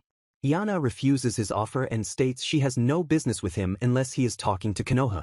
Yatori threatens to go visit Lady Konoha instead if Iana refuses to speak with him. He grabs Iana's chin and accuses the sisters of being up to something. Yatori directs his suspicions specifically at Iana with an intense glare. Iana realizes this specific scene matches a moment from her dark history. Her heart pounds as she recognizes the Sam Ito occurring before her eyes. Iana wonders if Yatori has shifted his romantic interest from Konoha to her while calling Gino Ford a fool. She imagines the implications of Yatori choosing the villainous sister over the carefree older one for a family visit. Iana visualizes a dramatic scenario where she accepts a slap to deliver a specific line from a script. She practices the self-sacrificing dialogue where she permits Yatori to insult her freely without retaliation. Iana resolves to divert Yatori's focus onto herself by aggressively defending the others from his slander. She commits to the role of a villainess who demands he remember her warning forever. The realization of her plan strikes her with a sudden jolt of clarity regarding the situation. Iana calculates that capturing Yatori's interest will successfully divert his romantic gaze from Konoha. She doubts the possibility of him liking her in the same romantic manner he regards her sister. Iana seeks internal confirmation that his affections surely belong to Konoha alone. Gino Ford crashes through the door to demand Yatori get away from Iana while she laments her miscalculation. He physically places himself between the two to shield Iana from the perceived threat of the doctor. Yatori comments casually on the terrifying expression worn by his friend Gino Ford during the intrusion. Gino Ford silences Iana and accuses Yatori of being the cause of her recent strange behavior. He vows to protect Iana while she reacts with utter confusion at this unexpected declaration. Gino Ford threatens Yatori with a duel to the death if he ever touches his sister-in-law again. Iana despairs as she realizes she has triggered the exact death match scenario she fought to prevent. A romantic illustration depicts the entangled fates of the characters, setting the tone for a complex tale of reincarnated souls and otome game dynamics. The narrative resumes with Elliot returning from his journey at the end of Volume 5, his arrival immediately sparking questions about his recent battles. Iana is struck by a terrifying realization that both Soul and So have given her identical accounts of their pasts, despite speaking to her separately. She recalls her past meetings with Cordelia, where they would fiercely debate their differing tastes in men and otome game characters. Despite their arguments, Cordelia remained a supportive figure, helping Iana improve her handwriting and providing feedback on her manga drafts. A dark memory surfaces of a threat made against her, warning that any further interference with his sister-in-law would result in a duel to the death. The present moment crashes in as Iana finds herself caught in Yatori's arms, the intimacy triggering a panic that this is the very event she tried to stop. She recognizes this scenario as the catalyst for the death match, realizing that her attempts to avoid it have ironically led her right back to it. Reflecting on the original timeline, she remembers being so startled by Yatori's sudden approach that she instinctively slapped him. She acknowledges that physically striking a gentleman who was merely trying to help was a tactless and unladylike response. Yatori, however, dismisses the incident, suggesting that approaching a lady in such a startling manner makes him partly responsible for the reaction. His cynicism bleeds through as he remarks that Gino Ford views all women as delicate princesses, a worldview Yatori clearly finds irritating. Iana bristles at his tone, internally defending the author-ish who wrote the main hero to be precisely that kind of classic, chivalrous archetype. Yatori clarifies that his observation is actually a compliment to Iana, noting that her stubbornness sets her apart from those delicate ideals. He posits that Gineford's indiscriminate chivalry has likely led more women on and caused more tears than Yatori's own guarded demeanor ever has. Caught off guard by the statement, Iana interrupts to ask if she is included in the count of women taken in by that chivalry. A sudden, violent impact interrupts their conversation, shattering the moment as debris scatters through the air near them. The sound of fluttering fabric dominates the scene as Yatori moves with lightning speed to shield Iana from the unseen threat. As the dust settles, Yatori stands defensively with his arm outstretched, having protected Iana from the blast. He looks down at her with a contemplative expression, the petals falling around them adding a surreal quality to the aftermath. A realization strikes him as he looks at her, murmuring that she is indeed one of the ones taken in by the hero's charm. Scrambling away from Yatori, Iana turns a corner and immediately crashes directly into Gino Ford, the very man they were discussing. Panic surges through her as she realizes the absurdity of bouncing from one dangerous romantic interest directly into another. She frantically reminds herself of her role as the villainess Iana, the most notorious woman in the world, not a heroine destined for love.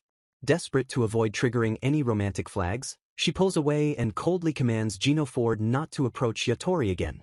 She adds a strict condition to her order, demanding he keep his distance until Sir Yomi is fully healed. Gino Ford looks conflicted, admitting that staying away might not be possible given the gravity of the situation. Iana doubles down, insisting that until the record is set straight, she does not want him touching her. He confesses that the situation is a source of confusion for him, especially considering the strange turn of events regarding his engagement. With intense sincerity, Gino Ford looks into her eyes and declares that his only desire is to ensure she is not hurt.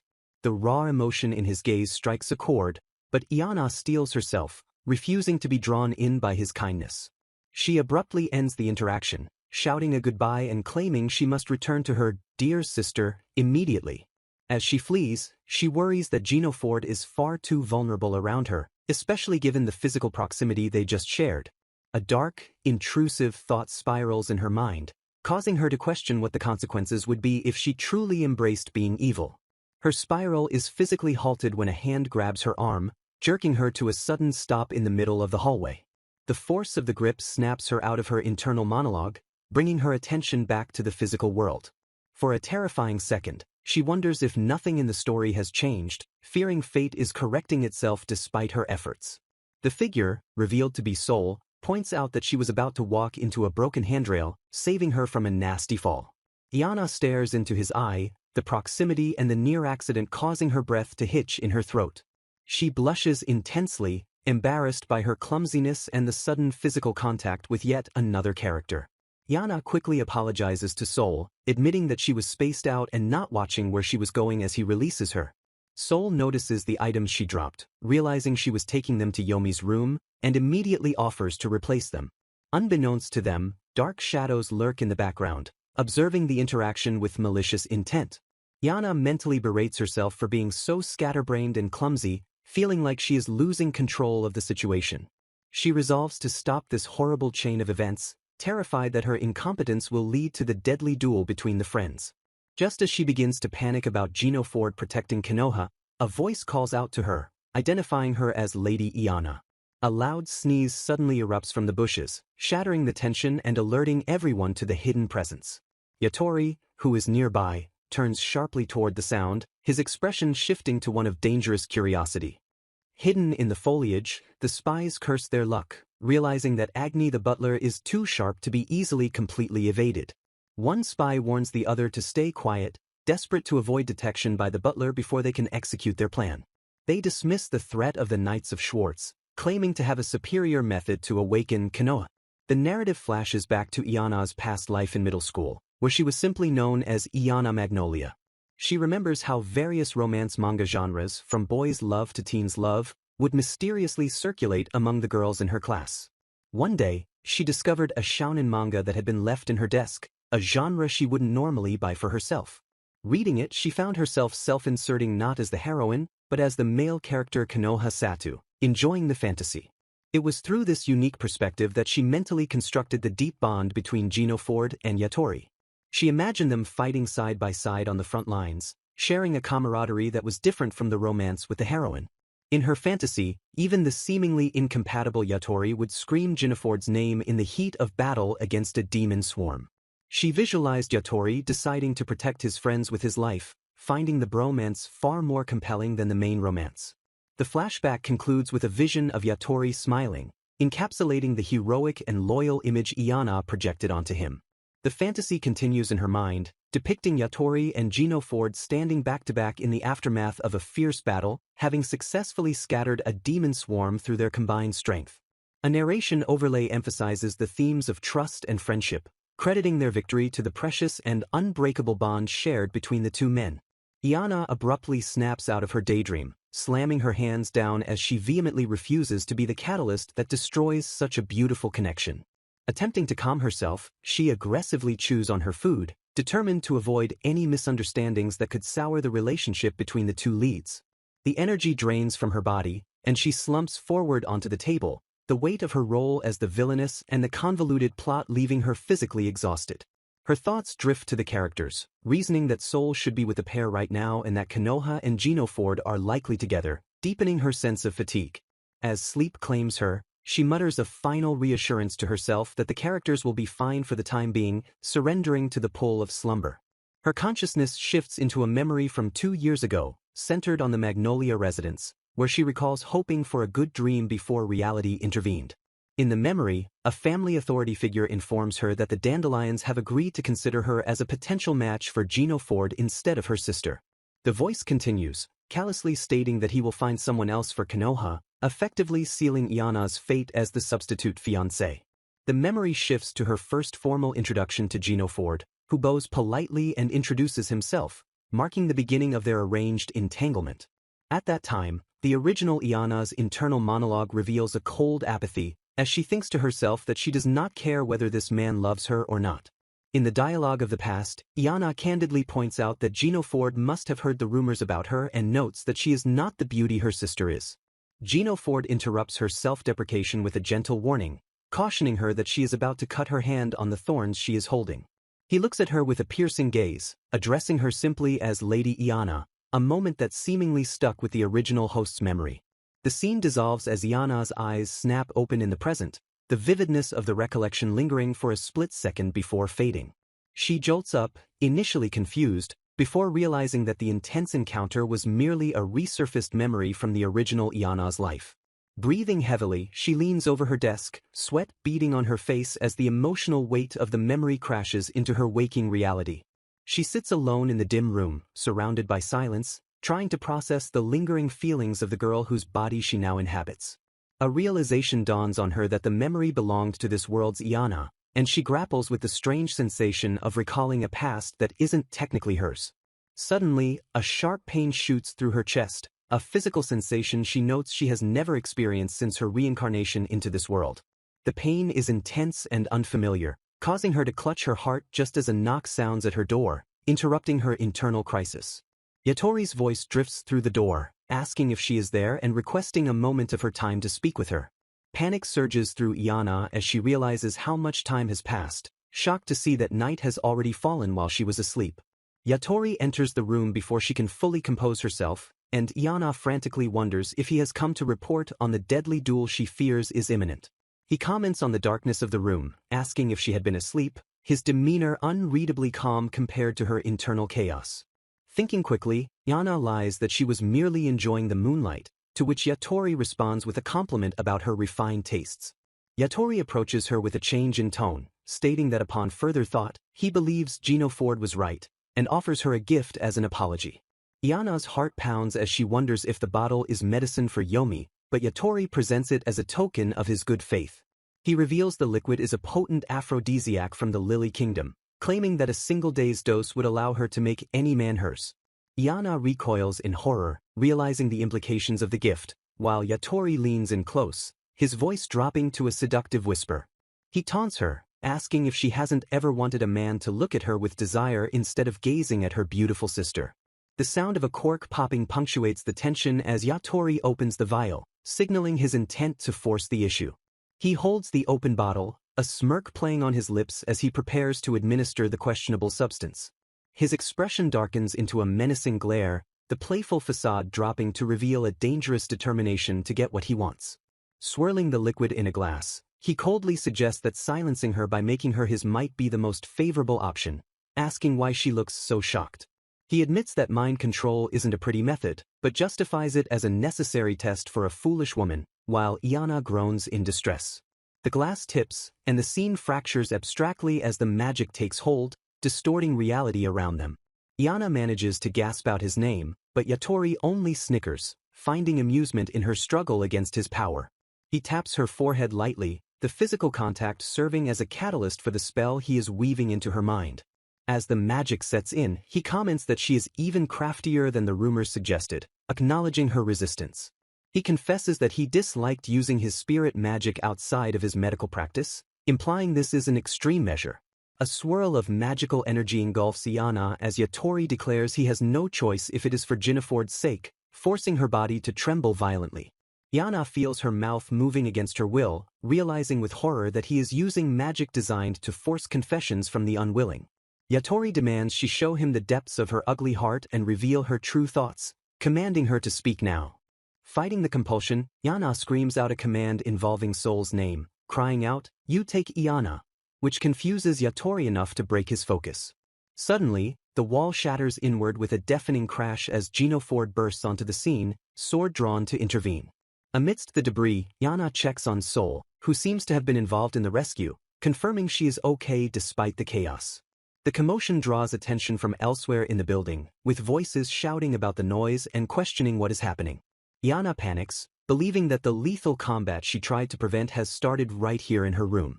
Paralyzed for a moment, she frantically wonders what she should do to de-escalate the violent situation. Resolving that she cannot let them fight, she steels herself to intervene and stop the duel before it turns deadly. She grabs a nearby glass and hurls it between the two combatants, the object shattering to create a physical barrier. The sound of breaking glass echoes through the room, momentarily startling the men and pausing their aggression. A close-up shows Iana's determined expression, hair flying as she steps into the fray to assert control. Gino Ford looks up in surprise, his sword still drawn but his attention now fully shifted to the woman interrupting them. Iana stands defiantly between them, debris falling around her, effectively using her own body as a shield to separate the men. She demands to know who gave them permission to start fighting, her voice cutting through the tension with authority. Addressing both Gino Ford and Soul, she thanks them for saving her but apologizes profusely for the situation that led to this conflict. With tears in her eyes, she insists that she will speak to Yatori herself, but in her mind, she is comically touched that they cared enough to intervene. Iana attempts to defuse the volatile situation, suggesting to Sir Yatori that they calm down and relocate to a place where they can speak rationally, but her proposal is cut short by a loud, intrusive interruption. A single, flat denial cuts through the tension, rejecting any possibility of negotiation or peaceful relocation. Gino Ford moves with possessive urgency, his hand clamping firmly around Iana's wrist to physically anchor her to him and prevent any further interaction with his rival. He looks down at her with a mixture of hurt and intensity, asking in a low voice if he appears that unreliable to her that she felt the need to intervene. Iana can only stare back, stunned by the raw emotion in his eyes, and tentatively murmurs his name as the weight of his gaze pins her in place. Turning his attention to the immediate threat, Gino Ford commands Sol to remove Yatori from the premises, an order the subordinate accepts with a sharp, obedient acknowledgement. Ignoring her confusion, Gino Ford forcefully pulls Iana along with him, causing her to stumble and question why he refuses to listen to her pleas. He insists that she has done nothing wrong, but sternly lectures her for trying to handle things alone, declaring that men like Yatori only understand direct force. As she is dragged along, Iana's internal monologue overrides her panic, recognizing him as the embodiment of her ideal hero. She lists his attributes in her mind, admiring that he is both unfailingly kind and undeniably strong. Her admiration continues to flow, acknowledging that above all else, he is simply cool. The narrative momentarily drifts back to a memory of her past self sitting alone at a desk, illuminated by a solitary light while reading. She recalls her past excitement, thinking about how shocked everyone would be if they knew she was destined to marry someone this gorgeous. Her past self gushes with the absurdity of the situation, mentally screaming about having a handsome fiancé in another world. The daydream abruptly ends, snapping the narrative focus back to the present reality of the hallway. Gino Ford softens his tone, expressing gratitude for her actions at the elf village and with the Knights of Schwartz, declaring his desire to save her and Konoha in return. He looks at her with deep sincerity, assuring her that she no longer has to deal with these burdens all on her own. He confesses that he has dreamed of this specific opportunity to protect her for a very long time.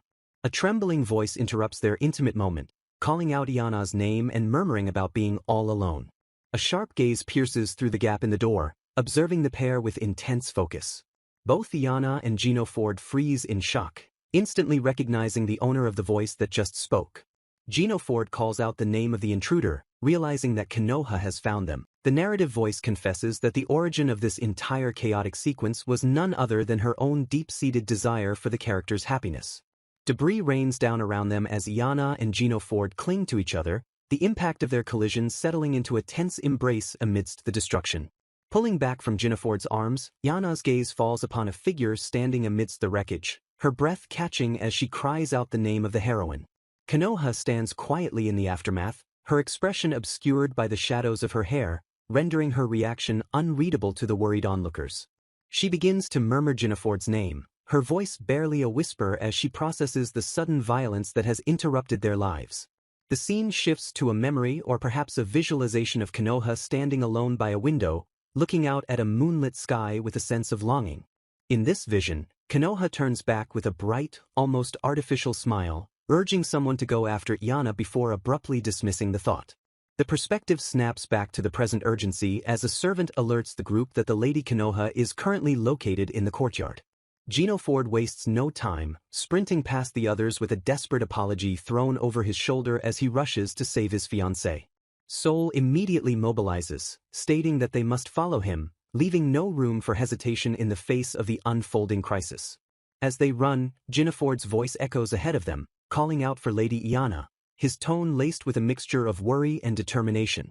A single eye opens in a close-up shot, transitioning the narrative into the depths of Iana's memories and her past connection to this world.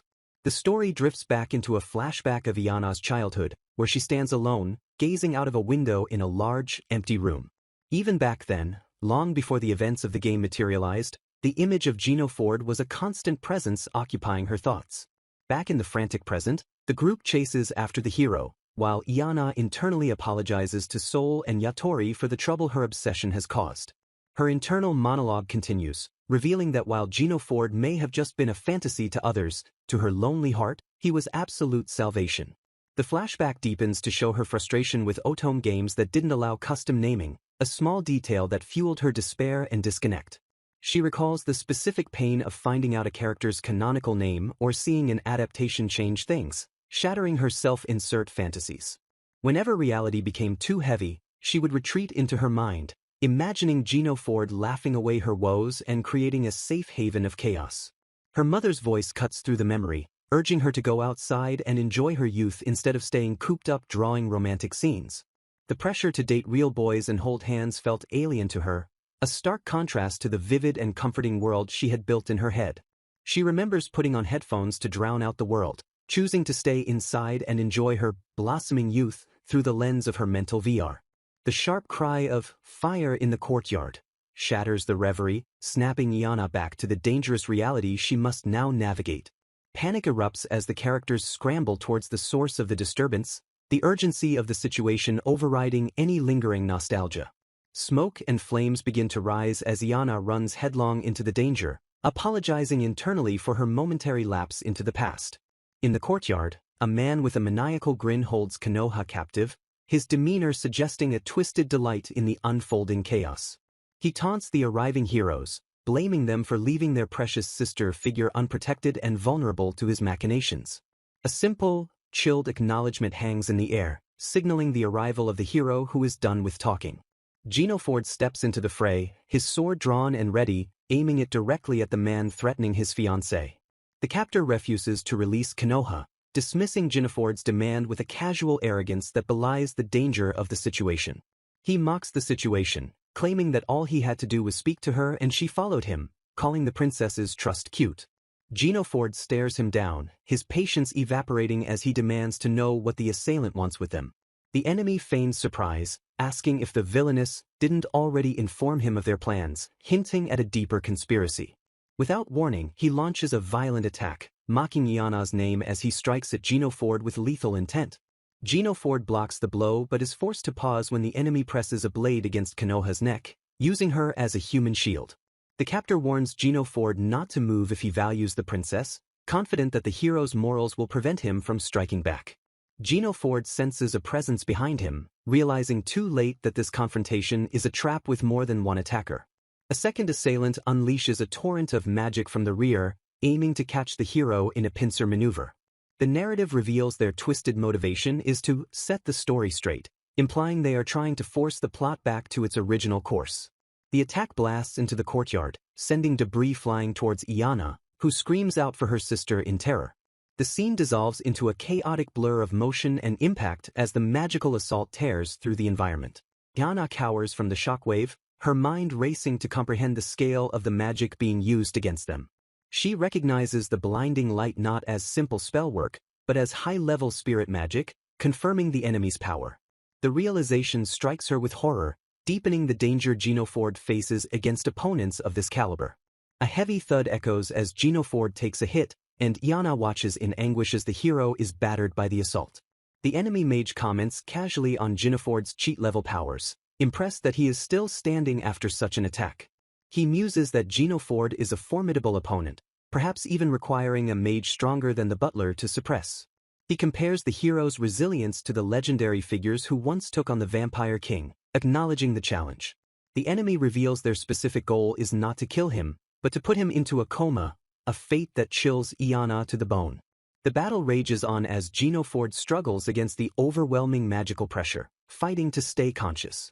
A whisper encourages him to do his best, the stakes rising with every passing second of the magical bombardment.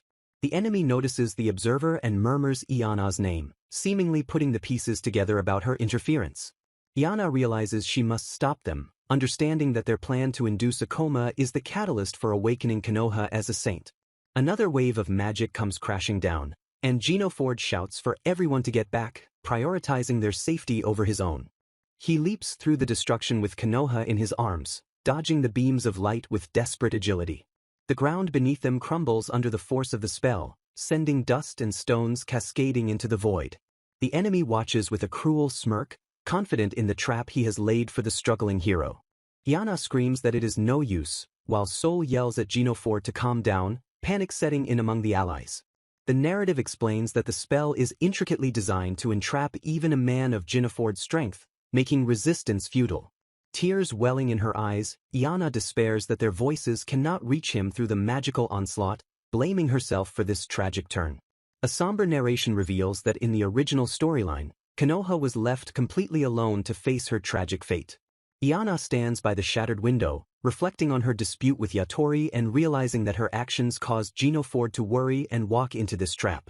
She steels herself, determining that she must find a weak spot in the swirling magic and frantically yelling for the hero to wake up.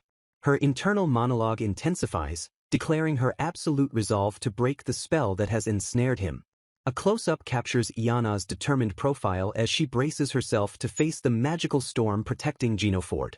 A powerful blast of magic strikes her, sending her tumbling backward as she screams out Sir Ginaford's name in desperation.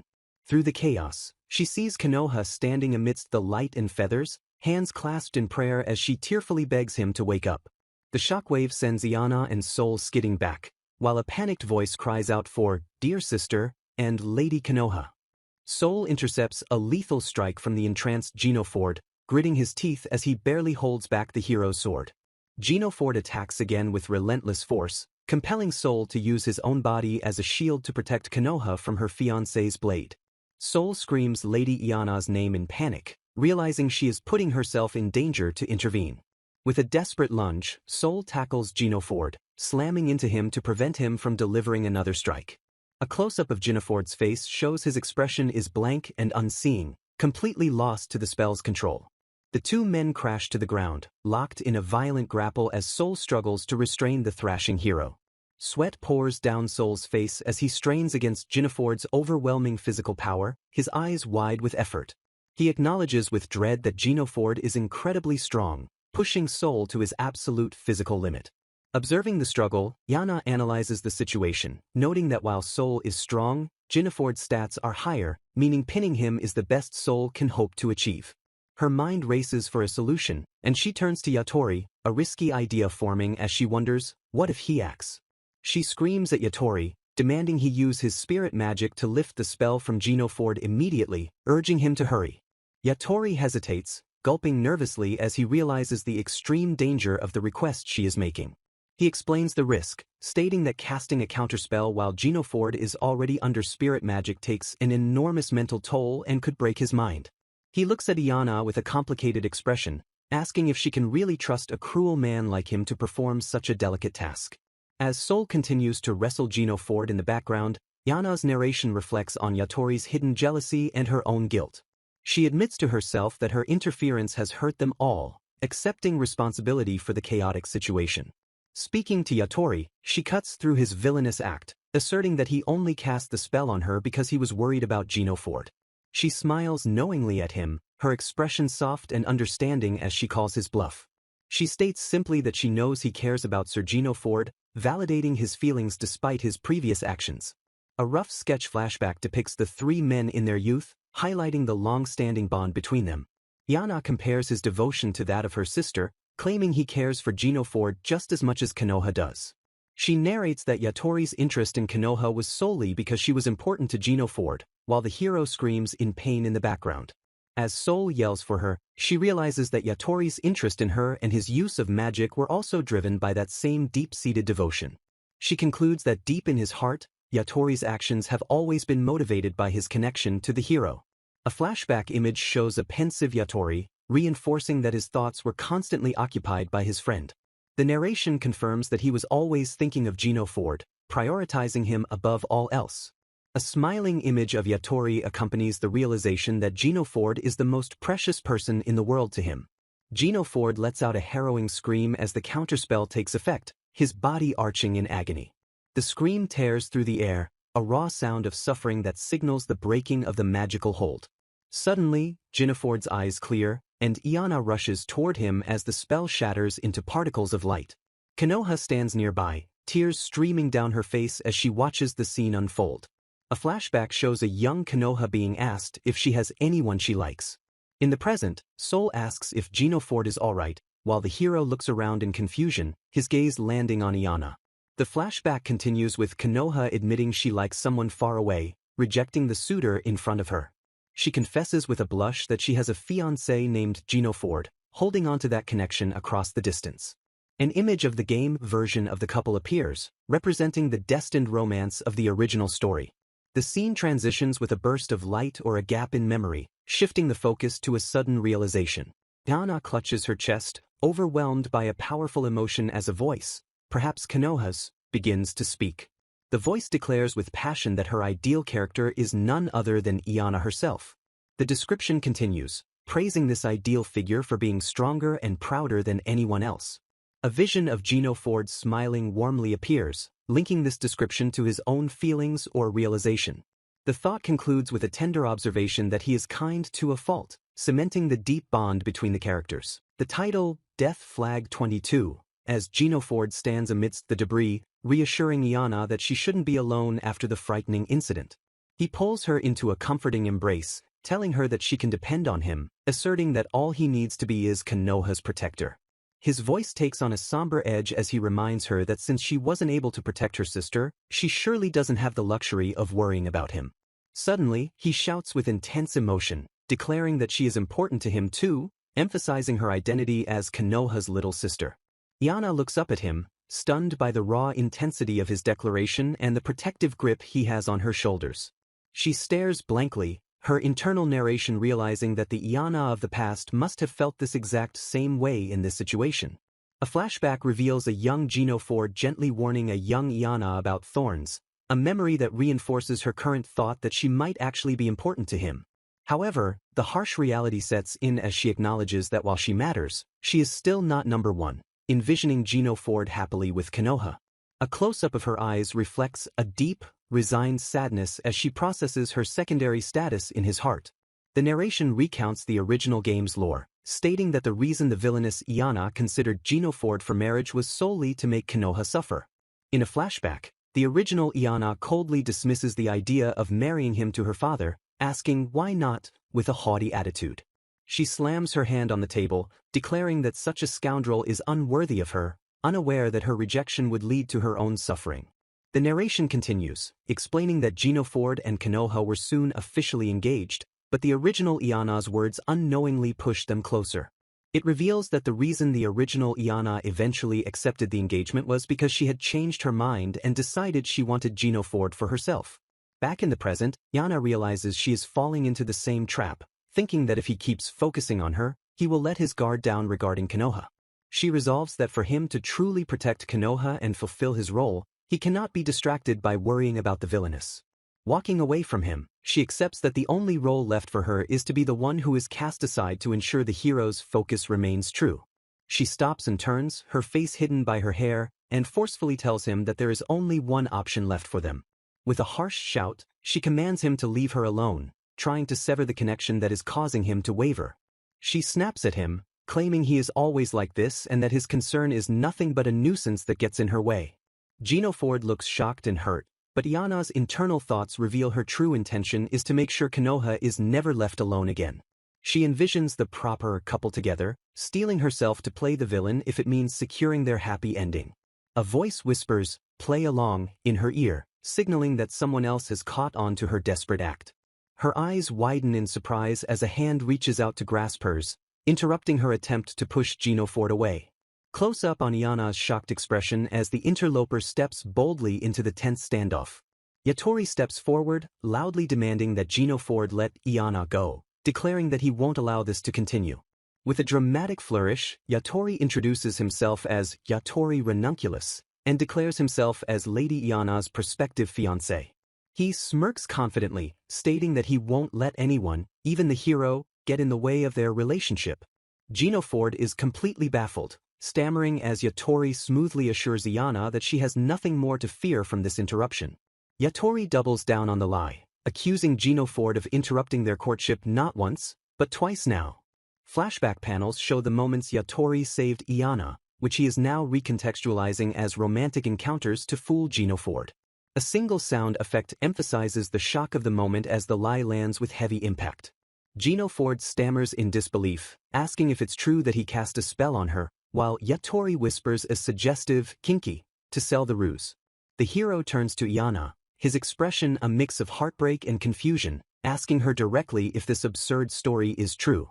Iana, taking the cue, covers her mouth and lets out a fake, embarrassed sound, playing the part of the shy lover. Gino Ford blushes furiously, covering his own mouth as he completely buys into the fabricated romantic narrative. He mutters the word, kinky, clearly overwhelmed by the sudden shift from dramatic battle to awkward romance. Regaining his composure, Gino Ford apologizes profusely, admitting that he was oblivious to their relationship and feels like an intruder. As Gino Ford retreats, Yatori whispers to Iana that it looks like their little performance worked perfectly. As they walk away, Yatori drops the act, admitting that he feels the same way she does and that they are very alike. He astutely points out that she distanced herself from Gino Ford because being near him was too dangerous for everyone involved. Yatori looks up at the starry sky, musing that for a man who loves another, it is hopeless to dedicate oneself to him.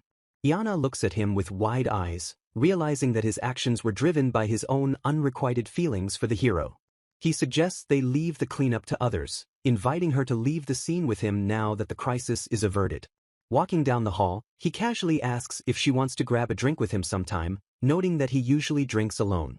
Gossip spreads through the court, with nobles whispering that the Villainess is up to something new and has ingratiated herself with Sir Yatori. A few days later, a cheerful voice asks Iana if the rumors are true that she and Sir Yatori are officially engaged.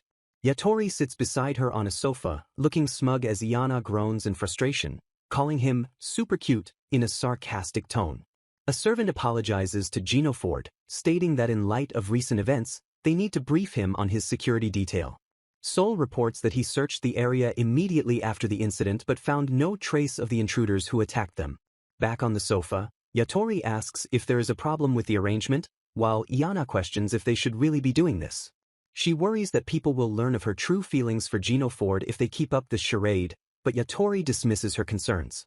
Close up on Iana as she realizes that the lie is spiraling out of control, trapping her in a fake engagement. Suddenly, she erupts in a panic, screaming as the pressure of hiding her feelings causes her to blurt out random facts. She recalls the moment Yatori cast the spirit magic, realizing he used it to test her trust, and he smugly confirms they've solved that issue. In a chaotic burst of speech, she regurgitates Gino Ford's entire backstory, including his blood type and favorite food, shocking everyone. She clutches her chest, feeling the pain of her unrequited love and the stress of the situation weighing heavily on her. A vision of Gino Ford and Konoha together appears, and she tells herself that she is now at a place where she can wish them happiness. However, a dark thought intrudes, warning that if Gino Ford shows the Knights of Schwartz any weakness, disaster will strike. As the ground shatters beneath them again, suggesting that despite her efforts, the story is forcibly bending back toward her dark history. The scene shifts to a grand, ominous hall where the antagonists have gathered to discuss the failure of their recent mission. A conversation unfolds regarding the missing demon spies and Agni's foul mood, setting a tense atmosphere among the group. They deduce that the spies successfully targeted Konoha while she was alone, yet their lack of return implies they were eliminated.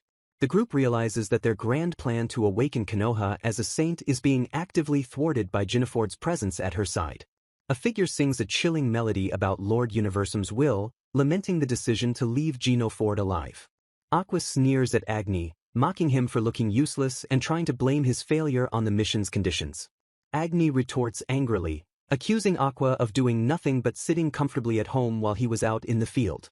Kalem interjects with a maniacal laugh, pointing out that a second attempt wouldn't be necessary if the first had actually succeeded. The bickering ceases instantly as the group bows to the figure on the throne, who announces that it is mealtime. Lord Universum sits shrouded in shadow upon the throne, his presence commanding absolute obedience from his subordinates.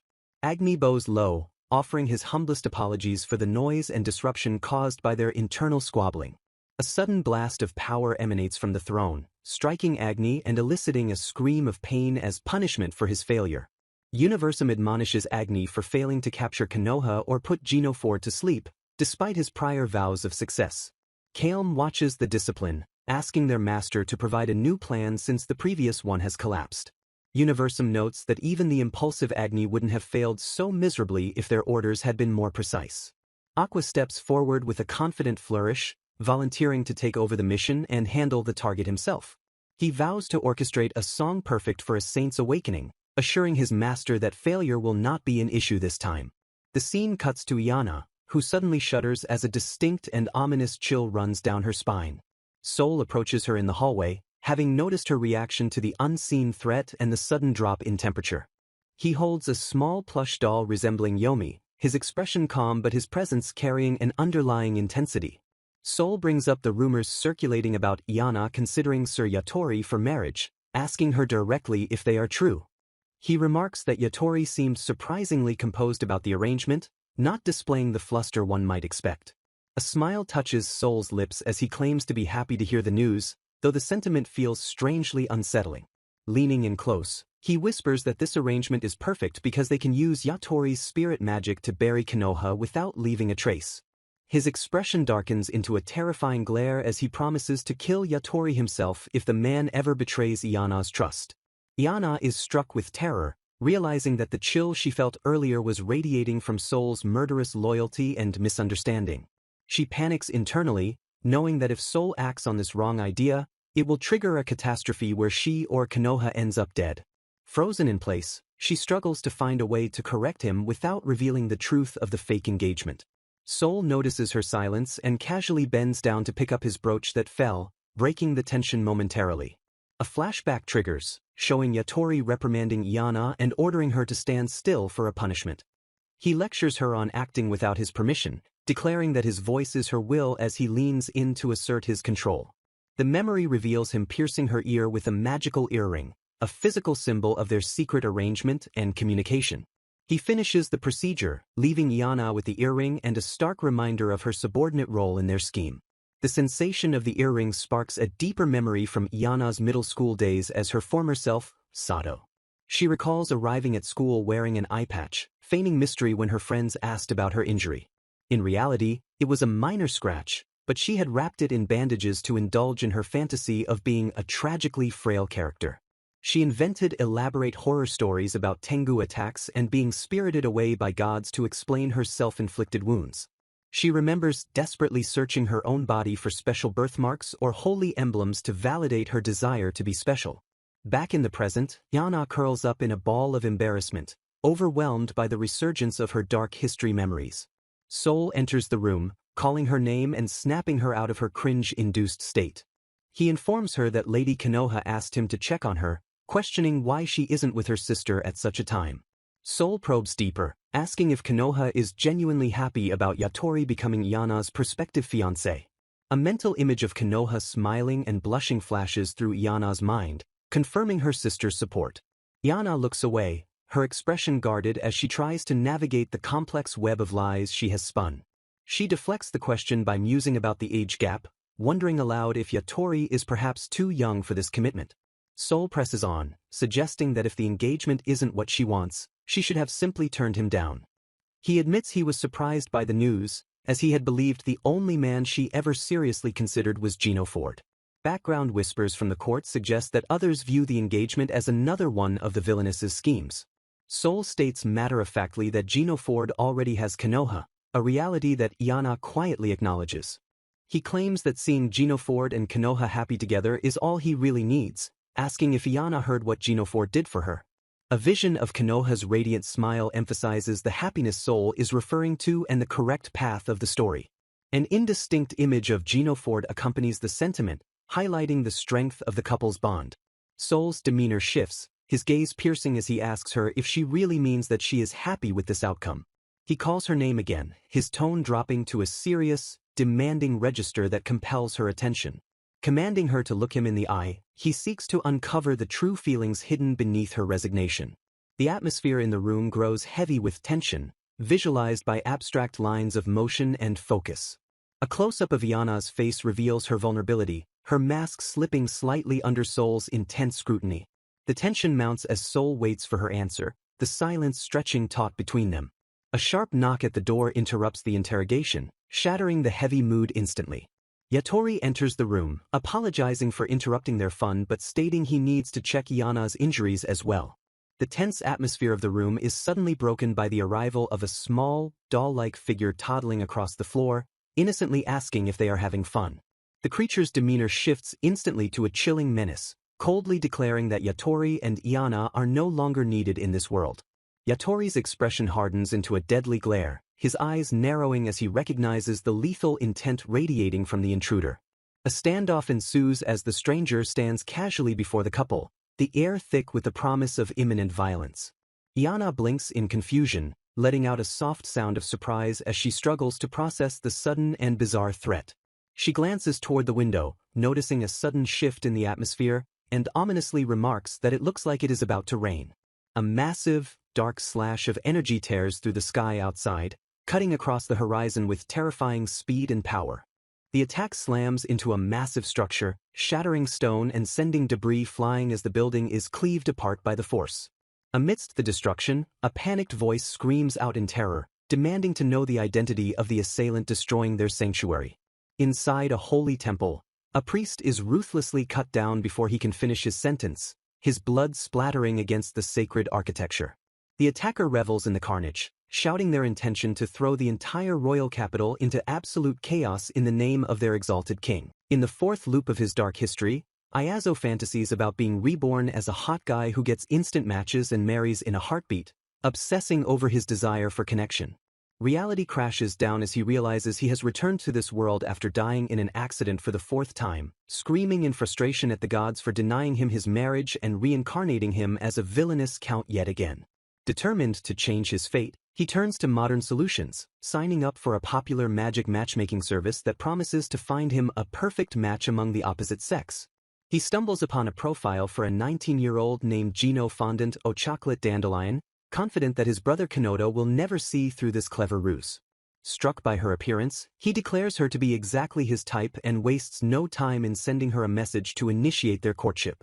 Their text conversation flows surprisingly well as she compliments his name, and even when he self-deprecates that he sounds like awful, she responds enthusiastically and agrees to meet him that Sunday. Triumph surges through him as he pumps his fist in the air, celebrating the successful acquisition of a date and the completion of his first step toward matrimony. His celebration is cut short by a chillingly familiar voice asking if he is having a good day, and he freezes in terror to find his brother Kanota standing right behind him. Kanota interrogates him with a knowing hum about using a matchmaking service, leaving Ayazo stammering and sweating as he feebly attempts to deny doing anything in particular. The facade literally crumbles around them as Kanota pulls his brother into a suffocating embrace, shattering Ayazo's attempt at secrecy.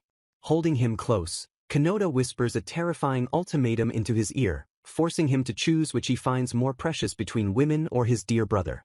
Without a moment's hesitation, Ayazo chants, "women," repeatedly like a mantra, accidentally speaking his internal desire out loud to his stunned sibling.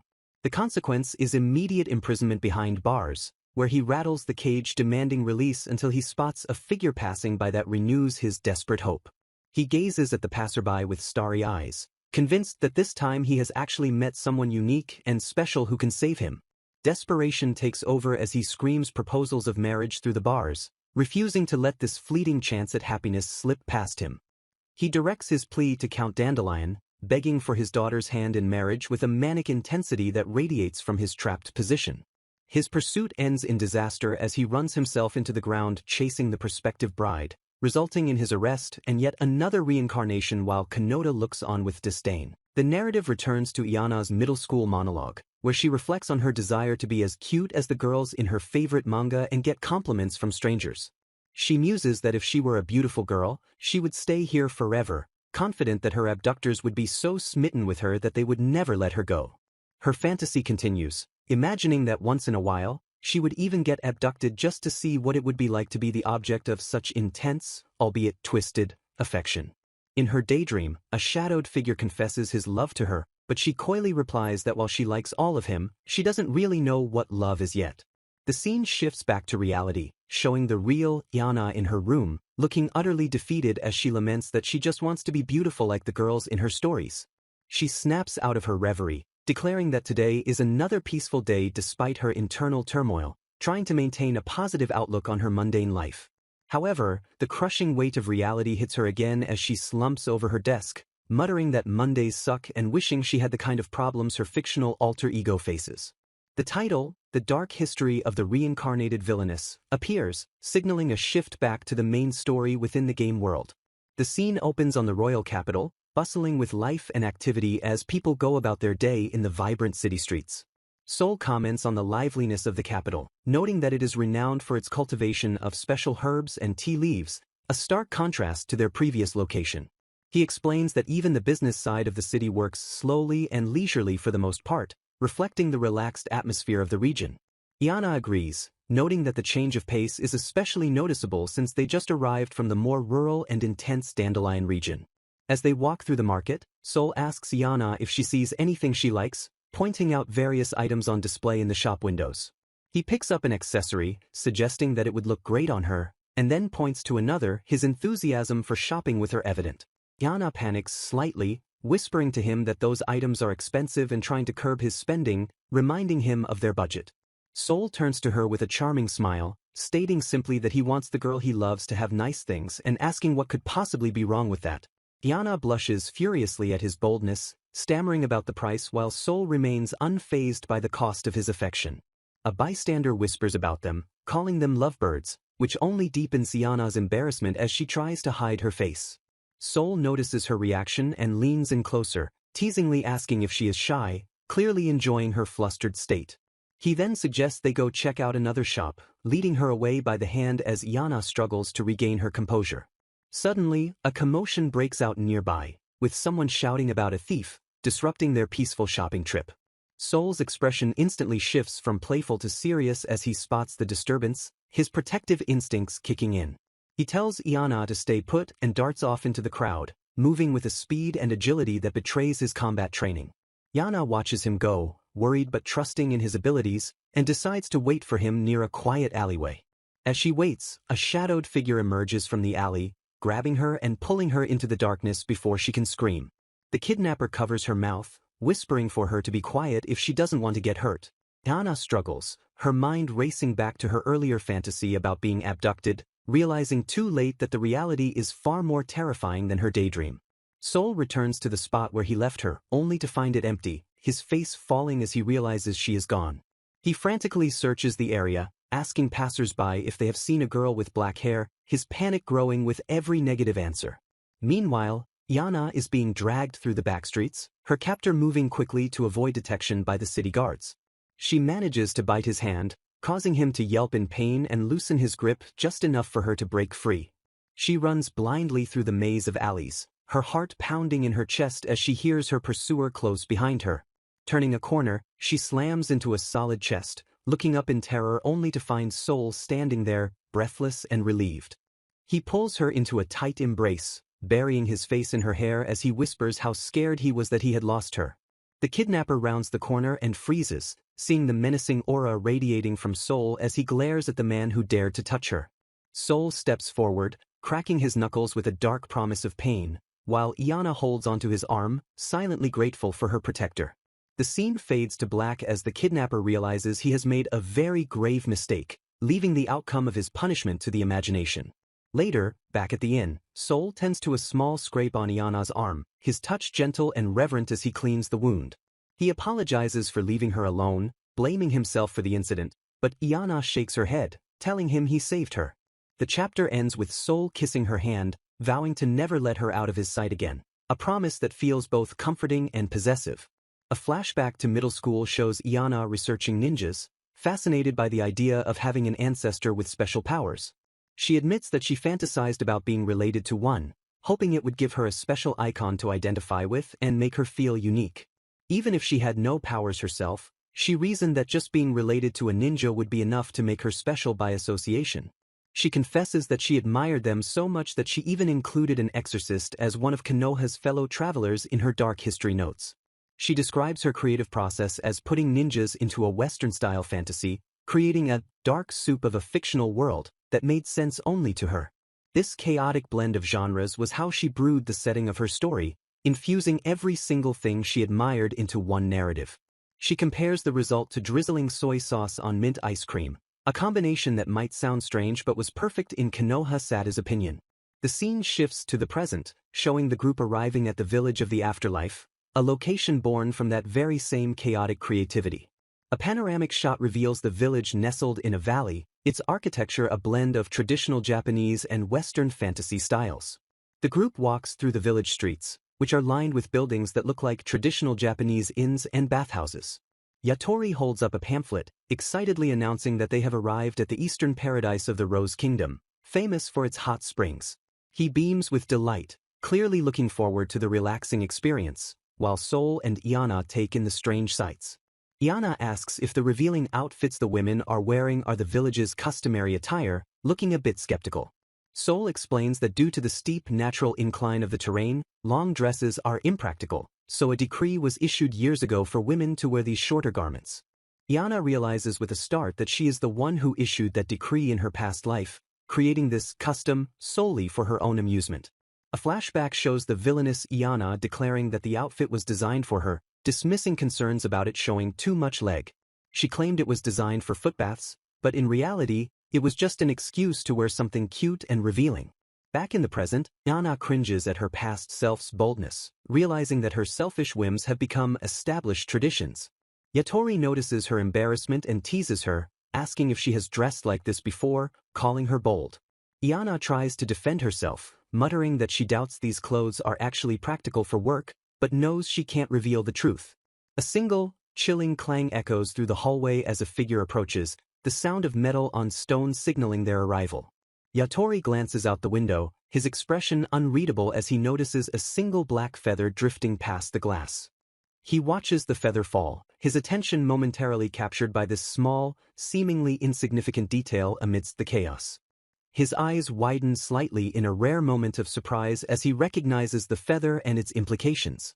Outside, a massive explosion of power erupts in the distance, sending shockwaves through the air and confirming that the battle has begun. Yatori turns away from the window, calling out Sol's name with a calm authority that contrasts with the destruction outside. He sprints across the rooftops with supernatural agility, his coat billowing behind him as he heads towards the source of the disturbance.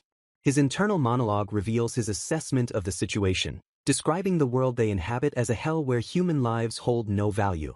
He acknowledges the grim reality that there is no escape from this torment, a fatalistic view born of his experiences. Yet, he finds solace in companionship, believing that while no one can endure this hell alone, it becomes tolerable when shared with another. A flashback shows a bloody scene with Iana, reinforcing his conviction as he silently vows that she must never betray him. He lands gracefully on a rooftop, his arrival punctuating his resolve to protect the fragile bond he clings to. A flock of crows takes flight around him, their cawing adding an ominous soundtrack to his solitary stance against the world. Yatori's gaze sharpens as he realizes something is wrong, muttering that you aren't supposed to be here. Below him, Gino Ford and Konoha find themselves trapped in a dead end, their escape route cut off by the crumbling architecture. Dana scans the area, certain that this was where the entrance used to be, but finding only solid rock blocking their path. She recalls coming here a long time ago to order an assassination, the memory resurfacing at the worst possible moment. Sol guides her through the maze-like structure, explaining that he knows the way, prompting Iana to wonder if Yomi uses this place too. A flashback reveals a younger Iana meeting with an assassin in this very cave, highlighting the depths of her past villainy. She realizes that her past self was serious enough about killing Konoha to be on a ninja clan's waiting list. The weight of her past actions presses down on her as she wonders just what drove her original incarnation to such extremes. A sudden explosion blasts through the cave wall, throwing debris everywhere and interrupting her introspection. Through the smoke and dust, two figures emerge, locked in combat. One of them is Sol, fighting desperately to protect them. A massive crow swoops down, its claws extended as it attacks a fallen ninja, adding another layer of chaos to the battle. Iana spots something amidst the carnage and sprints towards it, shouting that she sees it, driven by a sudden realization. She reaches a fallen figure and checks on them, breathlessly asking if they are all right and urging them to stay awake. The ninja groans in pain, rolling over to reveal his injuries, confirming he is alive but in bad shape. Iana recognizes him immediately as one of the ninjas who had visited her before, connecting the dots of her past dealings. She wonders if this devastation is the work of the Knights of Schwartz, shocked that a mighty ninja could be reduced to such a state. The survivor coughs weakly, warning her to run and revealing that he is the only one left after the attack on their stronghold. He gasps out that someone stole their client list, begging her to retrieve it before it falls into the wrong hands. He recognizes her as Iana Magnolia, confirming her identity and their past connection in this underworld. Iana realizes the list is practically a magical item in terms of its power, capable of extorting endless money from high-ranking nobles. The ninja mocks her, laughing that of course she is on that list too, calling her a foolish noble girl.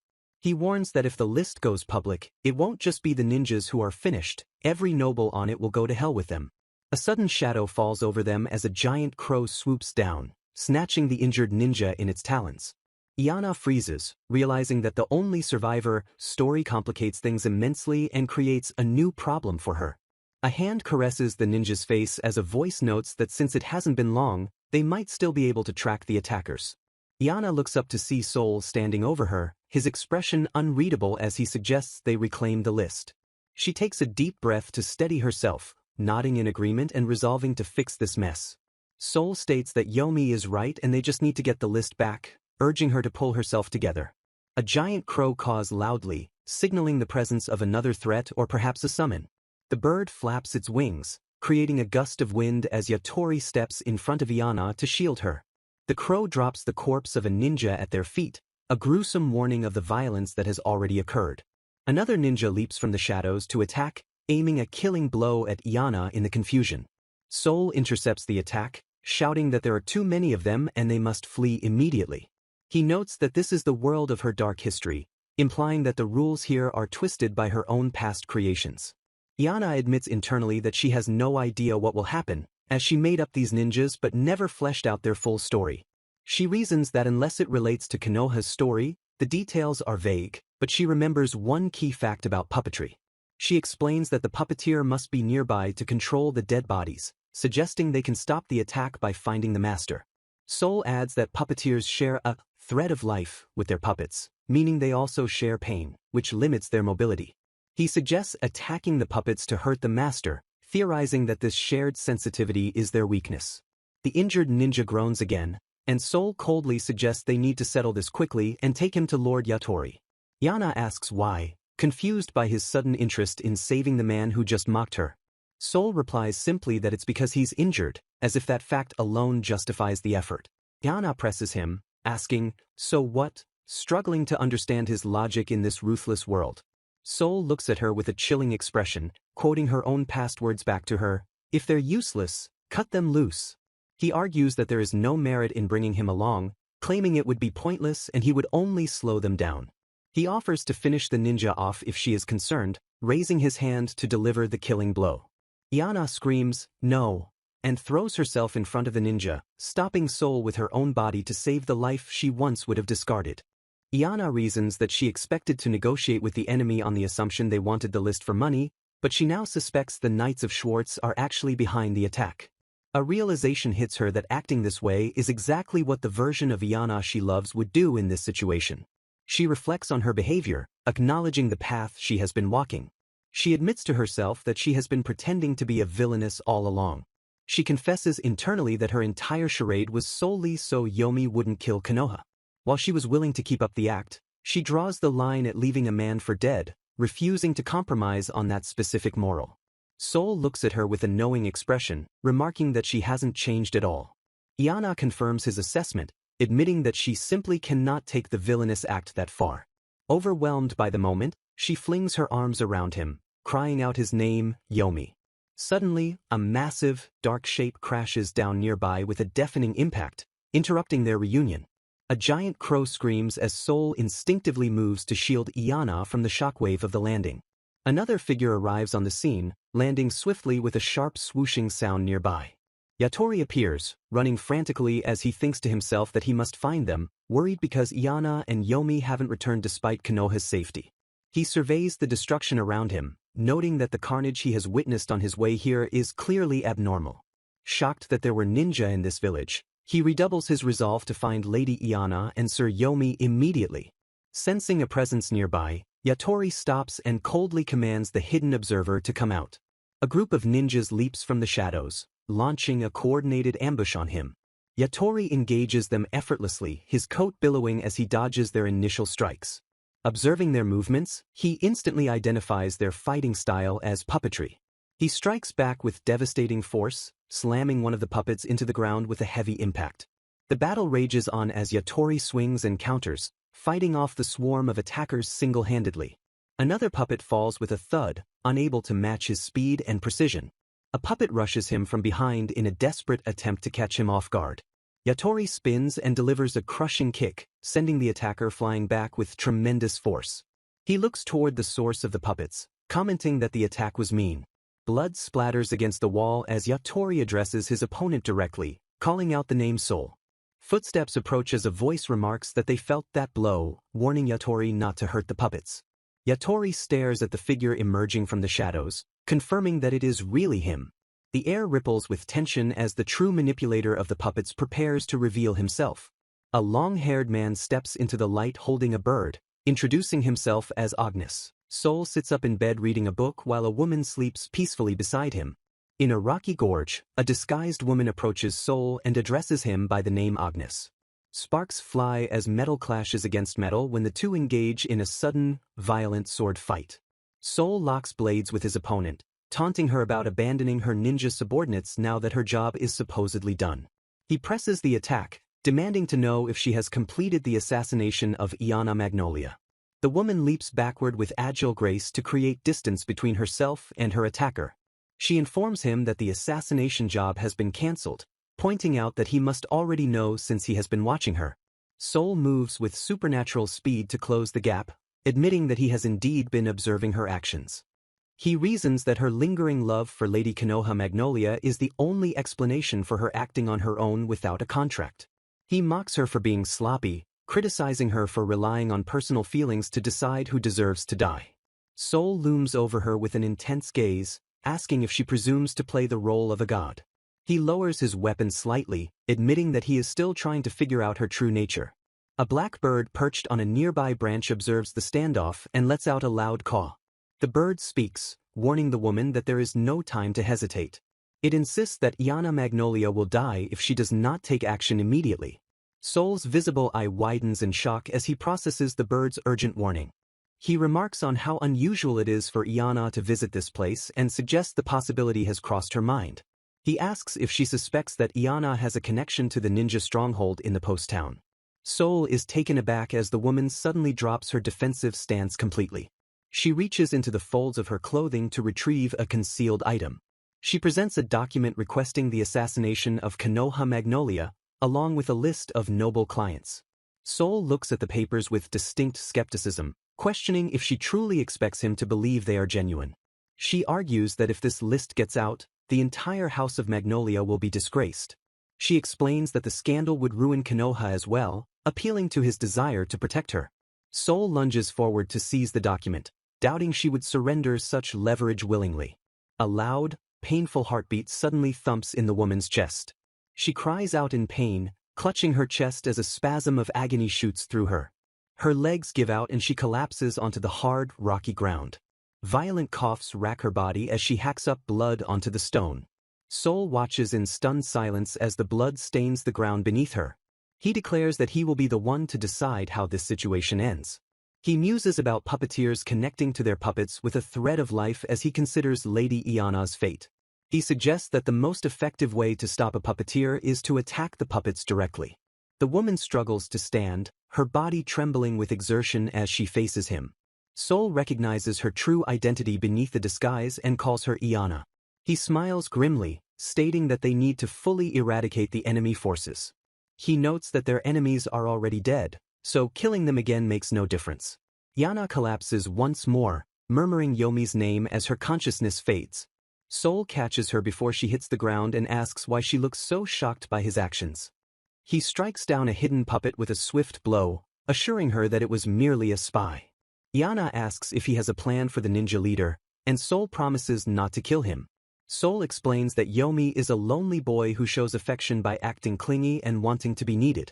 He details how Konoha is destined to fill the void in Yomi's heart after Iana dies in the original story. Soul realizes he made a mistake becoming Iana's accomplice, wondering if she gives her love for free. He worries that Yomi might reject him and that the story will proceed as if Iana died if her true identity as Satu is revealed. He fears the dark history might try to correct itself drastically, citing the death of Duchess Amaryllis as a precedent. Iana hands him the document, declaring she has a plan but they must ride the summoned creature Inaba to move quickly. Soul teases her about her height, asking if she needs a step stool to mount the giant bird. Iana stares at him, her expression shifting from determination to sudden confusion.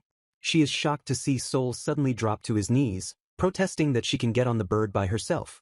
Soul pauses, overcome by a sudden flood of realization, and calls out Iana's name. He clutches his head as a buried memory forces its way to the surface. He realizes his true connection to Yomi and recalls exactly who he was to the boy. The memory pulls him back to a cold winter day 10 years in the past. At a tea party held by the Black Serana family, young Iana slips away from the crowded gathering.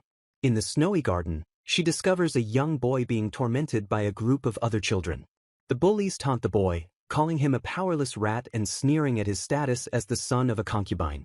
Young Yomi lies helpless in the snow, tears streaming down his face as he endures their cruelty. Young Iana steps forward to intervene, and the bullies panic as they recognize the notorious Iana Magnolia.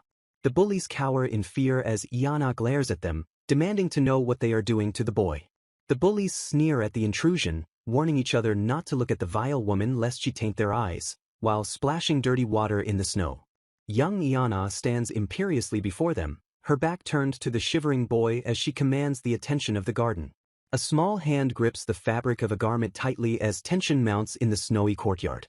Young Yomi watches in stunned silence as Iana approaches the bullies, her presence commanding and intimidating amidst the falling snow. His eyes widen in sheer disbelief as he processes the scene unfolding before him.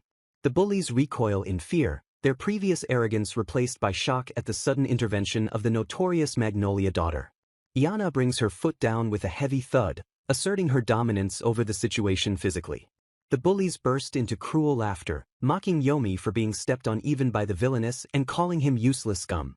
Yomi lies face down in the snow, trembling with humiliation as the raucous laughter of his tormentors echoes around him. Iana looks down coldly, declaring that such insults are rich coming from those who are too useless to serve even as a footstool. Yomi snaps, scrambling up from the snow to grab Iana's collar in a burst of sudden, angry defiance. He screams in her face, comparing her unfavorably to Lady Konoha and branding her an ugly witch who will never stand tall like her. In the present, Iana touches her face where a scar now sits, reflecting that while she is indeed nothing like the strong woman Konoha, she is not exactly nothing either.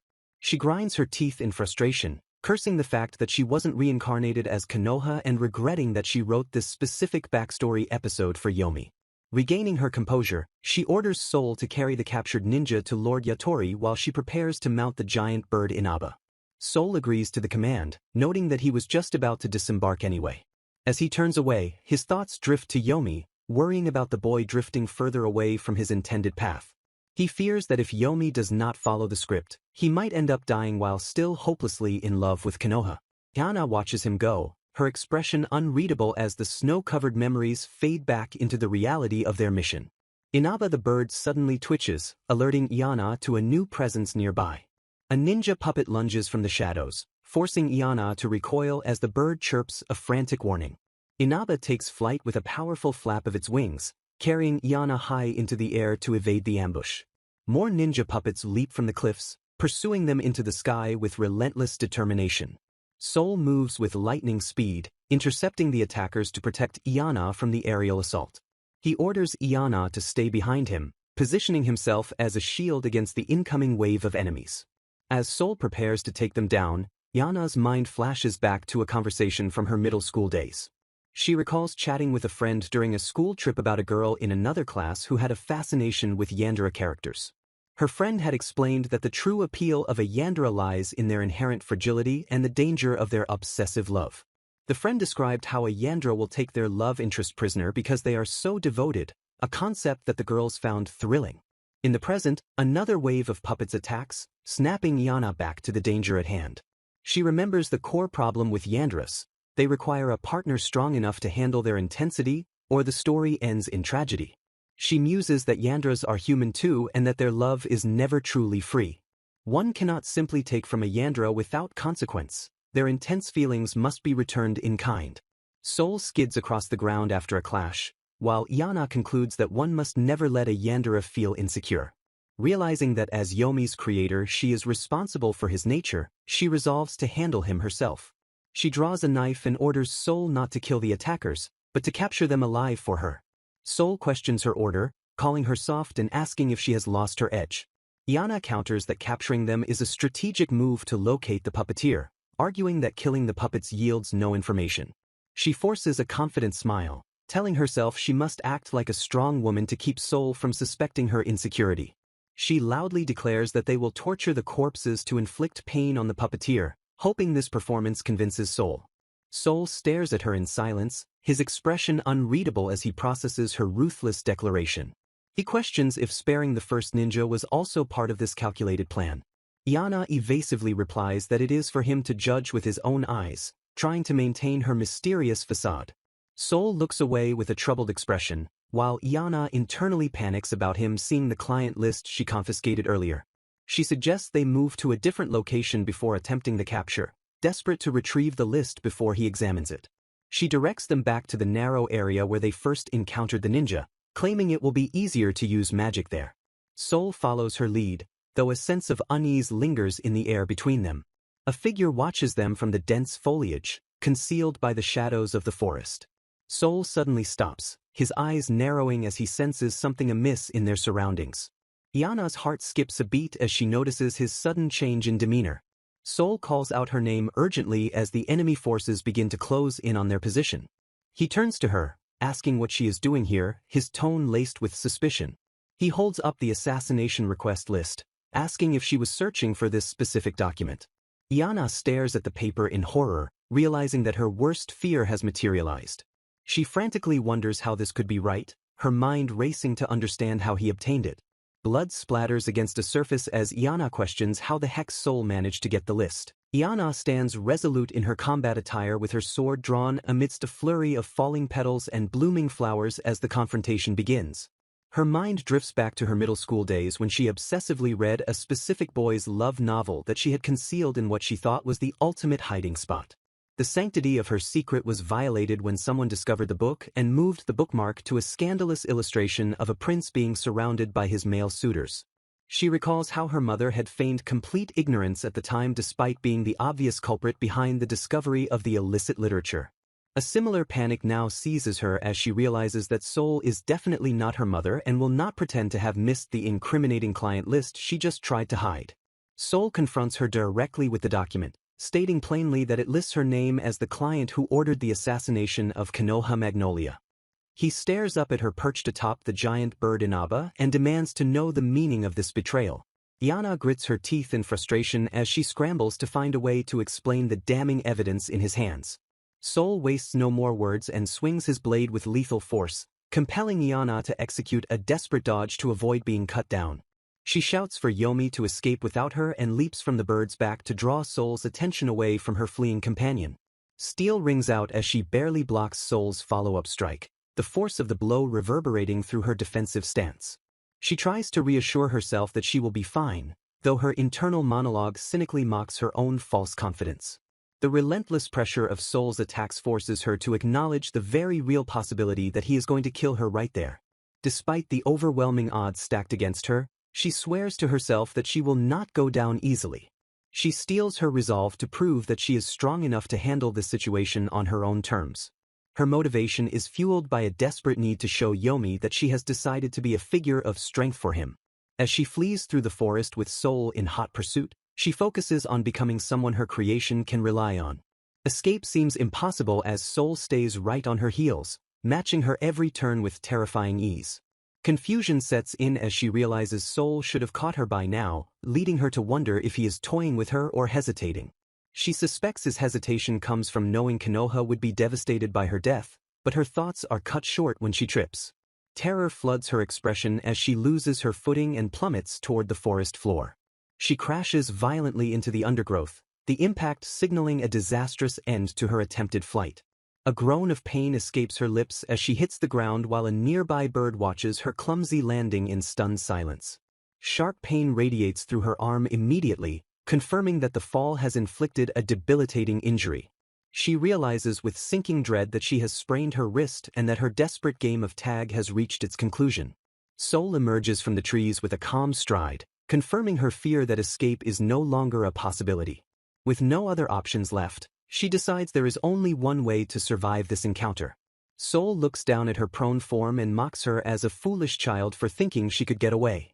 As he declares that he has caught her and is now it, She prepares to execute a psychological attack to shake his composure. She looks him in the eye and coldly addresses him by his true nature as an assassin. She calls out his hypocrisy, accusing him of acting like a loyal butler when she knows exactly what he truly is. Feigning ignorance of her own role in his creation, she loudly accuses him of being a killer beneath his servant facade.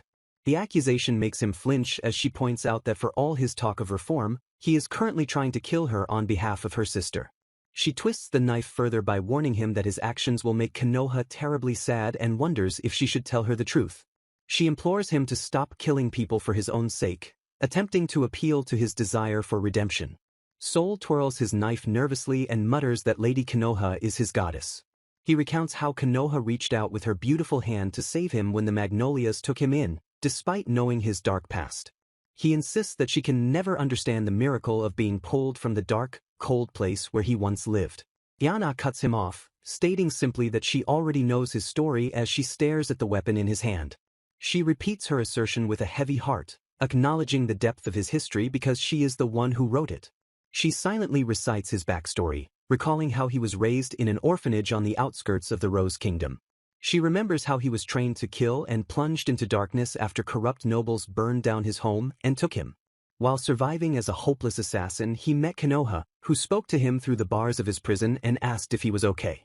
The young Konoha promised to set him free after hearing rumors that child slaves were being kept in the dungeon.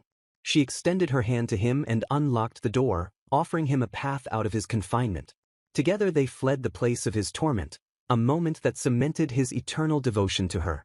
A single eye widens in memory as a feather drifts past, symbolizing the lightness of that long-ago freedom. After his escape, he worked as a servant at her uncle's estate where Konoha would visit him on weekends. However, the grim reality Iana wrote was that he had orders to eliminate the family, burn the estate, and sell Konoha into slavery. Unaware of his mission, the innocent Konoha would run to him with joy every time she came to visit. She would cheerfully invite him for strolls in the sun, oblivious to the darkness he harbored. Behind her back he would grip his knife, constantly torn between his orders and the light she offered him. He tried countless times to execute his mission but found himself unable to kill the girl who complimented his hands. Instead of harming her, he resolved to leave the organization to protect her smile. He chose to betray the darkness that raised him in order to walk the path of light by her side. Soul declares to Iana that he swore by God and Lady Konoha that he had cut all ties with his murderous past. He accuses Iana of judging him from her high nobility while ignoring the blood that stains her own hands. He condemns her for using any means necessary to commit her sins without caring who dies in the process. He calls her a devil for ruining lives and ignoring the tears of those she leaves broken in her wake. Iana accepts his condemnation with a hollow laugh and a simple confirmation of her guilt.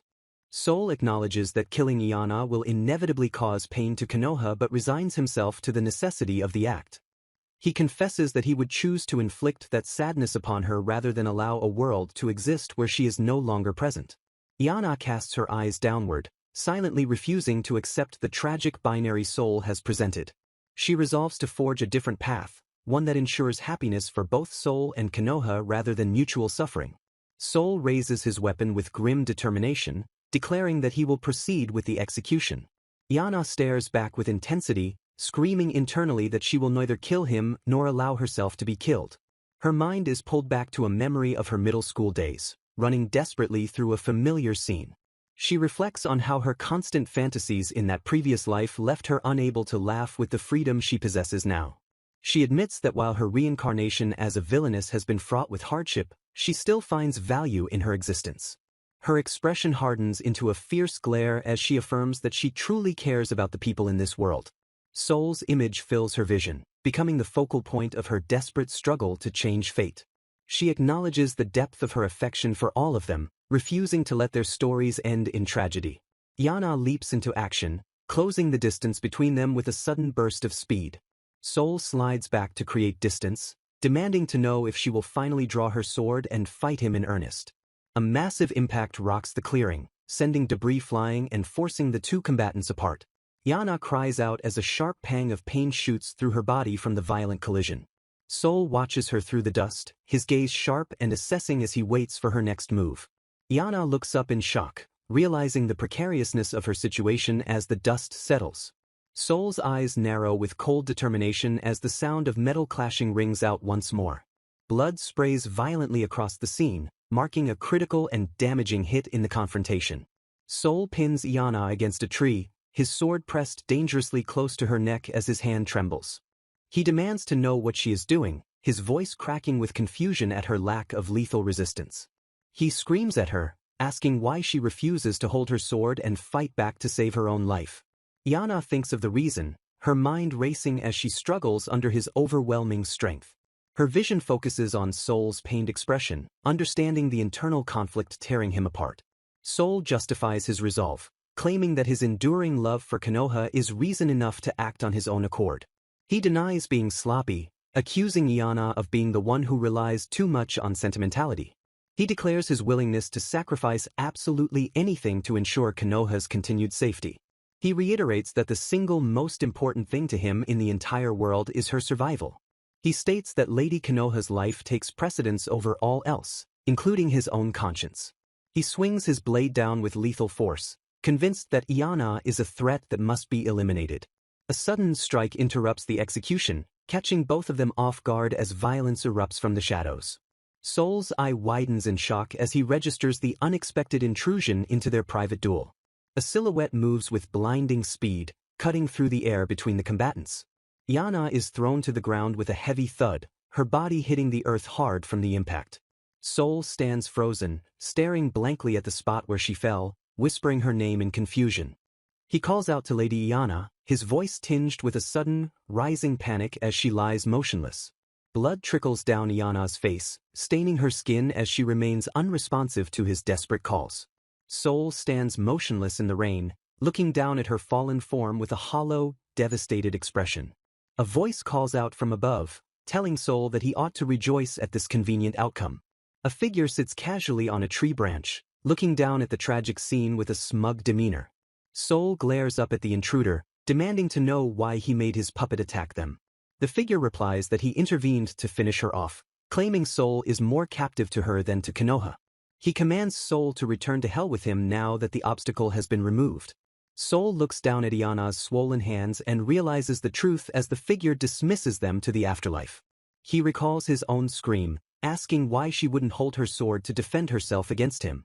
A realization strikes him like a physical blow that she had shielded him with her own body from the puppet's attack. The figure asks what Soul is doing as the atmosphere around the butler shifts dangerously. Soul stands up, a dark and terrifying aura erupting from him as leaves swirl violently around his frame. Iana lies still on the forest floor, her condition uncertain as the tension spikes to a breaking point. A close-up reveals the stillness of her face, the damage she took to protect him evident.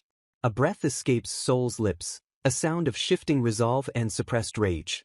He addresses the figure in the tree, noting that the intruder seems eager to visit hell. Soul looks up with eyes burning with fury, asking how he dares to lay hands on his woman. He steps forward with earth-shaking force, his intent to kill radiating from his every movement. Iana suddenly wakes up and yells that she is still alive, confusing Yomi who hears her voice from the afterlife.